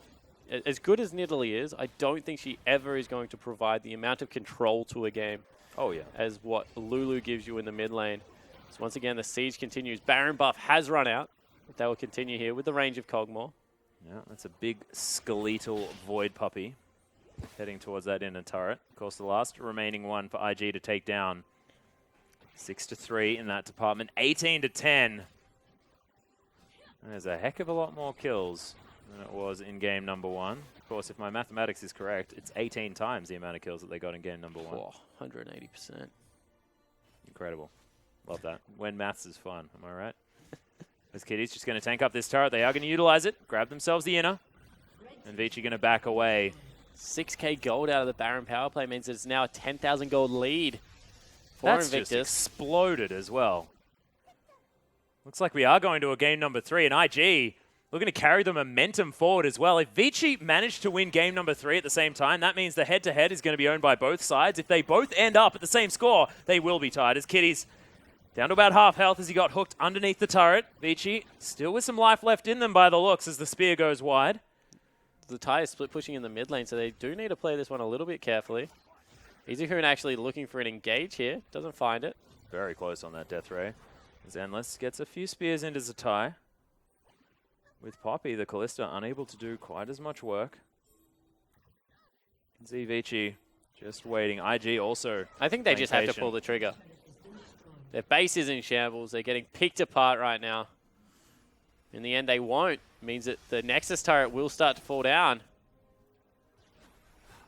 You can see Endless. He's doing the best he can as well. But Zatai, he's like, well, I'll just chuck a buckler at it. Never mind. The mid inhibitor turret is going to fall. There's 11,000 gold the lead balloons to. Lung decides not to throw out the death charge. Intelligent when you can just dodge it on the Elise. As EasyHoon, half his health. Oh, big heal. Coming from that Primal Surge. Winter's Bite onto Lung. Can they actually find the fight? Cocoon lands. It's not the target that they want. And the hook is going to go wide.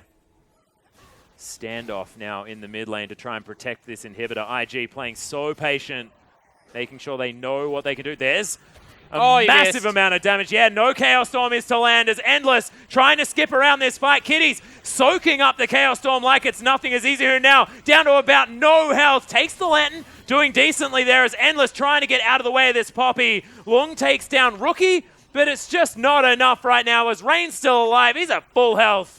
And they are just going to take down the Nexus turrets. The Nexus to follow.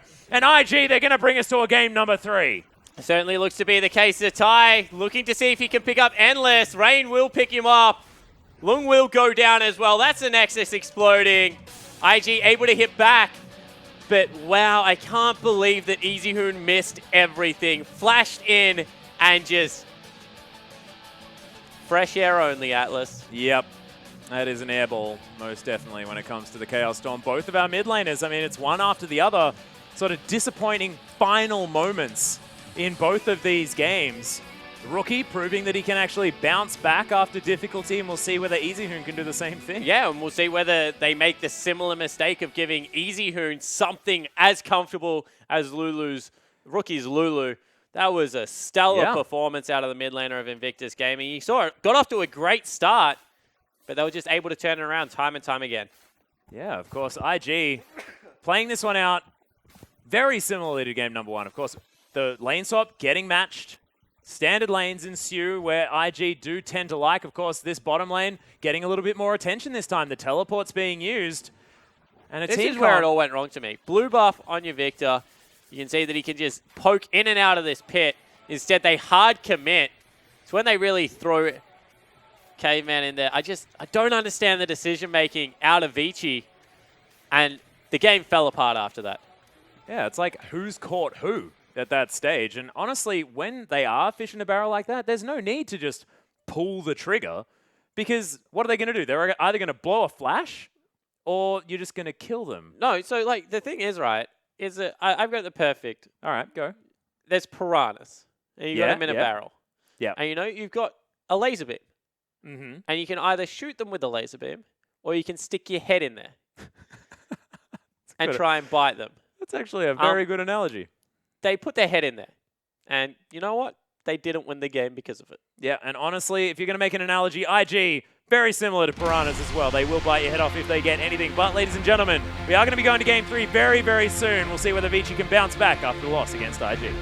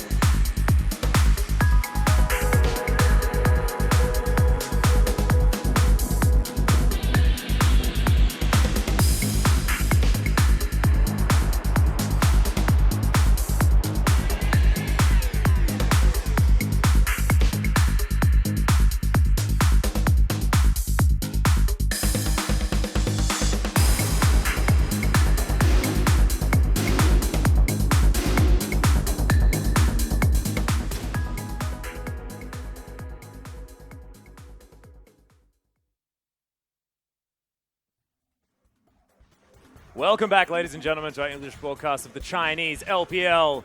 We are going to have a look at the MVP first up from that second game of IG versus Vici, and it's going to be Rookie that takes it there in the mid lane. This is probably the first one that's definitely right? Hey, I agreed with last one as well. Hey, that's true. I just didn't quite know from the outset, but I knew this one. Yeah, no, that one was a no-brainer. Yeah. Rookie had an absolute monstrous game on the Lulu and was just able to put his whole team on his back and make sure that he was carrying that one out. And I think that was a lot of disrespect. Yeah, I think so too.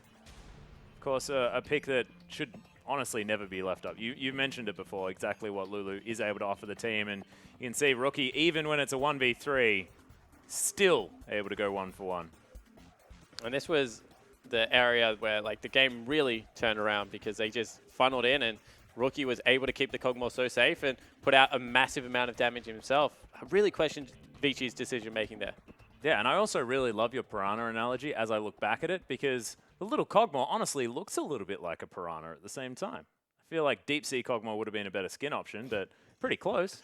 Yeah, you know, that analogy was one of those things that sounded fantastic in my head. Like, as far as things in my head sounded great. I don't know, you won me over. Yeah, I've sold. The execution, it wasn't a 5 out of 7. Yeah. I'd give it to it. Never you mind. But what does Vici do now to try and bounce back? Of course, banning the Lulu, probably going to be option number 1. But they have first pick now, so they don't have to. So that would be Invictus Gaming probably taking it away. And Invictus has kind of mirrored bans a couple of games in a row, so I wouldn't be surprised if that was the case. I think that Vici have to look for a little bit more aggression, but play smart League of Legends. That was a bad decision that cost them the game, and that's not often we get to say that, generally it's, you mis-executed a team fight. You weren't able to get it going in the early game if you're Vici. Your bottom lane failed you. But this time around, it was you made a bad decision, and IG made you pay. Well, that is definitely right. As we are back into Champion Select, same first 2 bans here from Vici as we saw in game number 1. As the slight mix-up is the fact that Kindred has been taken away, and the Rise still left available. So we are going to see the final one. Callista is going to be taken away from Vici. They want the Lulu if they can possibly get it, as it's either Lulu or Rise that will go through for EasyHoon. Whether they put that much priority on the Rise if it does get in, we shall see. But Lulu has got to be the ban here from IG. Has to be. They've just shown how strong that pick is in the current meta. Oh my goodness. So, the gauntlet has most certainly been thrown. And now Vici, I mean, they can grab Caveman the Braum. See what that priority is going to be. But, of course, ladies and gentlemen, the Lulu is going to be picked up. Once again, Poppy, possibly in the hands of Zatai. It's always Kid that tends to pick it up. As this could be odd. Actually taking the Kog'Maw away. Of course, this is really weird because we have seen 6.5 internationally a little bit, and the Kog'Maw is just honestly left. Yeah, he's gone. But it seems like IG... Well, now they don't want to give over the combo, so that's why they're hovering. Well, right? exactly. But the other thing is, if they take Kog'Maw, then they just pick a lane bully like Lucian, for example, with something maybe like Braum, and then it still scales fine because you still have a Lulu, and they outright win the lane this time around. Precisely. None of that late game insurance, but it is going to be the Kog'Maw Braum locked in. A lane that did do okay before Rookie made it up there and helped out. But Vici, what are they going to do with it? I mean, you mentioned the fact that Lucian, fantastic with it as well. We'll see whether that is going to be picked up. As, of course, Poppy's available. Lung might opt to take that one away as Trundle has been hovered by EasyHoon. Personally, I'd actually really like to see Poppy Lucian picked up. Why is that? I don't know. Just feel like playing Lucian with Poppy available is an awful idea. This is fine too, as Poppy and Trundle are going to be taken. Oh my goodness. What is Rookie going to play in the mid lane this time? As you can see, Kid being very vocal there on his desk. We'll see exactly what IG are going to put together. Some frustrations, possibly. There's still a fair bit of time. Gragas, of course, one thing that was banned away. Kid has proved himself to be a very versatile jungler, honestly, on a lot of these top-tier meta picks. let's just pick up 2 of them. No worries. And we'll see what they do decide on. Is you're right. I mean, crazy things have happened. There's no jungler picked up yet, and Gragas is going to be heading towards the top side of the map for Zatai. I hope. Is all I'm Possibly. saying. Yeah, Yeah. possibly. So Wait, interesting draft so Never far. mind. What do you mean? Oh, no, I was just going to say, we were talking about Kitties playing Gragas support. And then Braum, yeah. Yeah, unfortunately, Braum, yeah. But Graves Graves. locked in. Yeah, and Dandy, of course. If he can't get the Kindred or the Nidalee, does look to be the champion that he heads back to. Likes to have damage coming out of the jungle. Why can't he get Nidalee? Oh, wait, that's true. I just assumed that she was banned because he picked Graves, but not going to happen. Opting in for a very different team comp. But it is Illusion picked up here, and we'll see whether it Graves is. Lulu, of course. We've heard this spoken about before, right? In The regards- Graves Lulu, the fact that you can like do more stuff with the Graves in the early game ganks, stuff like that. He's really short range, having extra survivability is good. Maybe I dreamt it. I don't know. Maybe. I don't know. But another utility mid laner picked up. We saw Rookie 5-0-15, I believe, was his scoreline the last time he played the champion. It was a brilliant game and a pretty heartbreaking series for IG.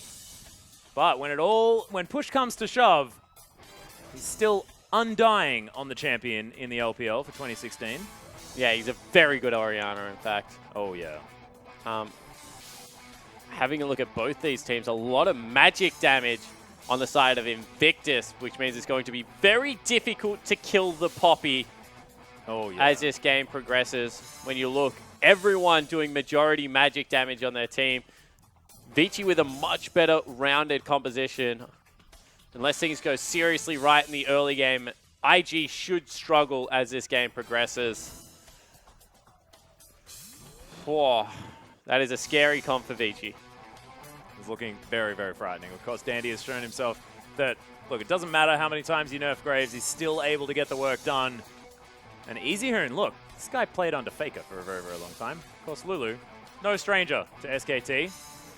We'll see how he does slip back onto the champion because has been brilliant in the past. We'll see whether they can do it again as we go into Game 3, IG versus Vici.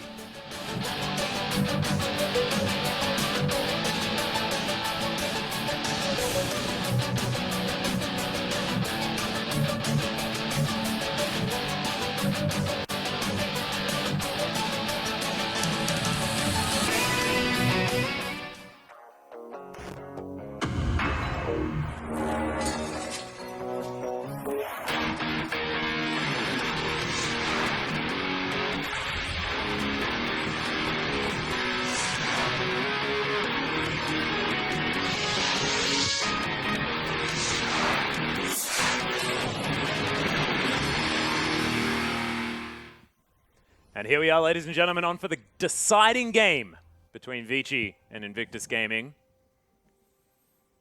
Red side once again for IG. Wasn't very successful the first time around, but honestly, things just getting muddled a little bit in the early game. Just couldn't quite get over the hump that they set up for themselves. Grasp with the Undying picked up as Zatai, so most likely going to see the Bruiser Gragas build. Flandre and Zatai are kind of two of the more interesting top laners in the LPL, so it's not bizarre that Zatai is willing to pick up something Flandre played just a week ago. In fact, it's happened before.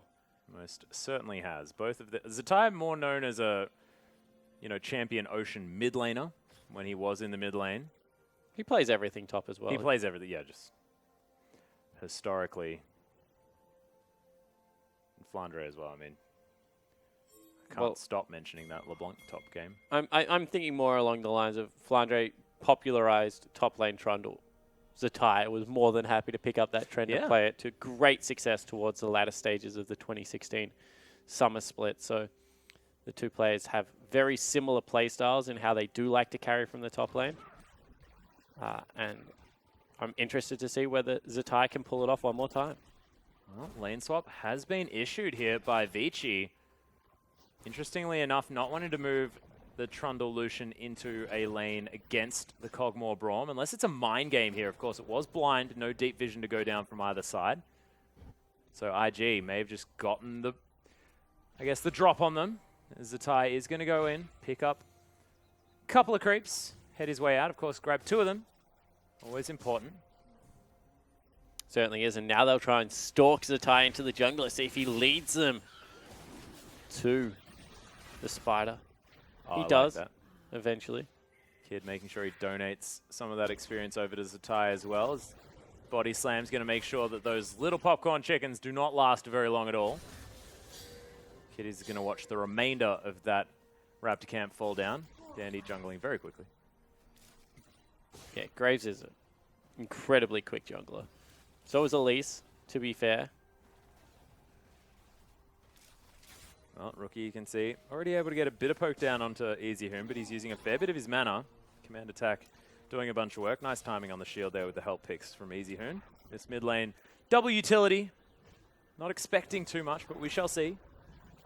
Yeah, Rookie last time especially around very we weren't aggressive. expecting all that much either, and Rookie was able to turn that one on its head. As we see finally, top laners joining in. That is not a jungler, that is a top laner. Your eyes do not deceive you. That is a tie on Santa Gragas. Unless it is just Santa Claus. Vici are going to do exactly the same thing towards the top side of the map.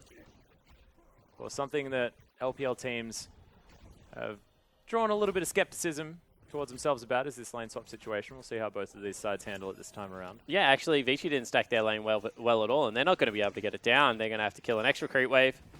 On the other side of the rift, Invictus Gaming, they drag the creep wave away. They're going to let as many die as possible, and that is a much better executed lane swap out of IG than it is out of Vici. When would you ever think that you'd say that, Spawn?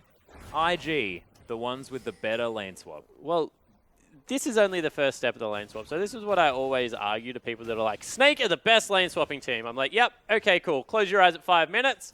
They've probably got it right. But it's what you do after this. Do you match lane swaps, push through again? Okay, if that is the case, how much CS has your top laner got? Has he been able to trim the wave enough?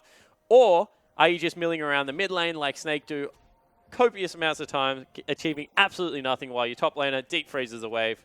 So right now, Zatai, he's decided he's going to push it back because the other team is going to try and push it through. However, that means that they now have the option to freeze. So where does Invictus Gaming go from here? Oh, we shall see. Rookie has decided that he's going to go back to the mid lane using that teleport. Farm very, very even. Easy Hoon hasn't actually used that summoner spell just yet, so getting the better of this lane at the moment and is in fact going to hold on to it.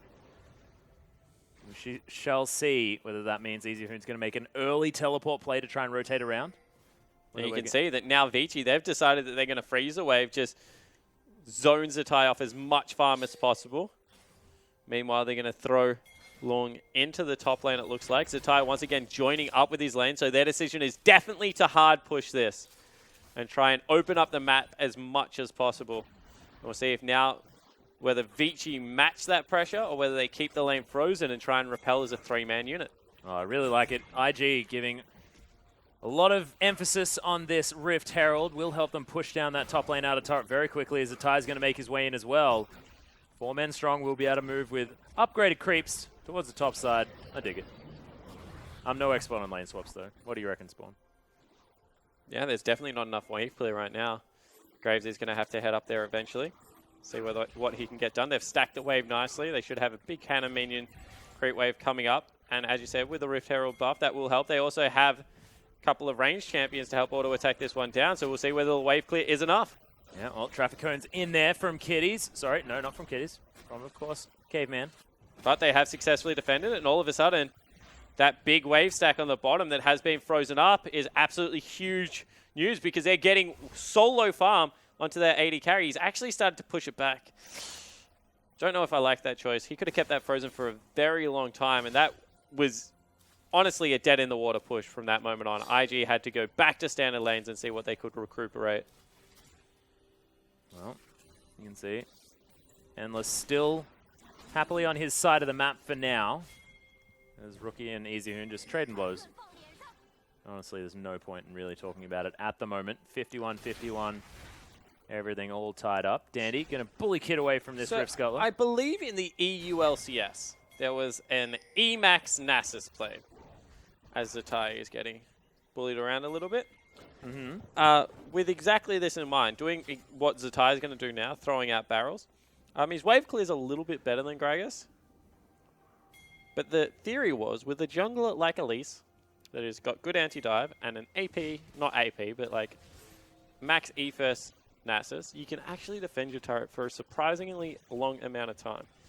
If we have a look at Zatai's build, will the fact that he's going Rod of Ages first actually help out with that? Well, he's got a lot of ability power as of right now because of the blasting one, but not really doing anything because he's left the lane. He'll jungle quicker. But right now, has turned into a full-blown turret push once again for Vici, so they've zoned him off even more experience and farm, and it looks like they're going to be incredibly starved top laners this time around. And I feel like that suits Law. It does not suit Zatai, because the man has one gear. Yeah. That is hyper-aggression moving forward. So you can see that they've actually swapped it back, as Zatai is now in sole possession of top lane farm, and Vici have well and truly, I feel, won this lane swap. Well now, IG holding on to this one. Kid actually looking to come in behind. Understands that there's no vision. That Pink Ward doing a bunch of work as there's the body slam. Slow comes in. Cocoon lands as well from Kid. As there's the heroic charge. Flash immediately afterwards. Execute. Well executed there by Lung in order to escape, but does use a summoner. Yeah, it certainly does, and that's maybe the first mistake they've made. They didn't mirror the junglers because Vici did take the turret. However, now Dandy in the bottom lane looking to make his own play. Yeah, the exhaust immediately onto Rain as he's trying to escape. Uses the heal as well for the movement speed as Caveman just beating on the Cogmore. Easyhoon's going to make his way around. Not going to get there quite in time. So in the end, 1 summoner spell burnt on Lung versus 3 summoner spells burnt on the bottom lane of IG. Vici definitely controlling this map. They have a 1,000 gold lead. Oh, he steals the blue buff back. Good job, Rain. Making it rain. Of course, now has he executed on it, much easier to do things like that. Vici probably should have prioritized this dragon because Rookie is low on mana and has to back away. Instead, Satai going to look to see if he can steal away a blue buff or at least pressure that side of the map. Everything returns to normal, apart from the fact that Vici walks out of the lane swap with an extra turret. Well, you can see Pink Ward there for Vici. They knew that their blue buff was still safe. Dandy is going to be able to grab one for himself, of course. Oh, no. I forgot. Rain stole it. So Easyhoon going to be able to pick this one up. So at least he gets one of the blue buffs. And thankfully Dandy takes away both of the little ones first before Easyhoon, the greedy, gets in there to steal him. I'm learning, Spawn. It's been a while since we've been on the desk together, thankfully. I'm getting back in the groove. Now Barrel is going to charge itself up. And Caveman, going aggressive, puts a pillar down to save his ward. I like it. So what Caveman's doing, he's controlling top side of the map vision because the Cogmore is freezing bottom side. So they want to make sure that they can try and pressure this top lane turret. They've brought 4 members up there. Don't have a teleport on their mid laner, so they have to make sure that they're staying safe. They want to make sure that they're not losing out on too much pressure across the map. However, once again, with the Gragas, it's very easy to repel these sieges. He actually got himself a bunch of farm as well. Has been a while since he went back. Probably looking for that Rod of Ages buy as quickly as he possibly can. So may not have that for the next little while. It's only, of course, 10.5 minutes into the game. Did you know there is another item with that build path now? Oh yeah, of course, Leandri's Torment. Yeah. The only reason I say that is because I was against an Elise jungle the other day. She went jungle item, I was like, that makes sense. And then she came back with those 2 items, and I was like, what? Brr? And then next shop, she had a Leandri's Torment. And I was like, well, that makes a little bit more sense. I did exactly what you just did then. Well, that's good. That's good, because at least buying a Rod of Ages would be a very, very strange thing to do. I was so confused. I was like, maybe going the Nidalee build? Where you go like Roller into Rylai's? I was like, that could be a tanky Elise. I don't know. Oh yeah, no. Well, Abyssal Scepter Rylai's as well could theoretically do it. You forgot the build path of Rylai's because it, of course, changed from Blasting One. I give people more credit than that. Yeah, no. I don't think forgetting a build is a legit excuse. As we see a little bit of pressure into this mid lane. Yep, Dragon snuck away here by IG. But Herald was taken by Dandy, so they do still trade objectives in that way. I like it. Is Zatai going to get knocked back? Not quite stunned against his dead turret, though. Slowed He's down dead. by the Q as Dandy is going to make his way in. No mana to speak of on Zatai. They still use the ultimate. I don't even think they needed to as Vici grab a turret and first blood. Yeah, so they're able to lock down Zatai. He hadn't shopped in so long. We already mentioned it. And the fact that he was Uman. Now, kid, you're caught out. Yeah, Endless doing a lot of damage to that Light Slinger. Nice. Oh my goodness, Easy Hoon. That was a long way away. And he managed to land that Glitter Lance. Yeah, it certainly did. And now all of a sudden, Vici once again, another turret up. They're only about 1,500 gold in the lead, but this artificial snowball that they have started by knocking down turrets early means that they are in the driver's seat, at least for the meanwhile. And talking about variety builds, what is Easy Hoon doing?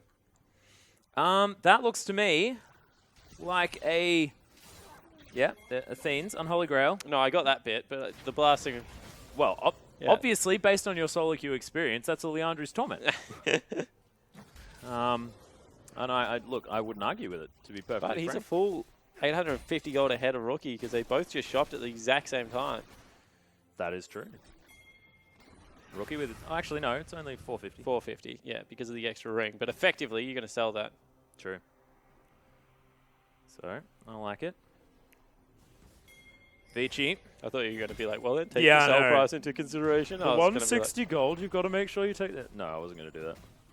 like, sure you won't. Normally, I'm not. I was trying to not be predictable. Oh, here we go. Long, he's getting dove. Yeah, well, Kitty's going to give up on it very, very quickly. Yeah, that was the... That's testing the waters. It's called putting your foot in, going, oh, cold, cold, cold, cold, cold, cold, and running away. I believe it's Kid. Oh my goodness, out of position. Repels into the sky, gets to look down at his death as he is going to move on out. Easy Hoon just going to get it delivered, of course. Well deserved after that last Glitter Lance that was unable to get it, but landed perfectly. Yep, certainly is. And all of a sudden, we see that Easy Hoon with red buff is now going to start being a problem. Oh, if there's ever a mage champion that you don't want to have red buff, it's Lulu. That is so obnoxious. It's going to help with the blue. Pretty strong. I hate LeBlanc with it. Actually, there's not many other champions. I mean, Orianna pretty good with it as well. Yeah, she's not bad. You know, Clockwork wind-up, I guess, is Easy Hoon. See, look at that. That's efficiency. Get the Glitter Lance, nail down the Raptor, and get some poke damage onto kitties. I like it. Easy Hoon's Lulu, pretty damn good. As Pink Ward going to get destroyed by Rain. It's just his name and playing Cogmore fits pretty damn well. Yeah, it certainly does. But another flank now into the bottom lane. Zatai, you need to run, my friend. That explosive cast didn't quite find the mark No, there hit as him. Ardent Blaze is looking for Zatai. Doesn't get him, but Dandy's over the wall. Red buff's there to slow him down. Santa Claus, where are you going? To town. Yeah, somewhere. No, he literally is. To shop. After a brief trip to You did deadness. via where. That explosive cast did hit. As long as it engages onto Kid, it just knocked him into the wall. I like it. So got the displacement stun, which is just as good. But unfortunately, run as fast as you can. You could catch him because he was Christmas. Father Christmas. Well, Nightmare Before Christmas seems to be the key here. Oh, how much further? Well, I was actually going to say that, it looked like the whole Halloween vibe as he goes to the Death Chamber before back to Christmas Land. Yeah, It's like the storyline of the damn movie. Is it? Yeah, kind of. We I've first never check seen in the the movie. Halloween world, and then we go over to Christmas Land, No. and he's like, oh, let's make everything happy. And then he's like, maybe we should stick to what we're good at. What I know of that movie That is was from... a ridiculous spoiler. I apologize, ladies and gentlemen. That was very rude of me. But, that movie's very old, and you probably should have watched it. Well, I didn't, so you know what? You're not going to, Spawn. No, I'm not. I was taking an executive call Jack on that one. Skellington. That's the guy. Yeah, I know. That much I know. Well, look, you weren't exactly giving me much as Come far on. as your knowledge. You know I've played a certain game where you run around with a Keyblade lots. Oh, there we are. At least we're back to Kingdom Hearts landers. Rain is going to throw out some auto attacks here in the mid lane. I want something to happen in this game so that we can stop talking about silly stuff and get into the action. But Vici looking to try and slow this one down. IG wanting to do exactly the same thing. 2,000 gold is going to be the lead here for Vici, but we saw this. This was the story for game number 1, and IG were able to keep that very steady for a very long time. Yeah, scary thing now, however, is you have a Poppy, a Lulu, and a Lucian on the same team. Just has so much control. Over the other side, sure, you have the hyperscaling of a Kog'Maw, and we've already said that maybe he's a little bit better even now late game. Yeah. But it's getting him there that is the problem. And against Lucian Lulu, which has always been an earlier spiking version of the comp, it's just very hard to do. As now maybe Zatai could be caught out because there are a lot of people coming top. Barrels are actually starting to stack up some damage, though, as he gets another one in position. Caveman looking for a flanking type play as Dandy's waiting in the wings. Easyhoon pushes this wave up, but nice wave clear from Zatai. I'll lock that one down. He's got a lot of shirts. And I mean, I don't even think that Gragas is overweight. He's just wearing way too many clothes. Yeah, he has got 3 cloth armors. Good spot. Yeah. Likes it. Better put a ring on it. I was probably going towards Frozen Heart then, as opposed to the Iceborne Gauntlet. Or the Zonyas. It's Zatai after all. You can't. Doesn't build out of 3. Frozen No, Heart builds Ninja out of- Tabi and Zonya's Hourglass. That only builds out of 2. Good. What are you doing with your third one? Ninja Tabi. No. There's an extra cloth armor in Armguard now. Is it really? Is it back to double? Yeah. You can tell I don't play mid laners. And I can tell you don't play Nidalee very much either. No, I do play Nidalee. I just don't build Zonyas on it. Ah, you cheeky devil. I am all about jungle item into Abyssal into Lichbane. At least I was. Not anymore. If you could build a DFG, you'd build that too. Yeah, I would. assume. Probably shouldn't have reminded you. It's always depressing. Rain is going to grab himself a red buff. On hit damage. Good. Nailed it. I could make I could be an analyst, I reckon. You were once. Yeah, it was sad times, man. Sad times. Dandy can clear out his wolf camp. There's Vici, just very good. It's at slowing doing down the very pace of the little. game. Yes. I call it slowing down the pace of the game, you know, just making sure that you're getting towards the item spikes that you eventually want Spawn, to get. you've had a lot of time to develop a name for this, okay? That is not good enough. Traffic cone. In fact, you know, that is exactly indicative of how this game has been going. It's, please slow down. This is a 40 zone now. That's a very colloquial situation. Yeah, it certainly is. Most people go in miles. They're like I know, 40 miles miles per hour, that's actually pretty fast. I think. I have no idea. I know 60 miles per hour is the same as 100 kilometers per hour. Is it really? Yeah, Whoa, approximately. it's pretty quick. Yeah. So that's about the extent. I can't actually do any other calculation apart from that. So if you need anything to do with 100 kilometers per hour / 60 miles per hour, I can help you. It is a Glacial Shroud completed though. Zatai is going towards a Frozen Heart instead of the ridiculous build that I was suggesting. So that is very good. Wants to get some cooldown reduction in there as quickly as possible, which makes sense. Yeah, no Iceborne Gauntlet, however, so not going to have a Sheen in his build. True. Which is quite useful. I was about to go with an unless, but I'm not going to. Now Rain does have that W popped. See whether Vici decide to pull any triggers once that is off, but it's not going to happen as they do pull away. Yeah, Endless was in the bottom lane, farming up another creep wave, so don't think they're going to pull the trigger there. We'll Yep. be waiting on probably Static Shiv as well as Death Cap to be finished up by Easyhoon. Not much point really fighting before you are at those 2 items. For Vici right now. 1,000 odd gold for Easyhoon before he gets there. Of course, similar amount. And the win for condition Endless. right now for IG is catching the Lulu and the Lucian in the same shockwave. If they do that, they will blow them up because they have so much layered AoE damage right now that would 100% be a good thing. However, if either of them escapes, if they're only able to get the Lulu and therefore she ults herself and is able to run away, that's bad. If they only get the Lucian, Lulu's going to keep her him incredibly healthy. So they need to make sure that they're getting damage onto both of the primary targets. And then the damage kind of falls away for Vici, right? You only have to deal with the Graves, who is a little bit intermittent during fights because of the ammo system, as well as the threat of Long. So I think that is what they're looking for, just that perfect window where you throw the ball onto Zatai, he flies in there, gets a good flash body slam, you know, Rookie able to hit the big wombo combo button. But it actually looks like double teleport going to be utilized, probably the one near the Raptor pit, so keep your eyes there. Elise just walked on top of it, they know. Yep, Kid might actually be caught out of position. Will need to use that repel very, very effectively as now Endless throws out the culling. Nice door from Kiddies, nothing happens. Yep, so 3 of the 4 teleports on the map burnt for nothing, and I feel that was a little bit of an overreach just because of where Kid was near that ward. They needed the extra half second of surprise to kind of catch him out, but it might mean that Dragon, which is not up for a very long time, is not contested at all. They're just going to go kill a pink ward. Yep. Standard stuff there as Orianna sounds terrifying on this client. And IG actually making an advancement on the map here. Ball positioned aggressively. As now Rain able to get a fair bit of damage down that fully stacked Rage Blade. Does some work. Traffic Cone not slowing them down. And once again, they send 1-3-1. Endless back into the Caveman. Endless back into the bottom lane. Looking into the top lane. I'll get there eventually. Yeah, no, you nailed it. Yeah, no, good. It's about giving you your time, giving you your space. It's Caveman Here going to they get go. flash body slammed. There's the knockback as he does have to flash. Wild growth on the support. Not a great idea as Rain is going to lock down that kill. And by not a great idea, I mean not a great situation for Vici to be in. Yeah, it certainly isn't because they're not done. They're going to continue to try and push through this one. Lung has been spotted out on the flank. 80 carry is still not there. Easy Who now at half health. No ultimate. He has to go back.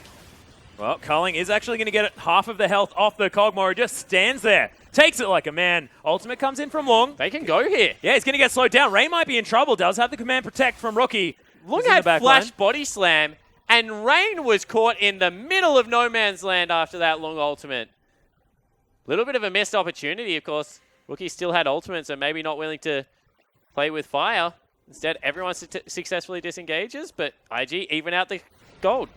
Yeah, everything. So even. Of course, this is a team that, on paper, even scorelines. We expect this to be close, but with the form that Vici had been showing... They were Not arguably favorites. Yeah, precisely. But we talk about it. They're kind of the mirror of each other in where the strength on the map is. One should be more aggressive than the other. I'm starting to doubt that part of my hypothesis right now. I thought that Vici would be a little bit more controlled and IG would be the aggressive team. However, both seem to be very happy playing measured League of Legends right now, Atlas. Yeah. It looks like they're just willing to take it down to the wire. We knew it was going to be close, but this is on another level of closeness. 3 40-minutes games surely would be something in the LPL. Most certainly would. As Rookie just going to farm up the bottom side of the map. Now has his Luden's Echo completed. And Rookie playing a very similar Orianna to that of what Wayless made fairly popular. The extra movement speed being the priority. Yeah, certainly did. See if he goes towards a Leandri's Torment. That was the Wayless special, able to shred through the tanks, very much control Lung in these team fights, if that is the case. Although I would like to just see a Void Staff built up after this. Yeah. But, you know, if we want to stay at Godby, Then where we need he to would go. have rushed Alacrity Enchantment as well. Yeah, on the well, yellow I actually boots. think Alacrity is very good on Orianna. Yeah.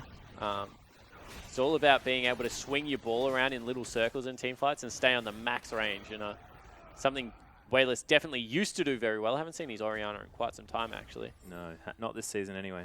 He changed so much. Yeah. My biggest disappointment thus far. That's because I'm a bit of a fan, to be honest. But might Been have a stepping up fight here. recently. Yeah, exactly right. Let's go back to the game at hand as IG. No, we're not going to. They're disengaging. Surprise, surprise. As IG now finished with the Dragon, sorry. We'll see whether they do go over to something else. Yep. Rift Scuttler was there, so not going to do that. Traffic Cone. Slow down, everyone, as Endless is going to get out of the fight. Now has the Whimsy on him, though. He's gone pretty fast away from the enemy team. Cocoon going to fly wide as Endless actually dashing forward aggressively. There's a culling. So once again, the door is available. But still does a fair amount of damage. Can't underestimate Endless at this stage of the game. Has got his 2-item spike. Rapid Fire Cannon, as well as that Essence Reaver. 40% cooldown reduction as soon as he picks up another crit cloak. I like the fact that he's gone for Rapid Fire Cannon here as well. Yeah, so do I. Really nice way to open up a team fight onto what is going to be 2 priority targets. Very fire in the back line in Cogmore as well as Orianna. Kind of needs it to be able to duel. However, this is just such a slow-paced game. Precisely. The whole set in general is 600 gold, you know, 2 dragons to 1. Right now, map completely even. Even the power spikes to speak of, like, everyone's reached the significant power spike. So win condition now comes down to, can Vici get on top of the Cogmore and shut him down before the end of the team fight? Or can IG nail Easy Hoon and Endless together? Doesn't seem like either is willing to really make that risk. So vision control around Baron will be very important in trying to jockey for position around that objective. Kitty's caught. Yeah, possibly caught out of position here as Stand Behind Me is available, but no further engage.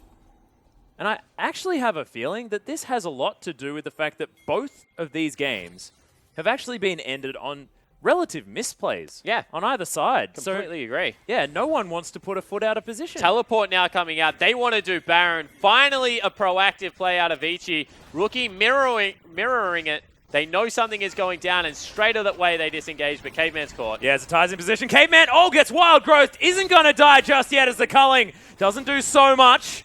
Over the wall, attempts Kid, but the repel's not going to do some work as Zatai, he's right in the back line. The Gragas doing some work, just throws in a cask, flashes his way away. Collateral damage not quite enough, as Dandy might actually be caught out as Rain. The cavalry is going to arrive for IG.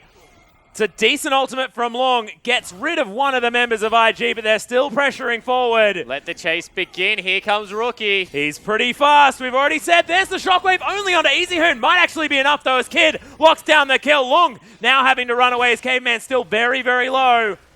IG, what can they get from this? The 5-man death squad chasing after something. They head to Baron. Zatai was able to teleport back in. He has the Frozen Heart. That is 2 members dead, one of them being the jungler, the other the mid laner. IG pull the trigger on a play after Vici honestly get impatient. But they're going again. Yep, they're not out of teleports just yet, as the home guard does get taken down. Endless in here, but the smite is with IG. Can they actually get the steal? I'm not sure whether they can. Kid locks it down very easily as Long.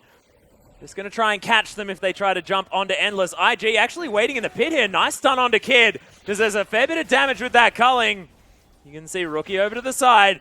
This is still on tenterhooks right now as IG find their disengage point. Oh my goodness, that was a pretty good pillar. Yeah, it certainly was. Tried to isolate one member. Zatai able to body slam through it, however, so all members of IG survive. They've got the first lead of the game one more time. This time with Baron buff. We'll see whether they're able to siege up. They have a very good siege comp now. 3 items complete on their Cogmore. Orianna going towards that death cap, not going towards a Void Staff. Doesn't deem it necessary just yet. And they're looking to push down middle lane, although Zatai cleaning up sideway farm right now. Maybe group up, mate. Well, I actually like the death cap for a Rookie, you know, make your shields bigger. So it is a double dipping.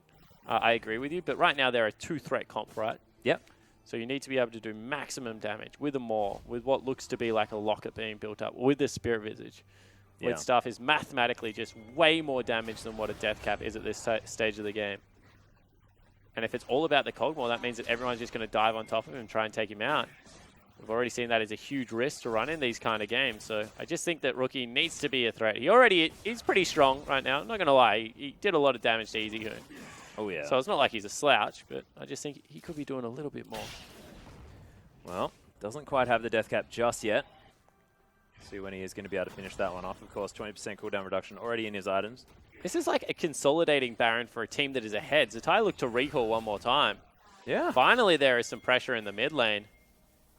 Pillar was put down. Of course, Vici know exactly what's going on. The 1-4 split. Long isn't here. Yeah, Cocoon lands on a Caveman, takes a Q. And that turret just evaporates. Rain doing a lot of damage right now with his 3 items, with a fair few levels in his back pocket as well. Level 13 for Rain.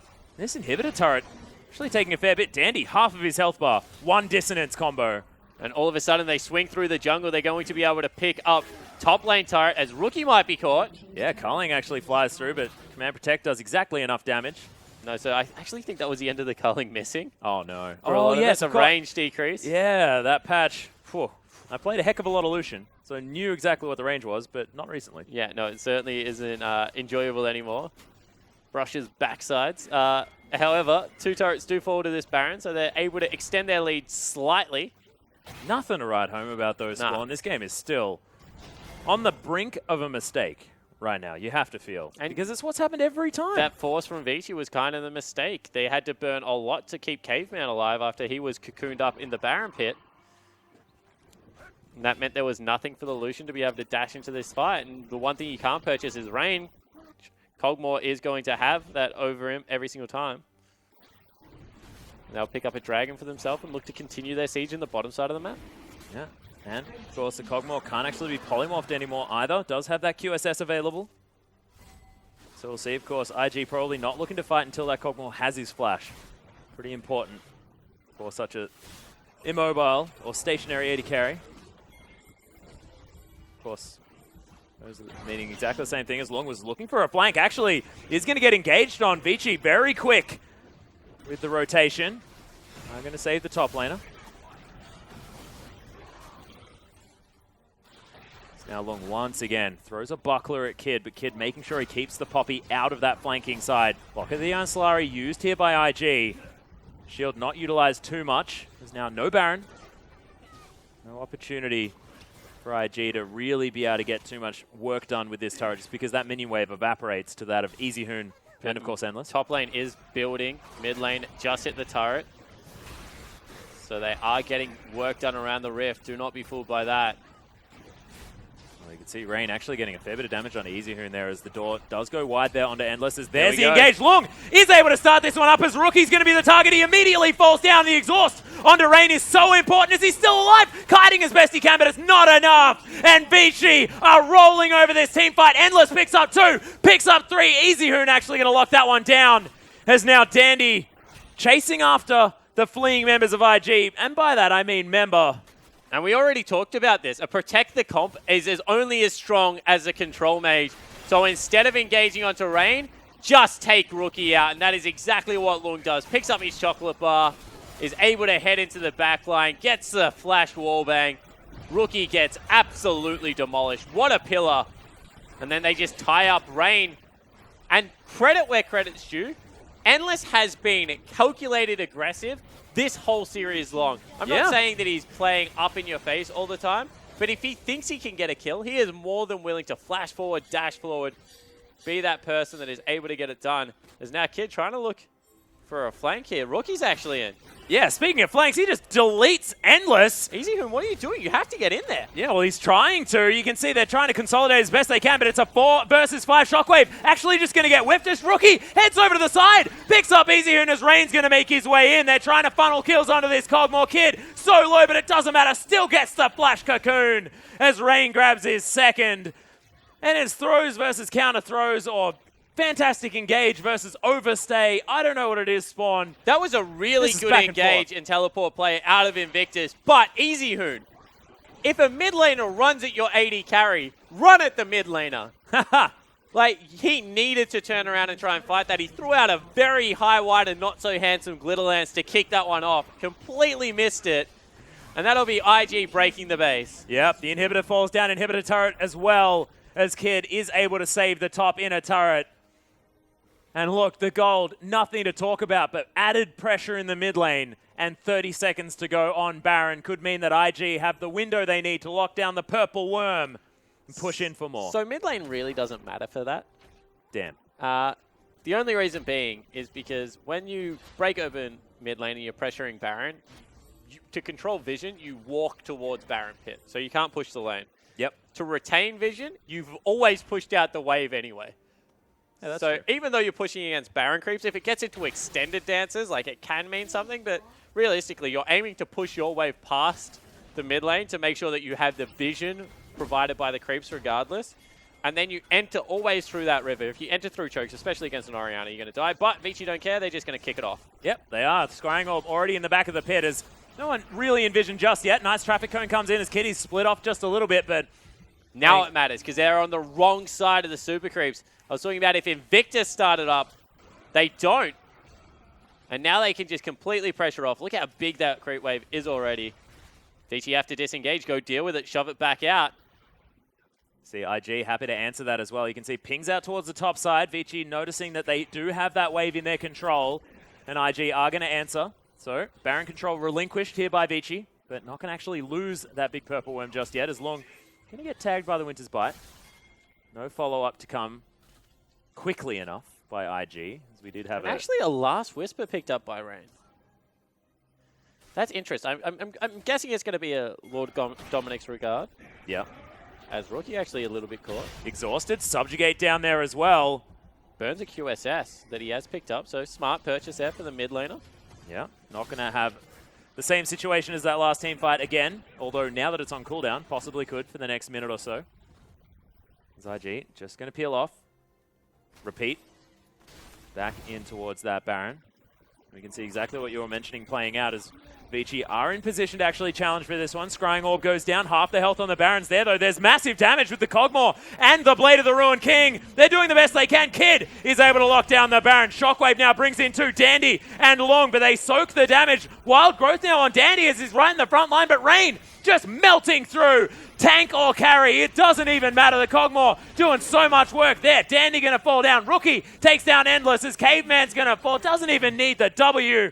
And that is going to be the ace, and IG could push in for the win. They certainly will with Baroned up Super Creeps. That's going to be game for Invictus Gaming. They're able to assert their dominance over Vici, secure themselves third place in Group B. And it was a long, hard-fought battle, but they got there in the end. Yeah, and look, Vici started off the death by 1,000 cuts, and that felt like IG were like, all right, well, slow it down.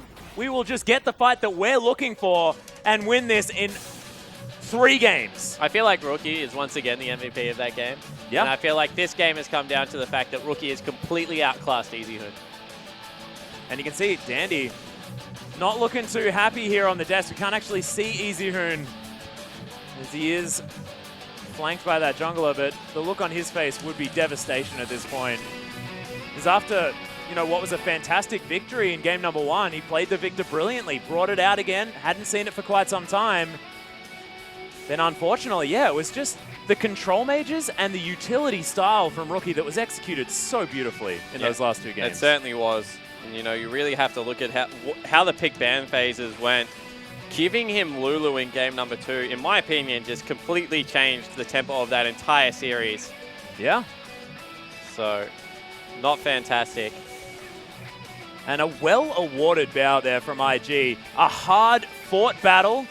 But congratulations, man. This is a team that we've questioned their consistency. We've questioned how they play under pressure as well. They can often be emotional. But that was a team that honestly battered down the hatches, took it to Vici in their style of League of Legends, came out on top. Yeah, they certainly did. I still don't know if they answered any of our questions about inconsistency and how they play under pressure. I guess it was a 2-1. Yeah. It wasn't a clean series by any stretch of the imagination. Back and forward, time and time again. Yeah. But, in the end, they do get over the line. They do prove that, now with 2-2-1 victories, that they are just that little bit better than Vici. And Vici need to step up. Otherwise, OMG will be the 4th team. Yeah, well, it's true. And this is the ridiculous part. They are 1 game behind all 3 of those sides, Vici. They're looking to claw their way in. They're like sort of that guy at the party, that's just not quite in the click just yet. And they really needed this victory. That was the one that they were really looking for. They just couldn't quite get it. Did that analogy work? I mean, your Piranha one was definitely a stretch. I thought I could try and go for it. It worked. It just probably hit a little bit too close to home. Oh, yeah, right. No, definitely. Yeah, no, that worked. I don't show sadness very well. Whatever, man. It doesn't look all that genuine, Spawn. That's the problem here. Whatever. We are going to have a look at today's results, though. We've had arguably the quickest series of the LPL for 2016 in EDG versus HYG, where EDG came out on top, and then the longest, as IG were able to weather the storm of 20 billion cuts that Vici were raining down on them. In the end, this is how the standings look. Of course, Group A hasn't changed whatsoever because none of those teams have played today. LGD, 1 game out of playoffs, however, Atlas. That is very, very true. And I'm, of course, extraordinarily excited about that one. But after today, EDG, now 1 win behind RNG, and Invictus Gaming, actually 1 win behind them. So after this, it's in fact 9-8-7-6. And we've got a very exciting race for playoffs. Yeah, we certainly do. RNG, of course, do have that game to play, so that is you understand that they could go up to 10. But EDG, certainly after today's game, should be pushing towards the upper echelons of Group B. IG now right behind them, and I cannot wait to see that rematch. I think that is actually one of our games this week. It is. It's going to be incredibly exciting because last time around, so many disruptives. It was like 2 best-of-1 split up by about 4 weeks. Technical difficulties. Fire Lily game number 1. No, Clearlove's first game back, maybe. Yeah, first, and honestly, it was a different EDG that we saw versus IG both times. Yeah, and now both teams getting a little bit more in form, you have to say. IG trying to claw their way towards that form. EDG just doing it in style. That's going to be an exciting game to watch. Yeah, most certainly is. And I'm really excited just because EDG didn't look tested at all. Whereas IG were brought right to the line and showed that they've got what it takes in the high-pressure situation. And look, that can be very, very tiring, but it can also be bolstering. So we'll see whether IG react one of the 2 ways to that particular situation. Yeah, certainly can. That will be on Saturday night, guys, as we actually take a look at the MVP. Yeah, will be Rookie. And as I said, I honestly put this game down to, Zatai had moments, Lung had moments, Danny and Kid both had moments. Bottom lanes are bottom lanes for these teams, but Rookie, time and time again in Game 2 and Game 3, outclassed Easy Hoon, and that showed in what the end result was. Yeah, and I mean, I really like the fact that he managed to get that MVP just because he was the one that got caught in that sort of initial team fight that was started fantastically by Lung on the Orianna player, so I was thinking, oh, maybe they won't give it to him. But the fact that he answered so beautifully and played the rest of that game, honestly, basically flawlessly for Rookie. He was brilliant on the Orianna once again. So undefeated on the champion, looking very, very strong. And it's like, you know, Wayless has transferred his Orianna gift to Rookie. No, Rookie's always been a really good Orianna player. That's true. But, I mean, we haven't seen Wayless's, and I want it. I want it so bad. Yeah, certainly do. We get a chance to see it tomorrow night. But, yeah, I just want to have a look at IG because it is a team that top half of the map has never been in question. I mean, maybe he questions the tie, but I think that he's proven right now that he's a pretty good top laner. Now pulls out the Gragas, a little bit of a different feel. Kid is someone that, you know, people were going to throw a little bit of heat at after his Worlds performance especially, but he's managed to transition into a good jungler. Yep. If Rain and Kitties can become what Kid and Kitties were supposed to be, a self-sufficient, like very good late game scaling bottom lane where they get the team fights going in their favor, off the back of great play out as a tie and Rookie, this team can make a good push towards the later stage of this season. Yeah, most certainly. And the thing that I really love about this as well is the fact that Rain, in the last 2 comps that they played, was pretty much insurance. Let's be honest, because, you know, you've got Rookie still doing damage on both the Lulu and the Orianna, especially with the way that he likes to play them out. Zatai is always going to be a threat, no matter what he's playing, for either his team or the opponent's side, just because he's so inconsistent and a little bit crazy. But the fact that Rain can be that insurance, can be the Cogmore that is always a ticking time bomb, adds that third threat that IG need. Yeah, I completely agree. Yeah, it's definitely fantastic. But, ladies and gentlemen, that is going to be all the LPL for tonight. Thank you so much for watching. On behalf of myself, Spawn, and our whole production crew, thank you. We'll see you tomorrow.